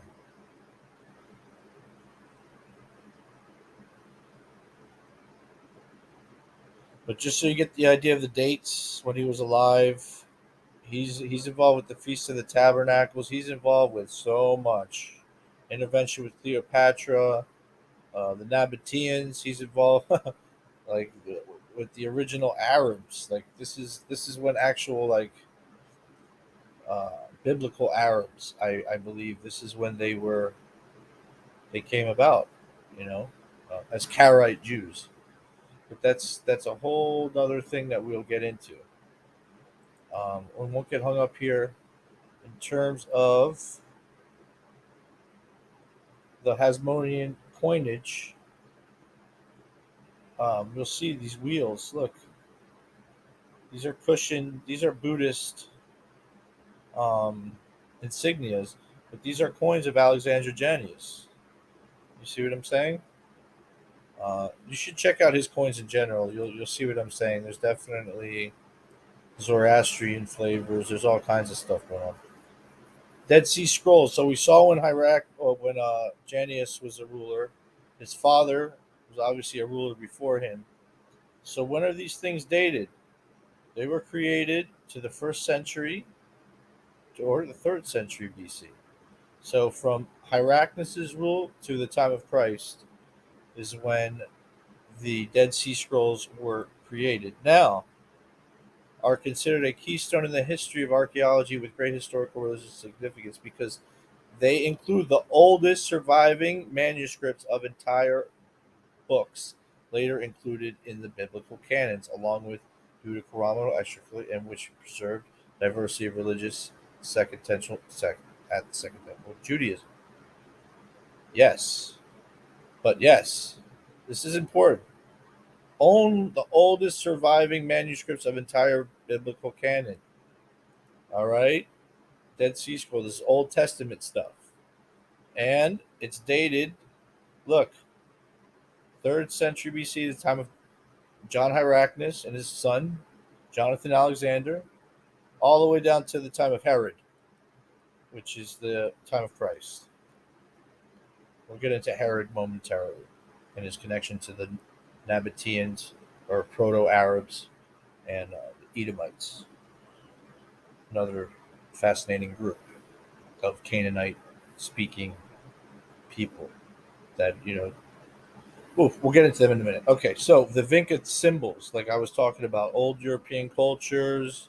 This is like southeastern Europe. They're found the Ukraine, around there, Serbia, Romania. Um, but here's the thing, just so we understand, the symbols went out of use around 3000 BC. Okay, this is the same time writing appears. They sometimes have been described as pre-writing or proto-writing. Um, let's see, maybe they mentioned something about Sumer. 1300 years earlier, instead of predating systems of the Sumerians, and however, the circumstances of their discovery and authenticity themselves are disputed. So I don't know what that. This means that the Vinca finds predate the Proto-Sumerian pictograph script at Uruk, which is usually considered the oldest writing system by more than 1,000 years. Analysis of the symbol shows that they have little similarity with Near Eastern writing, resulting in the opinion that these symbols and the Sumerian script probably arose independently. Yeah, but that's also conflicting because you see numerical symbols that may or may not, you know. So yeah, there used to be more information about uh, their association to cuneiform, but we'll get into that in a minute.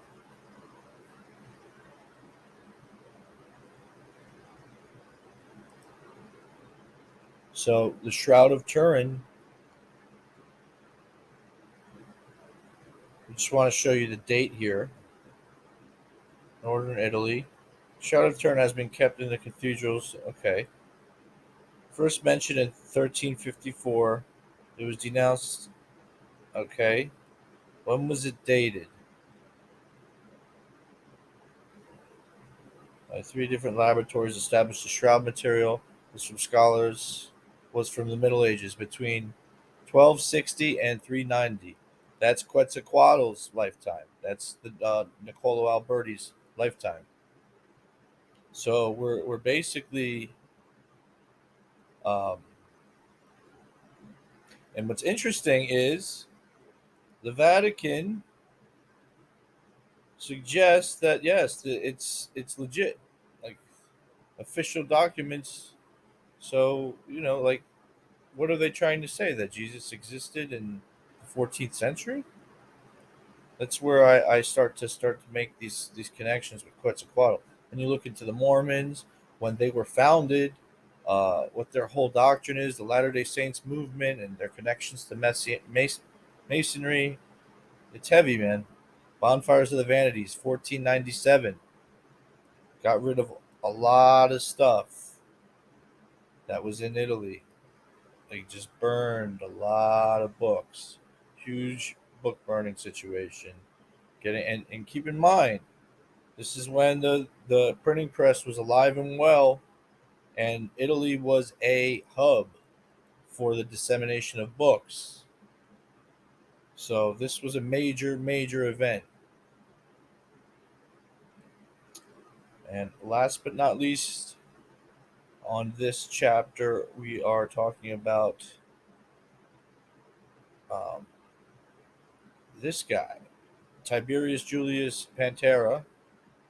There's claims about his connection to Jesus has long been hypothesized by numerous scholars based on the ancient Greek philosopher Celsius, and according to Christian writer Origen against Celsius, was the author.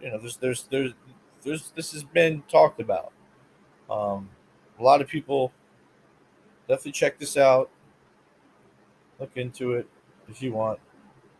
Hypothesis concerning second Roman Panegyrics was meaning Pantera would have arisen satirically. I don't know. There's a lot of stuff going on. Jewish usage in the middle of the Talmud suggests a man named Pantera um, had an affair or something to that effect, possibly rape, led astray. There's different translations, but yeah, check it out. You see what I'm talking about.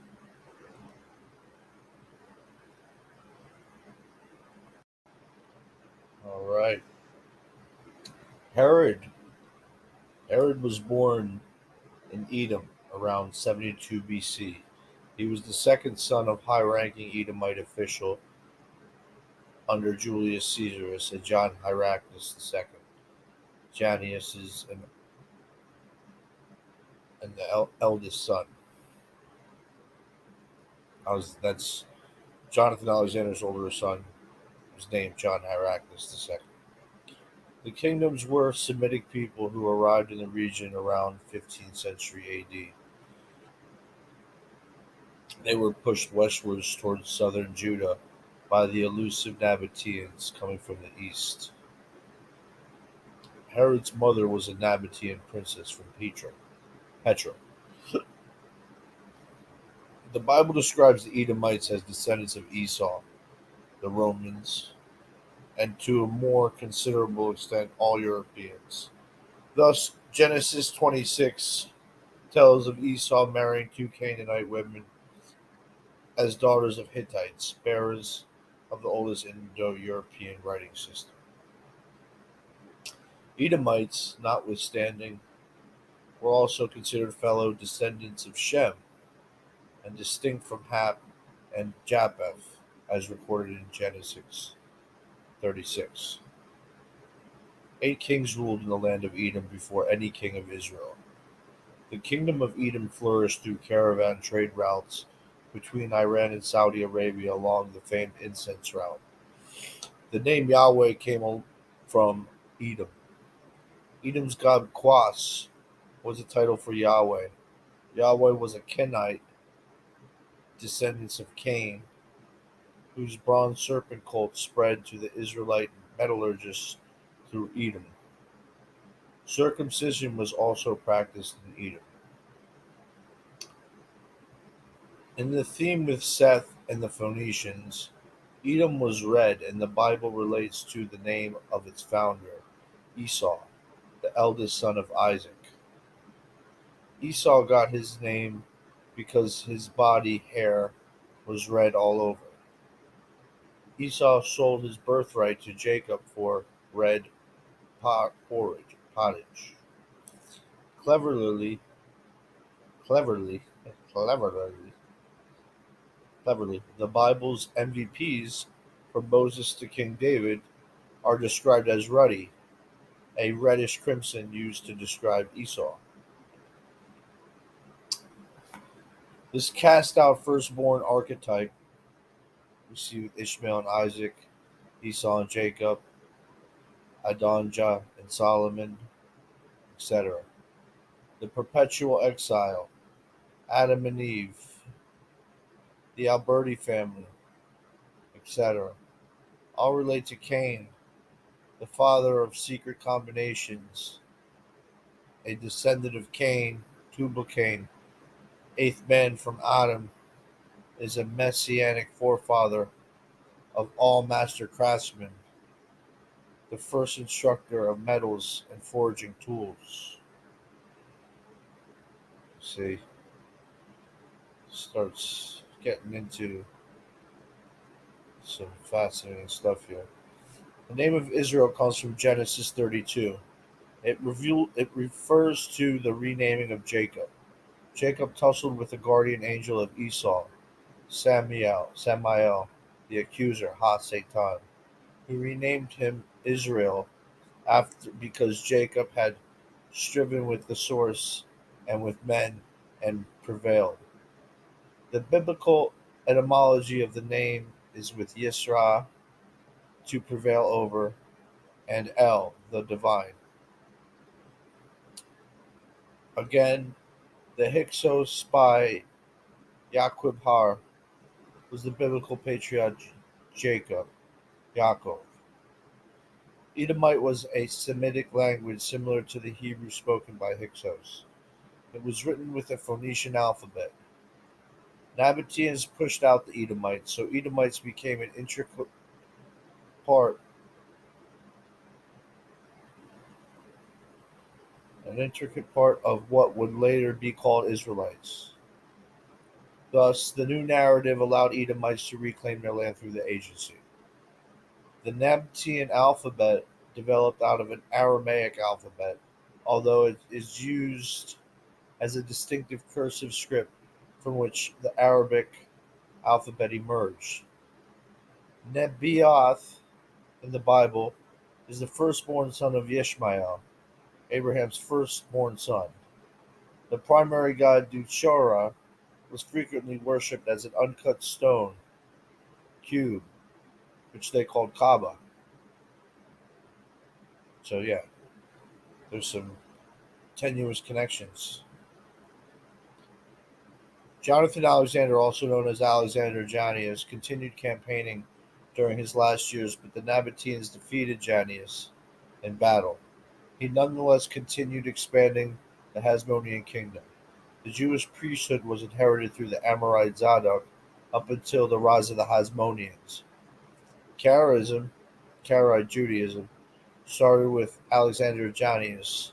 Karaites had their roots when Edomites and Nabateans were forcibly converted to Charism or Karaite Judaism by Jannaeus. Esau is also the progenitor of the Amalekites, the inhabitants of southern Israel. Like the Amalekites, the Edomites have long been a representative of the archetypal enemy of Israel. The Amalekites, Israel's first antagonists, should be utterly destroyed in Exodus 17, Deuteronomy 25, Samuel 15. Nabatea remained independent until it was annexed in the 15th century by Rome, renaming it Arabia Petra, Jordan. The Roman province covered most of Egypt, bordered by Crete, Cilicia to the west, and Judah and Arabia Petra to the east. Petra is an archaeological city in southern Jordan. Nabateans settled in Petra as early as the 4th century BC. They invested in the city's proximity to the trade routes by establishing it as a central banking hub as their capital. Although the wealthy Nabateans were always vassals to Romans, in 107 BC Petra lost its independence entirely. Minoans throughout the Mediterranean invented irrigation systems with aqueducts and brought this knowledge to the Indian subcontinent. More advanced Roman-style aqueducts came with the Assyrians of Nineveh. Nineveh. Nineveh. I gotta learn how to pronounce that one because that town shows up a lot. Nabateans later perfected water management, but Romans set a standard that was not surpassed for over 1,000 years. Before the expansion of the Rashidans, uh, Arab, and that's in 632 BC, AD. Excuse me. Arab referred to Nabateans. Historically, before Islam, Arab referred to Nabateans essentially. Historically, these original Arabs whew, were more Roman than anything else. They spoke Latin and Greek before Arabic. Romanization in their homeland of Arabia Petra was heavy before they converted to Islam. During the reign of Alexander Jannaeus' father John Heraclius, Karaites began to use a square form of Aramaic alphabet. It was used by the Persians, which had been adopted from the Assyrians. The Assyrians, primar- the Assyrians primarily spoke a Semitic language, closely related to the Aramite Babylon. Similar to Hebrew, it was a dialect of Akkadian. Aramaic eventually became their language. Today, Arab refers to any peoples whose native regions from the Arab world. This is due to the transmission of Arabic language throughout the Karaite areas during Muhammad's conquest. Karaite Jews forged the Rashidun, Umayyad, Abbasid, and the Fatimid caliphates. Their borders reached southern France in the west, China in the east, Constantinople in the north, and Sudan in the south. This was one of the most giant land militaries in the records after the Mongols. These Indo-Nabateans were allies of the first Hasmoneans in their struggles against the Seleucid monarchs. They then became rivals of the Judeans and a chief element in the disorders that invited Pompey's intervention in Judea. A Karaite does not accept as binding the written collections of the oral traditions of Rabbinic Judaism, Midrash, and Talmud. Lurianic Kabbalah rectified this in the 16th century.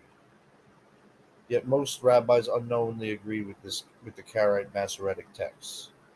Due to its wide distribution and despite its many errors, it is considered the foundation of the Masoret. It was also used for the English remix of the Bible for the King James Version written by Sir Francis Bacon. More on him later. Paradoxically, the hexagram in a Jewish context has Karaite origins. An abstract way of explaining this figure can be extracted by how Muhammad is often thought to of most use is thought to have been the most used name globally, although Johanan, where Johanan Alexander Janus, Jonathan Alexander, has an even higher spread. Johanan is the transliteration of the male name given Yahweh is gracious. The first recorded record of this is Alexander Janus, Johanan. As the Alberti family's homeland, Israel has always been their stomping grounds historically. This central territory controls all states that exercise power over other colonial empires. We see this amongst the Portuguese, Spanish, British, French, and Ottoman empires to designate their indigenous European motherlands as opposed to their colonial overseas territories. Yeah, so let's just look briefly at these links. Edom, the religion of Edom, Quas, close to Baal El, as close relatives of other Semites and Arabs. The oldest biblical tradition placed Yahweh as a deity of southern Edom. This is important to notice. So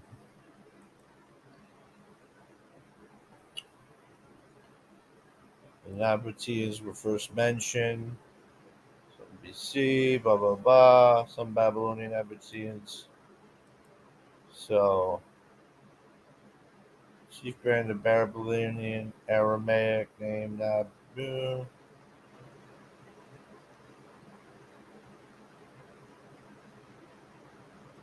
Yeah, fascinating stuff. But these Nabateans were really Greco-Roman. Like they were heavily Hellenized. They were the original Arabs were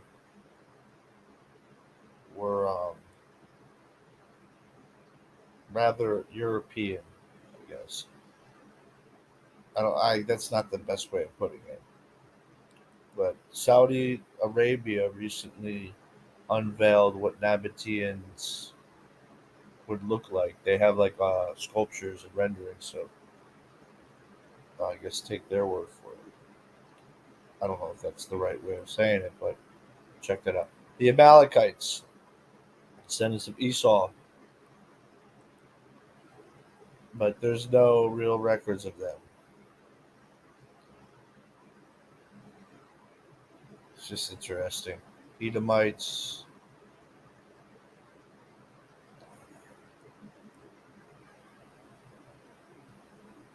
And then we have Arab of Petra, Nabatean Kingdom in Jordan,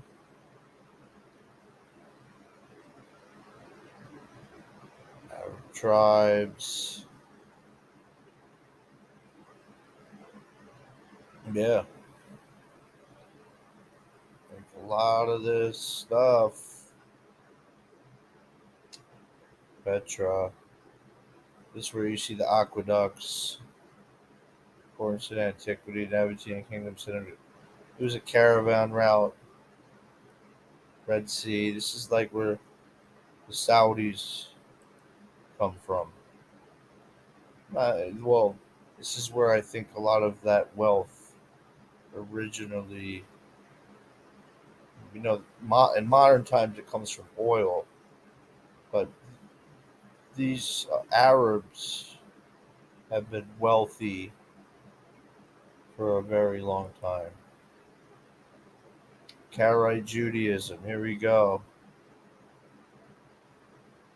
Masoretic texts, the authoritative text of Hebrew scripture for at least 5 generations, was written by a Karaite. But Karaites do not hold the Talmud or any extra biblical Jewish text as authoritative. Only rabbinic Jews do. So we have ourselves a paradox. Not even a paradox. It's more like definitely an issue.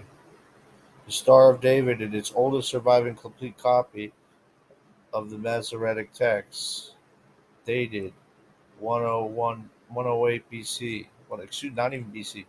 It's 1008 in Europe. So, the use of the hexagram in a Jewish context as a possibility being symbol may occur as early as this is the first time it's used as an actual Jewish symbol. Is in a Masoretic text by Karaites. It's far out, man. Gets deep, dog. All right. Even the world's best historians can't determine if double entry bookkeeping came from Hellenized Jews or 15th century Venetians. Interestingly, the Ragus economist Benito Contrioli in 1448 is credited with the first known description of a double entry bookkeeping system. Still, his manuscript was not officially published until 1573. Pagino Pagini was another printer from Venice. He published Luca Pacioli's mathematical works relating to phi. Um, Again, Pacioli's double entry bookkeeping ushered in the global banksters. Pagini is also responsible for the first printed version of the Quran in Arabic. The Quran says it is Mehmet who revealed the Quran to you. Some of its verses are straightforward and others are cryptic. Only Allah and those confirmed in intel know its interpretations. Similar to the Old and New Testaments, the Quran has mathematically complex ciphers representing proof of the agency's authorship. There's a lot to unpack here. Muhammad was an agent named Mehmet the Conqueror. Although there are no pictures or depictions of Muhammad, there are reliable collections of hadith that suggest he was, like Mehmet, a pale skinned redhead. And and I don't know what this is, but this is referencing the verses. I don't know how to pronounce it, rather. I know what it is. Excuse me. Mehmed the Conqueror may or may not be Alberti. I can't call it. We know Alberti was employed to design several buildings never to be completed and for which intentions can only be speculated. Like the Renaissance man, Mehmet was a master linguist and gathered Italian humanists at his court and allowed the Byzantines to continue functioning. Aside from his patronage of Renaissance artists, Mehmet built a library that contained over 8,000 manuscripts in every known language. Mehmet's affinity towards Italian culture did not have support within his Turkish court, as Venice controlled chunks of the country before his birth. Further, Mehmet the Conqueror and Alexander the Great share a remarkably similar story, especially considering their fathers. Yeah, like it's heavy. Islam began after a significant plague pandemic spread from Africa to the Mediterranean from 54 until 75, from 541, excuse me, until 750, and then into northwestern Europe. This plague of Justinian reflects the 15th century pest on paper. Similar events appear in the Anton plague cataclysm from 100 from 165 to 180. During the 4th century, the Black Death reached Alexandria in Africa through ports of Constantinople and around the Black Sea. The disease then traveled to Gaza, then cities in Lebanon and Syria. Within 2 years, it had spread from Arabia across Africa. Mecca was wiped out too. The same year, records show Mosul suffered a massive outbreak, and the city of Baghdad experienced the second round of viruses. Mehmed the Conqueror transferred the agency to Constantinople. Their capture of the city and two other Byzantine splinter territories soon after that marked the official end of the Roman Empire. The migration of Byzantine scholars to Florence following the fall of Constantinople led to Alberti's development of Renaissance humanism. Alberti propounded a new philosophical non-theistic view called humanism through early quintessential artists such as Brunelleschi, Donatello, and Gioberti. He primarily provided them with a practical handbook to Renaissance. The, his, the world's rediscovery of Gothic scientific texts was accelerated after the fall of Constantinople in 1453. Simultaneously printing democratized learning by allowing a rapid propagation of his ideas. Pope Nicholas V and Pius II played a role in the rise of the Habsburg banking dynasty, officially called Casa di Austria. They brought in Frederick III, who became Roman Emperor from 1452 until his death. He was a significant patron of the art and architecture. The books Frederick III collected form the core collection of the later Biblio Regia, thus the current Austrian National Library. The Habsburgs stayed Holy Roman emperors until the early 19th century. They produced kings of Bohemia, Croatia, Hungary, Portugal, Galatia, and Spain, as well as rulers in the Netherlands and Italy. In 1460, Pius II proclaimed the official crusade to last 3 years. Meanwhile, in Florence and Venice, the agency's counterfeiting profoundly started to influence global theology. With increasing Roman presence in Israel due to the Crusades and gradual collapse of the Byzantines, many Greeks fled to Florence. Most of those works not original. They were produced for the first time. This is why they were unknown in Europe.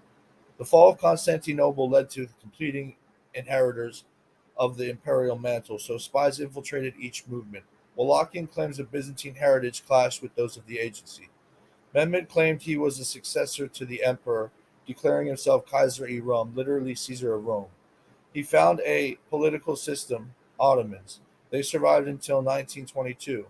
As a form of controlled opposition, the agencies activated Vlad III Dracula. I believe this agent, possibly TM, came from the chivalric network of TM's fathers called the Order of the Dragon.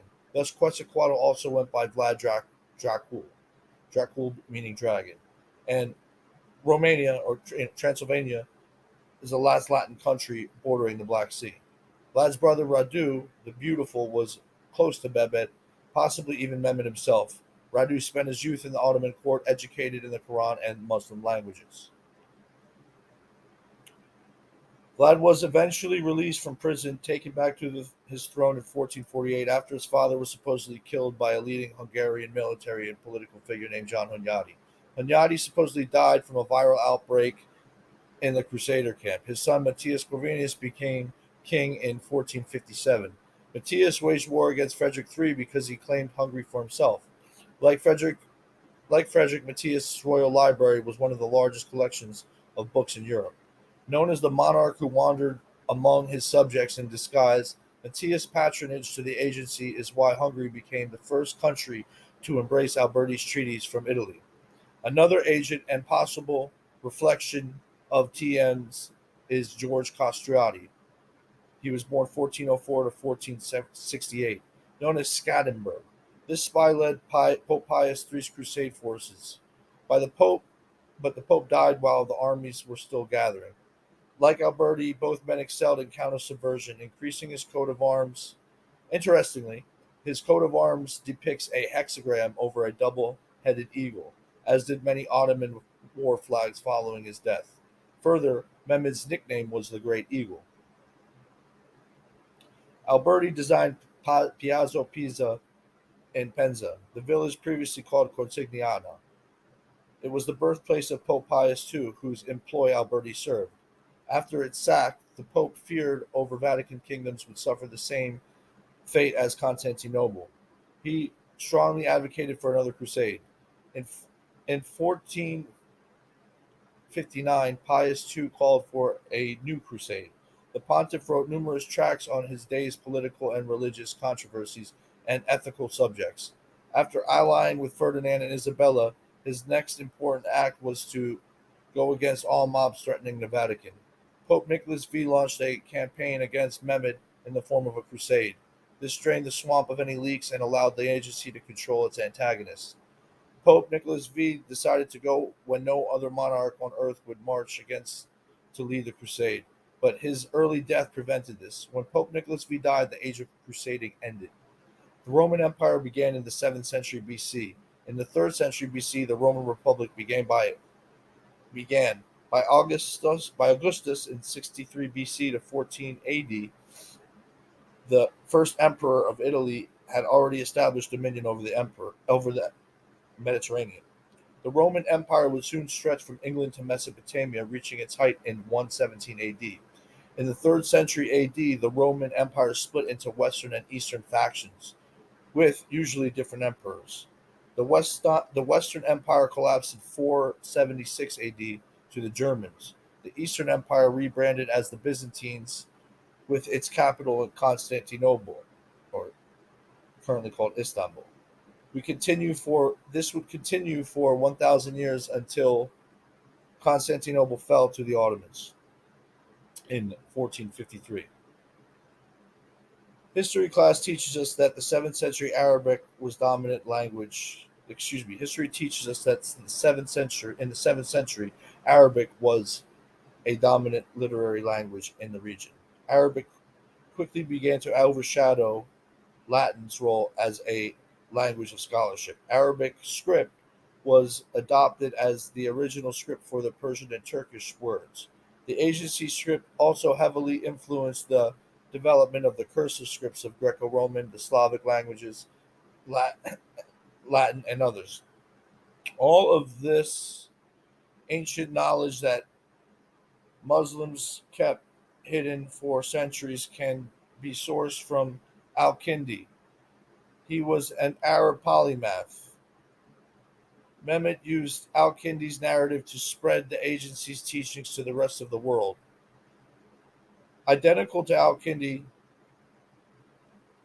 Identical to Alberti, Al-Kindi is considered the father of cryptography. Like Al-Kindi, he was a polymath who established many modern espionage methods. He was a linguist expert in deciphering. To break monoalphabetic substitution ciphers, Al-Kindi invented the frequency analysis technique. Through Al-Kindi's narrative, the agency gave rise to cryptanalysis recruitment, providing the earliest usage of statistical interference. Again, Alberti invented the first polyalphic cipher, which is now known as the Alberti cipher disk. In print, Al-Kindi was essential to introducing Kushan numerals to the Arab world, and subsequently the Arabic numerals to Europe. This intel supposedly led to double entry bookkeeping in Florence and Venice. Ironic, wouldn't you say? How many times was this method lost and found?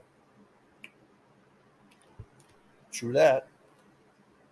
On paper, Al-Kindi was the first of the Arab philosophers, hailed as the father of Arab philosophy. Al-Kindi's contact with antiques profoundly affected him, as he synthesized, adapted, and promoted agency philosophy in the Muslim world. Al-Kindi wrote hundreds of original treatises. So, we'll get into Al-Kindi here briefly.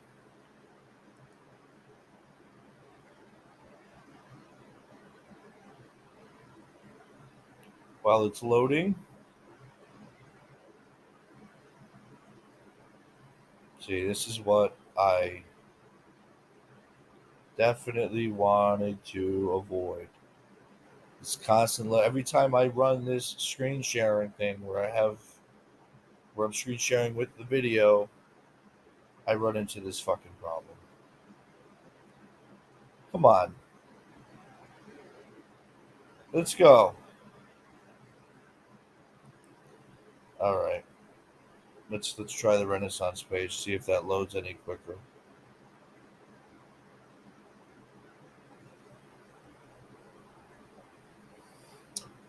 Yeah, this is definitely a problem, you guys. I am sorry. So just in terms of the Renaissance, um, when you look at it, a lot of people were associated with Petrarch in the 13th and 14th century, the Papal Court of Avignon, pre-humanism. Okay, this is where Alberti's father comes into play, in France, and these guys. All right, Alberti, that's Quetzalcoatl. Like I said, Quetzalcoatl laid down the. But then you see the migration of Byzantine scholars. This is when scholars like Petrarch had found him. So it's really not until 1453 do we get what we really call humanism, because that's when we actually get all of these texts. You know, it's complicated. So it's odd. It is odd. See, Pope Pius is mentioned for his patronage of humanists. Um, Double entry bookkeeping. Let's see. Wait, maybe this page is available now. Al-Kindi, here we go. Now, when you look at his whole thing, he is heavily a student of the Greco-Roman world. He's also hailed as the Arab philosopher, the father of Arab philosophy. Cryptoanalysis. Basically, you see everything in Alberti and Roger Bacon's life reflected in Al-Kindi. And Al-Kindi is reflected by Pythagoras, Aristotle, um, and the like. So it all folds in back to Pythagoras, which I believe is a phantom reflection of Alberti. Radu, just mentioning Radu, that's his Vlad the Impaler's brother. They spent time in the Ottoman court with Mehmed. It's important to notice why Mehmed and Radu, Vlad the Impaler's, are so close, because I believe uh, either Vlad or Radu was Mehmed the Conqueror. Um, Thus, the Renaissance man. I believe that there's a or or it could be some arrangement of them. I still can't call it, but there's no doubt in my mind that the reason Radu was so close with Mehmed was because Mehmed or Radu um, were in fact Alberti.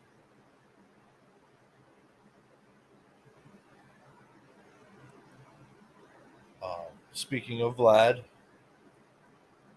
we'll understand Vlad here. Wait, this double entry bookkeeping page is probably ready. It's just taking so long to see. I found a little system here. Say the earliest is this guy, a merchant in the 13th century. It's always back to a Florentine merchant that's in the Avignon papacy, archbishop. But then, really, Venice produced the theoretical science of writings with Pacipioli. It really wasn't until Luca Pacioli's collaborator was the first codified system of mathematics. He's often called the father of accounting because he's the first to publish a detailed description of double entry bookkeeping. Thus enables others to study and use it. Okay? So, boom. There's a lot of stuff going on with him being a Franciscan friar, too.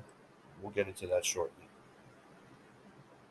Um, as far as Vlad, his name Dracula was primarily known as the name of a vampire, but for centuries, Vlad too, it was actually known as it was a dragon, Vlad the Dragon in medieval Romania, because his father was a member, it was a founder.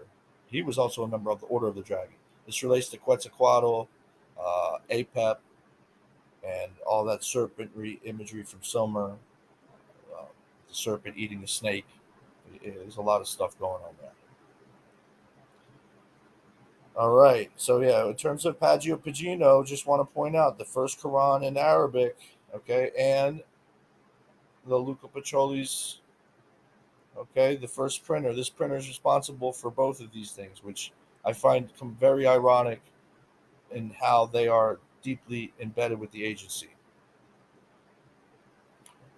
All right. Now, it's funny because all the Crusades, when you look at the Crusade, this is the Crusade page, and you start seeing where they end. Okay, you see, okay, peace talks, peace agreement, the last Crusades, or anything, any kind of anti-Hussite crusade, 1349. This is the last. This is the last of it.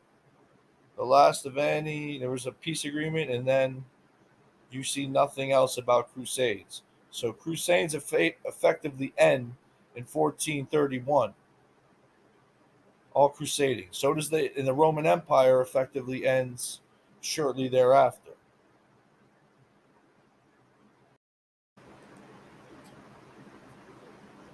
Like all other libraries in Iraq, the Mongols destroyed the Grand Library. The books from Baghdad were thrown into the Tigris in such quantities that the rivers became black. The 13th century Stone Age Mongol conquest of China caused a decline as many natural disasters and plagues caused famine and crime. These hideous conditions, such as war and poverty, contributed to the severity of the Black Death. This might have been due to this might have to do with why Marco Polo reflects Marcus Vitruvius Polio, commonly known as Vitruvius. Marco Polo was well received by the royal court of the Mongols. The Black Death evolved from a rat somewhere around the Black Sea 666 years ago. The Mongols used infected comrades as biological weapons, sometimes catapulting the undead around Italian trade hubs like Haifa along the Silk Road. After the agency fled, they took the Black Death with them by ship into Sicily, not through them, but fleas living on rats. This event alone killed at least 475 million in the 14th century. By the time the agency engulfed the Americas, vast swaths of locals were gone. The Black Death reduced the Earth's population in ways we couldn't fathom. Genghis Khan was born Temujin. He was born 1162 and died in 1227. Also officially, Genghis Emperor was.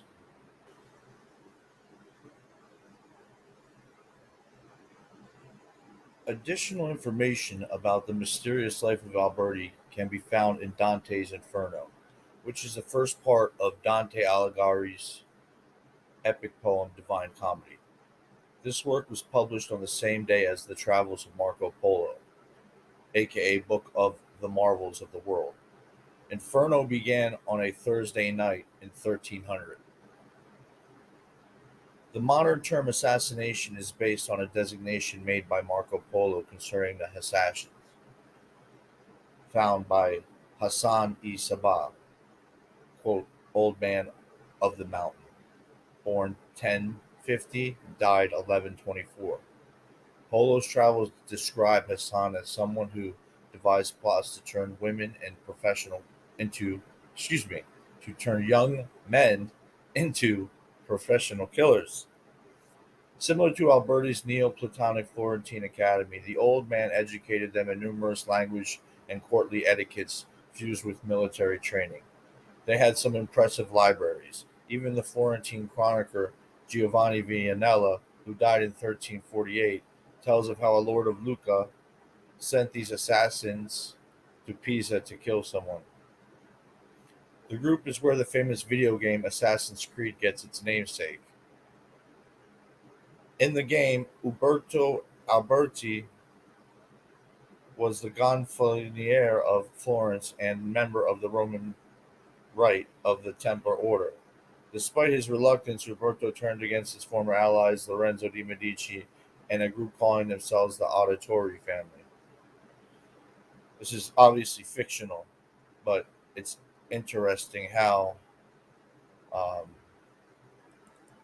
this fictional character named Uberto Alberti because I don't see him in any historical records. But obviously, there was an Alberti that existed.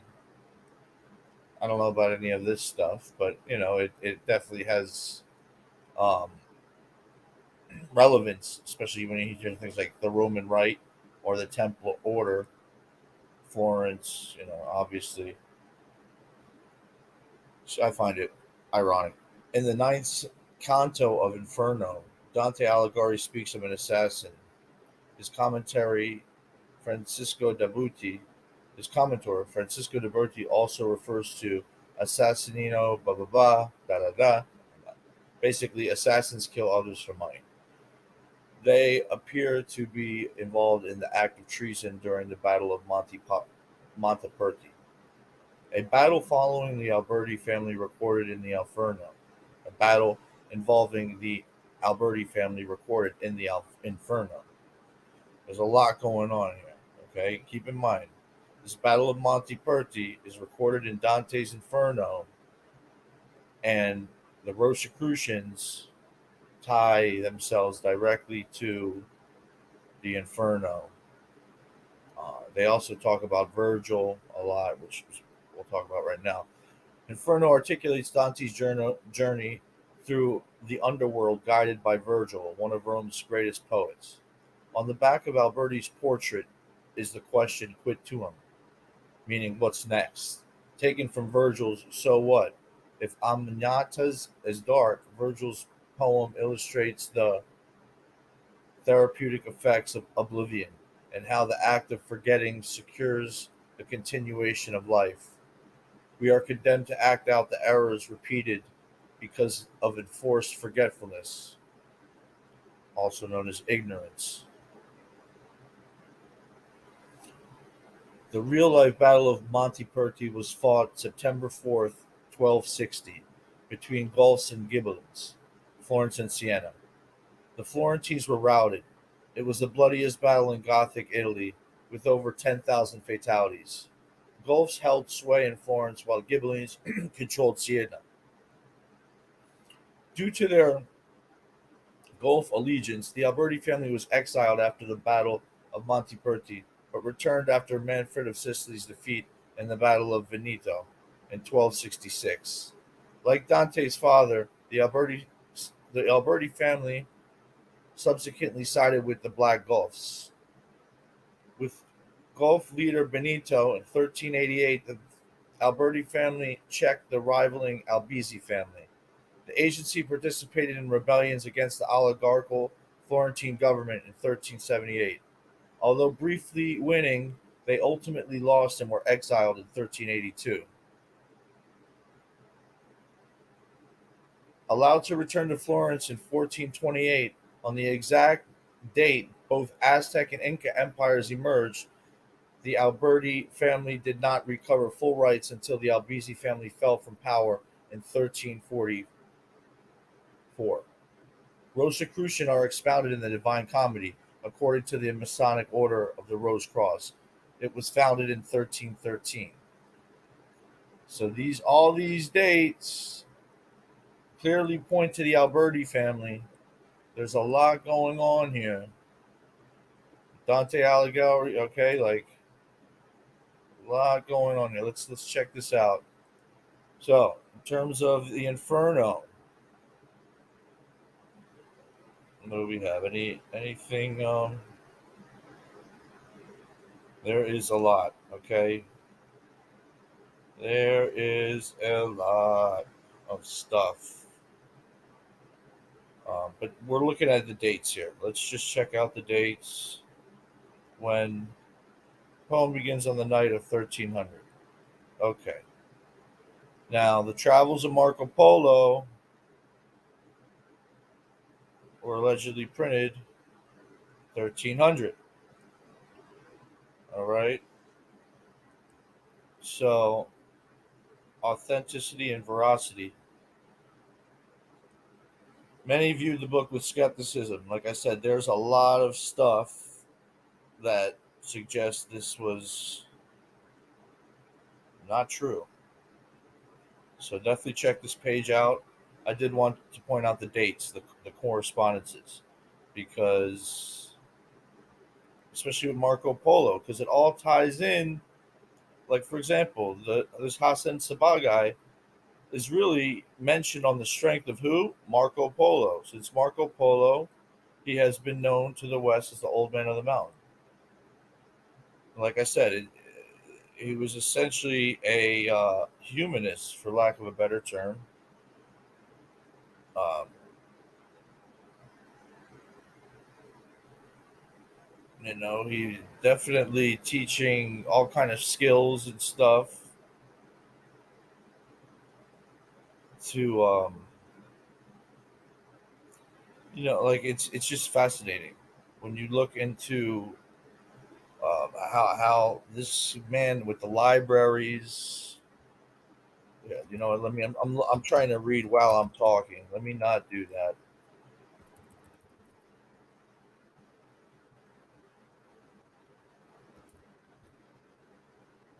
See, they were educated in various language, customs, and etiquette, trained in martial arts skills. It all goes back. Was designated by Marco Polo using the Syrian. You see, um, this goes to the Ismailis and then the Suris. This gets deep with um, who the Aga Khan is in the current day. Fascinating stuff, man.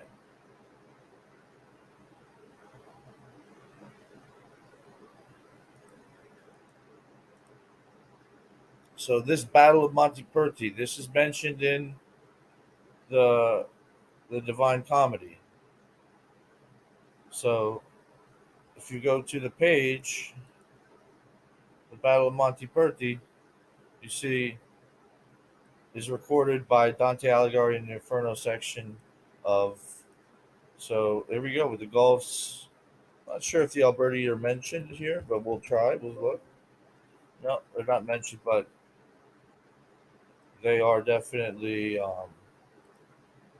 involved. Let's just.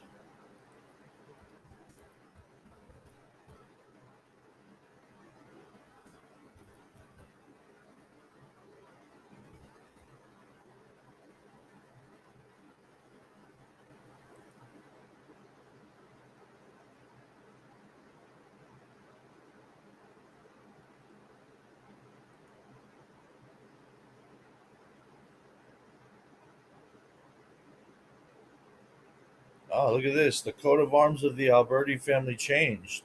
It used to be known as with two chains, but now it has it's a lion. This is interesting. This is a recent update. The old coat of arms, so so the Alberti family's been, the Medici's. The Alberti family originated. Okay, main members of the family include Leon Battista Alberti. Just making sure it was the same family for me. I was like, what? But here we go. The Gulf Allegiance, Battle of Monteperti, Manfred of Sicily. It's all here. This is all recorded in Dante's Inferno. And Alberti, this man. But yeah, oh yeah, speaking of Rosicrucianism, before I get too caught up with so like in the Rosicrucian edicts,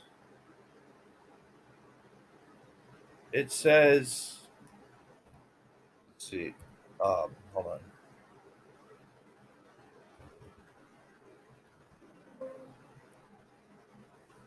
Vitruvian Manifestos. Hold on here.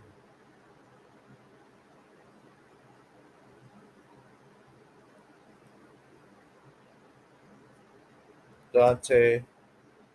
Oh, here we go. According to Masonic writers, the Order of the Rose Cross is expounded in a major Christian literary work that molded the subsequent spiritual beliefs of Western civilization, the Divine Comedy, 1308 to 1321 by Dante Alighieri. And there are many. You see, Albert Pike, Morals and Dogma. These are real legit sources. Manly P. Hall, Secret Teachings of All. This is legit. So there's some serious correspondences with Alberti and everybody. This guy Alberti, man, let me tell you, it's uh it's heavy.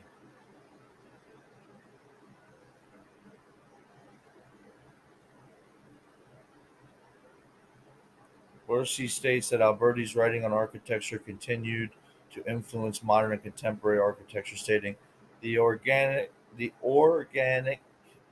and nature worship of right, the neat classification of Van der Mills, the regulatory outlines of anthropomorphic harmony and modular systems of Le Bishor, and Castellan's revival of antique are all elements that tempt one to trace Alberti's influence on modern architecture. It's heavy, man. It gets so deep.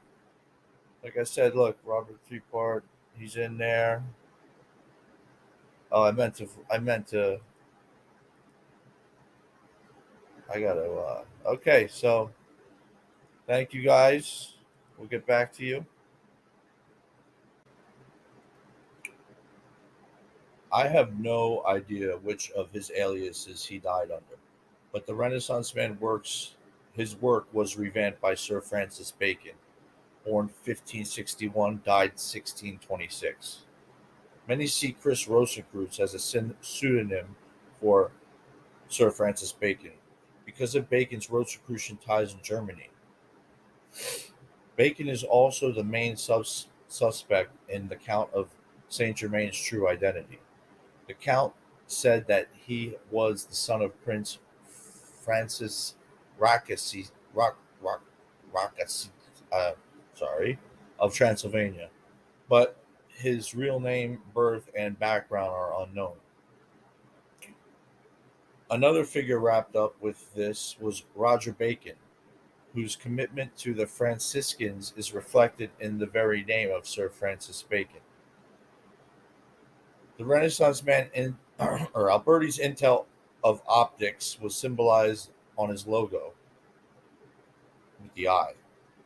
This intel was mediated by the Franciscan friar Luca Pacioli's optical workshops. Pacioli's work, too, came from the traditions of Roger Bacon.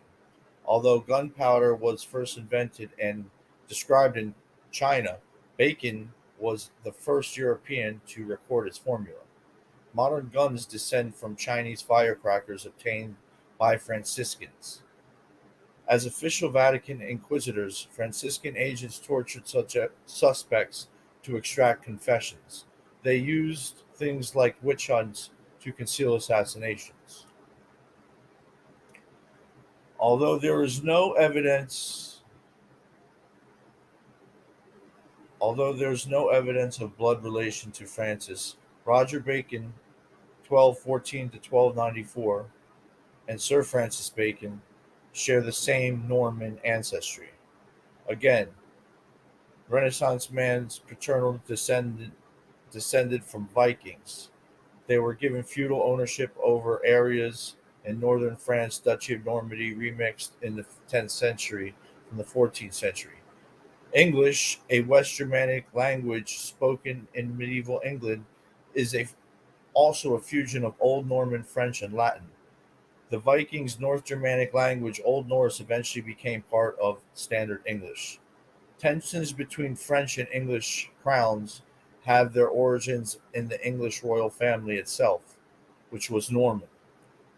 In 1066, the Norman Duke William the Conqueror was crowned King of England. British monarchs historically had held royal titles and owned land inside France, making the English vassals to the French. Blah. It's early, guys. Excuse me. Sun's just coming up here. I've actually been up for a little bit, but I guess this is nothing new to you guys. You guys stuck with me this long. I appreciate it. Thank you. Roger Bacon, also known by the academic accolade Dr. Mirabilis, whose empirical philosophy was carried on with Francis Bacon, reflects Al-Kindi. Alberti left us breadcrumbs embedded in the pages of his autobiography. For example, Roger Bacon applied the empirical method of Al-Kindi to observations in texts attributed to Aristotle. Alexander the Great's tutor, as Alberti did with Lorenzo Medici during his youth, Bacon was observed with the teachings handed down from Aristotle to Alexander the Great. Was obsessed. Was obsessed with the teachings handed down from Aristotle to Alexander the Great.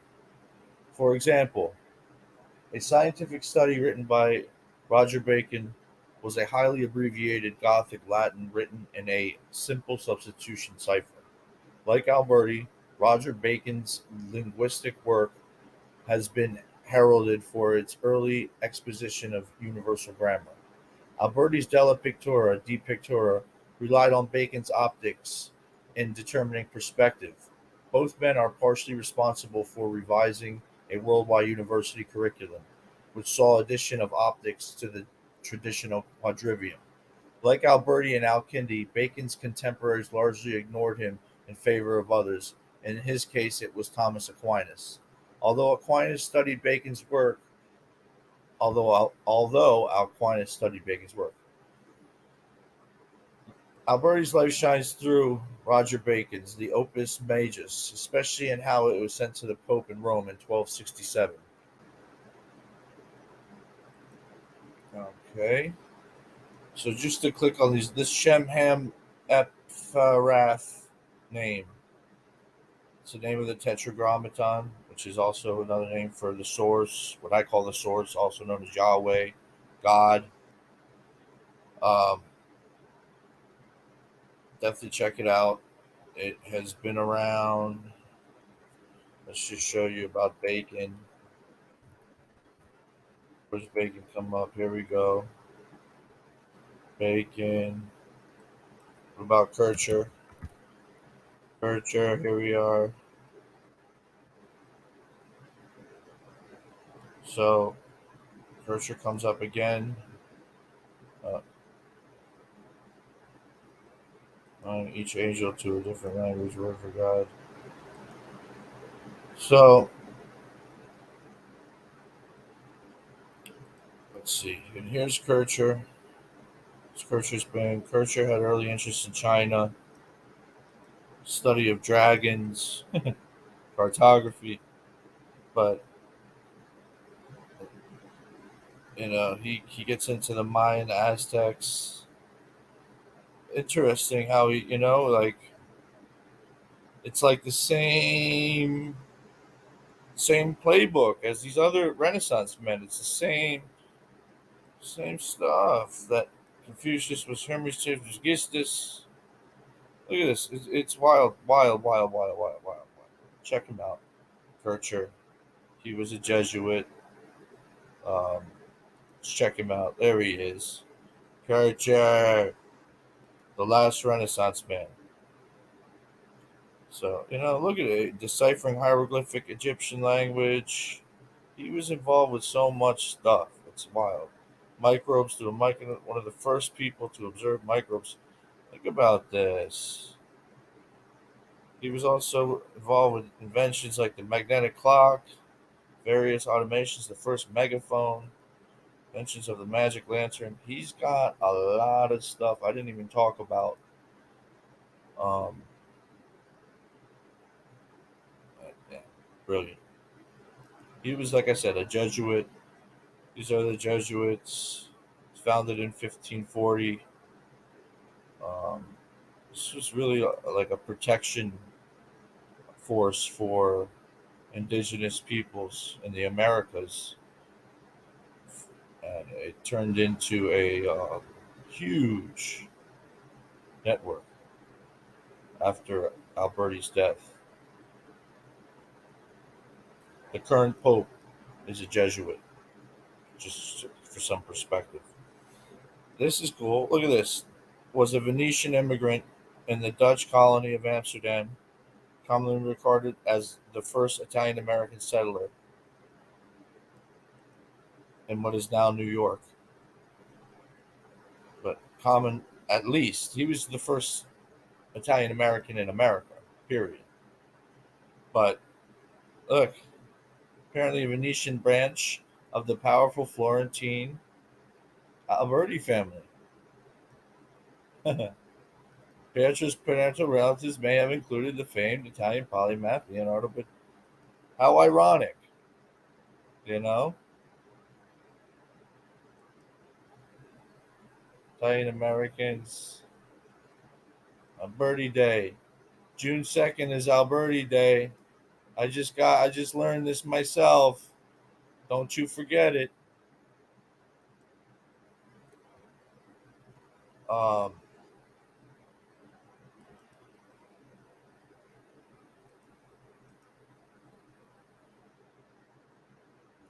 uh-oh. Did I just bog the system down? Okay, good. So this woodcut is actually attributed to multiple people.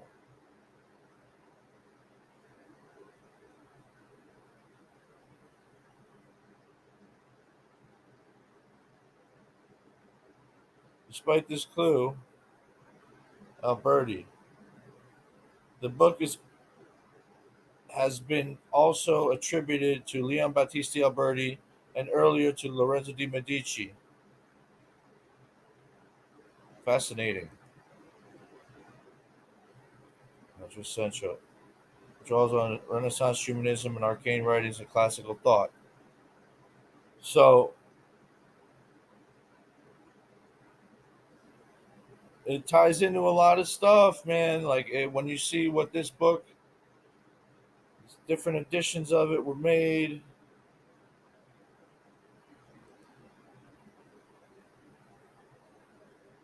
Research platforms, aid, the richer aid. So it gets heavy, man. It gets so heavy. This book ties into a lot of stuff. A lot of friggin' stuff.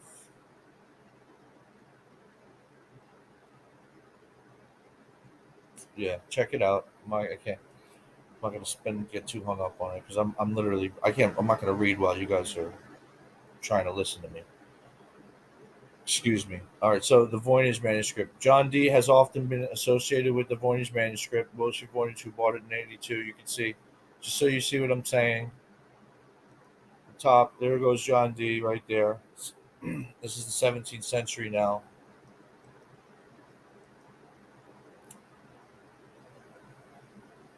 Spying, known, he's definitely known for all this occultism, but he's also known as a spy. How ironic.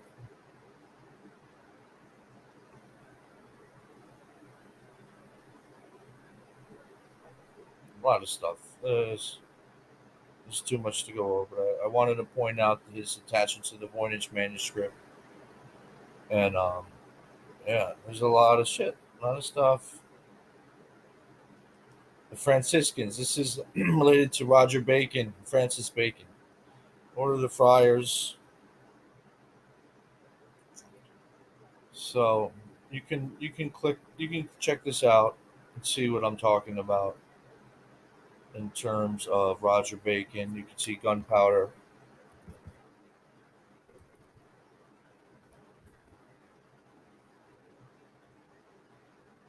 There goes Roger Bacon right there. Um, yeah. Speaking of Roger Bacon, let's let's get into him. Roger and Francis Bacon. You get into the Franciscan page, it gets into stuff that it's pretty warped. Um, I'm not saying anything. There's different eras of the Franciscans. Like I subscribe to their YouTube channel. I love it. It's very pleasant to listen to. So Roger Bacon, also known as Doctor Mirabilis. See, it's the same stuff, same studies, universal grammar, cryptography, um, all this stuff, optics, linguistics. The difference is gunpowder. Now, this is hundreds of years before Alberti was said to have been alive. So one would think Europeans have had this information for a while. You know, Aristotle, Alexander. There's so much stuff. It all ties together. You could once you know how to read it, you see influence the Renaissance and Hermetic thought. It goes, it's wild. It's just I don't know where to begin. Um, Definitely check him out. But Francis Bacon, you see, Francis Bacon. Apparently, they're not related, but they have the same Norman ancestry. Francis Bacon didn't claim ancestry of from Roger Bacon. He was even said to be William Shakespeare. I don't think that was the case. But he was also said to be Christian Rosencreutz. There was a lot of historical debates on like his occult theories with the Rosicrucians and the Freemasons. Lots of stuff. Influence and legacy on science, and the foundation of North America on law. He was a heavy hitter, man. System of libraries, William Torrey's classification. You see, but it's all the same. It's the same. It's almost like it's the same guy evolving, not for nothing. That's why I think there's phantom reflections in the past. But it's kind of harder to prove the case moving forward. There's only so long people live. They say this guy Saint Germain um, um, was in fact see Saint Germain Foundation. They say Saint Germain was our friend Bacon here, and he lived for hundreds of years. If that's the case, that hundreds of years ago was in the middle of Alberti's time, where so that I think is interesting.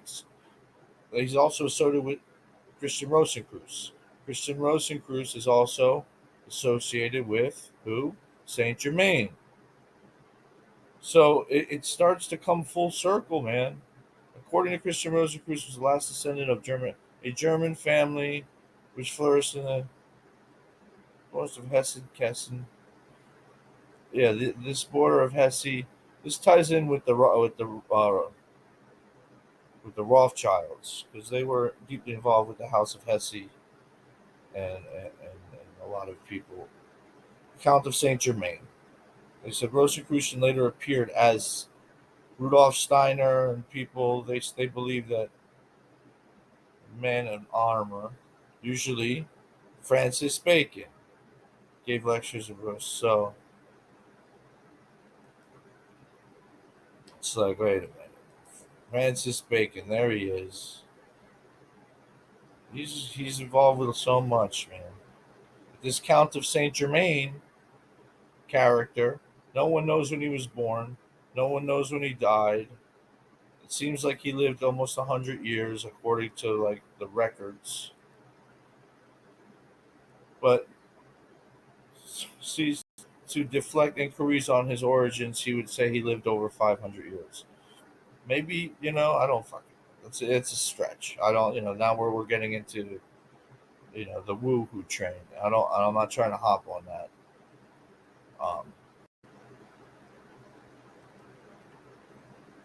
the first confirmed Voynich manuscript owner was George Barsh, a 17th century alchemist from Prague. His 1639 letter is the first documented mention of the manuscript. Orish was puzzled and learned that Kircher had published a Coptic dictionary that deciphered the African hieroglyphs. Orish sent. Where did the agency come from? I regard Israel as the axis mundi, as the center of the world. It represents the connection between the source and its creation. For example, Binat Yaakov Bridge in Israel shows controlled fires 790,000 years ago. Then nearby in Qizm Cave we find the earliest examples of its regular use 400,000 years ago. The Quafical fossils were discovered in Israel and dated to widespread fire use controlled 125,000 years ago. These early humans were initially considered a hybrid transitional species from Neanderthals, though they are now considered the earliest Homo sapiens in Eurasia. Thus, the Neanderthals could have lived with modern humans in Israel from 100,000 years ago until 50,000 years ago. As the agency interbred in the Israeli Kabara cave, they gave rise to the Levantine Augnacian expansion into Europe approximately 48,000 years ago. This is the generally accepted as the origin of modern humans. In most cases, Neanderthals were outnumbered 1 to 10 by modern humans, effectively getting outbred into extinction. The Quafe school early humans relate to haplogroup E215. In human genetics, this haplogroup is uniformly known as Y chromosomal atom. It is the patrilineal most recent common ancestor from which every one of us descended. Haplogroup E215 branches occurred about 47,500 years ago, off the Horn of Africa. The agency is always led by the most recent male from whom humanity falls to an unbroken line of men. Thus, all modern non-Africans come from the single wave of Africans 47,500 years ago. The analogous maternal most recent ancestor is haplogroup HV, the 24,000-year-old oldest so far analytically modern Cro-Magnon humans of the Cro-Magnon type from southern Italy test as haplogroup HV.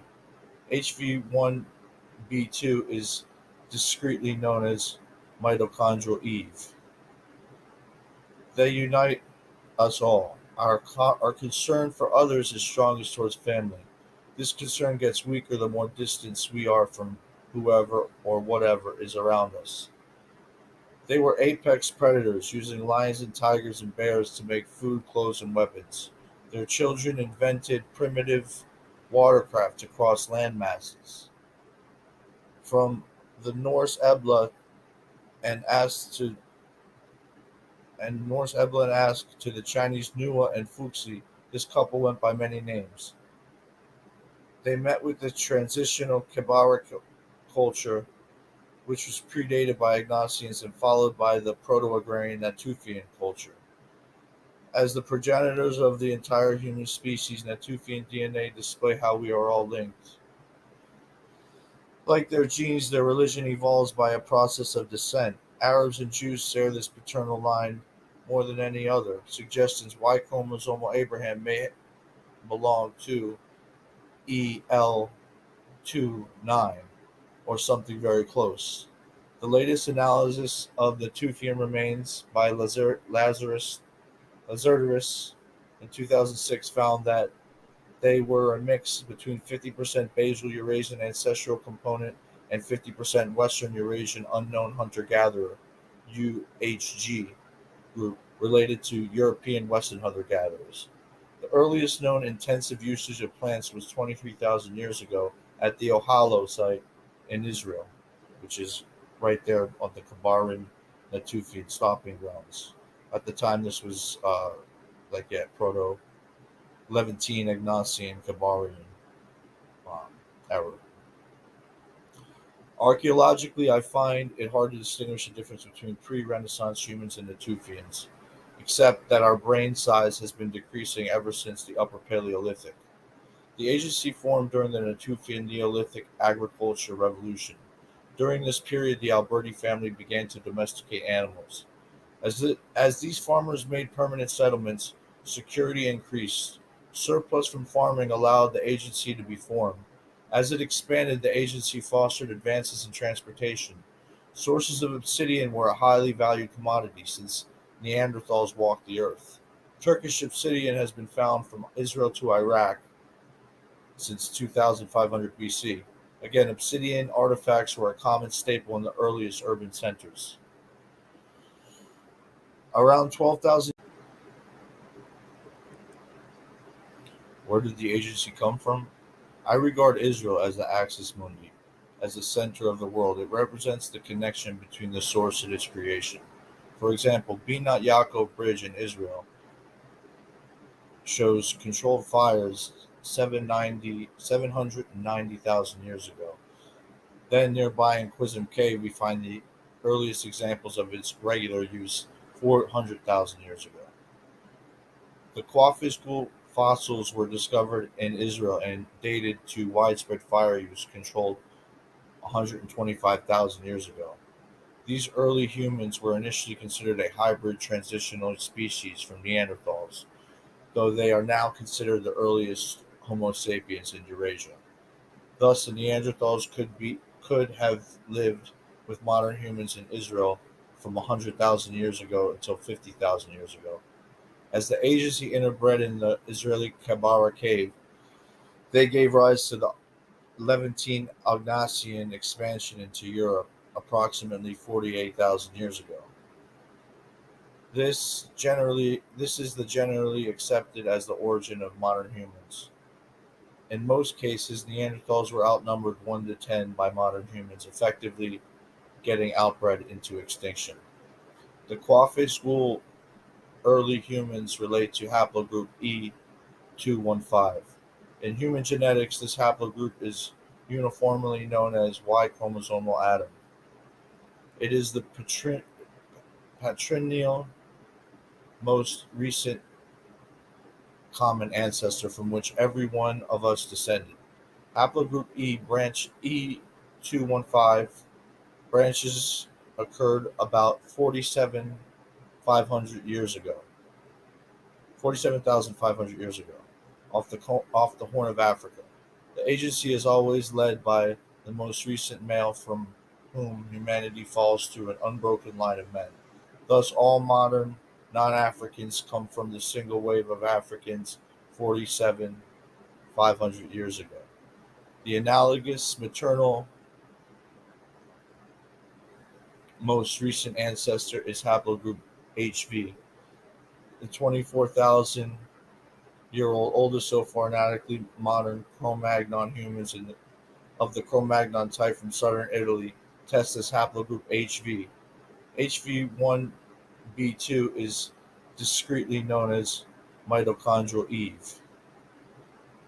They unite us all. Our concern for others is strongest towards family. This concern gets weaker the more distant we are from whoever or whatever is around us. They were apex predators, using lions and tigers and bears to make food, clothes, and weapons. Their children invented primitive watercraft to cross land masses. From the and asked to Norse Ebla and Ask to the Chinese Nua and Fuxi, this couple went by many names. They met with the transitional Kabara culture, which was predated by Ignatians and followed by the Proto-Agrarian Natufian culture. As the progenitors of the entire human species, Natufian DNA display how we are all linked. Like their genes, their religion evolves by a process of descent. Arabs and Jews share this paternal line more than any other. Suggestions Y chromosomal Abraham may belong to EL29 or something very close. The latest analysis of the Tufian remains by Lazarus in 2006 found that they were a mix between 50% basal Eurasian ancestral component and 50% Western Eurasian unknown hunter-gatherer (UHG) group related to European Western hunter-gatherers. The earliest known intensive usage of plants was 23,000 years ago at the Ohalo site in Israel, which is right there on the Kabaran Natufian stopping grounds. At the time, this was Proto Levantine, Agnasian, Kabarian era. Archaeologically, I find it hard to distinguish the difference between pre-Renaissance humans and Natufians, except that our brain size has been decreasing ever since the Upper Paleolithic. The agency formed during the Natufian Neolithic agriculture revolution. During this period, the Alberti family began to domesticate animals. As these farmers made permanent settlements, security increased. Surplus from farming allowed the agency to be formed. As it expanded, the agency fostered advances in transportation. Sources of obsidian were a highly valued commodity since Neanderthals walked the earth. Turkish obsidian has been found from Israel to Iraq since 2500 BC. Again, obsidian artifacts were a common staple in the earliest urban centers. Around 12,000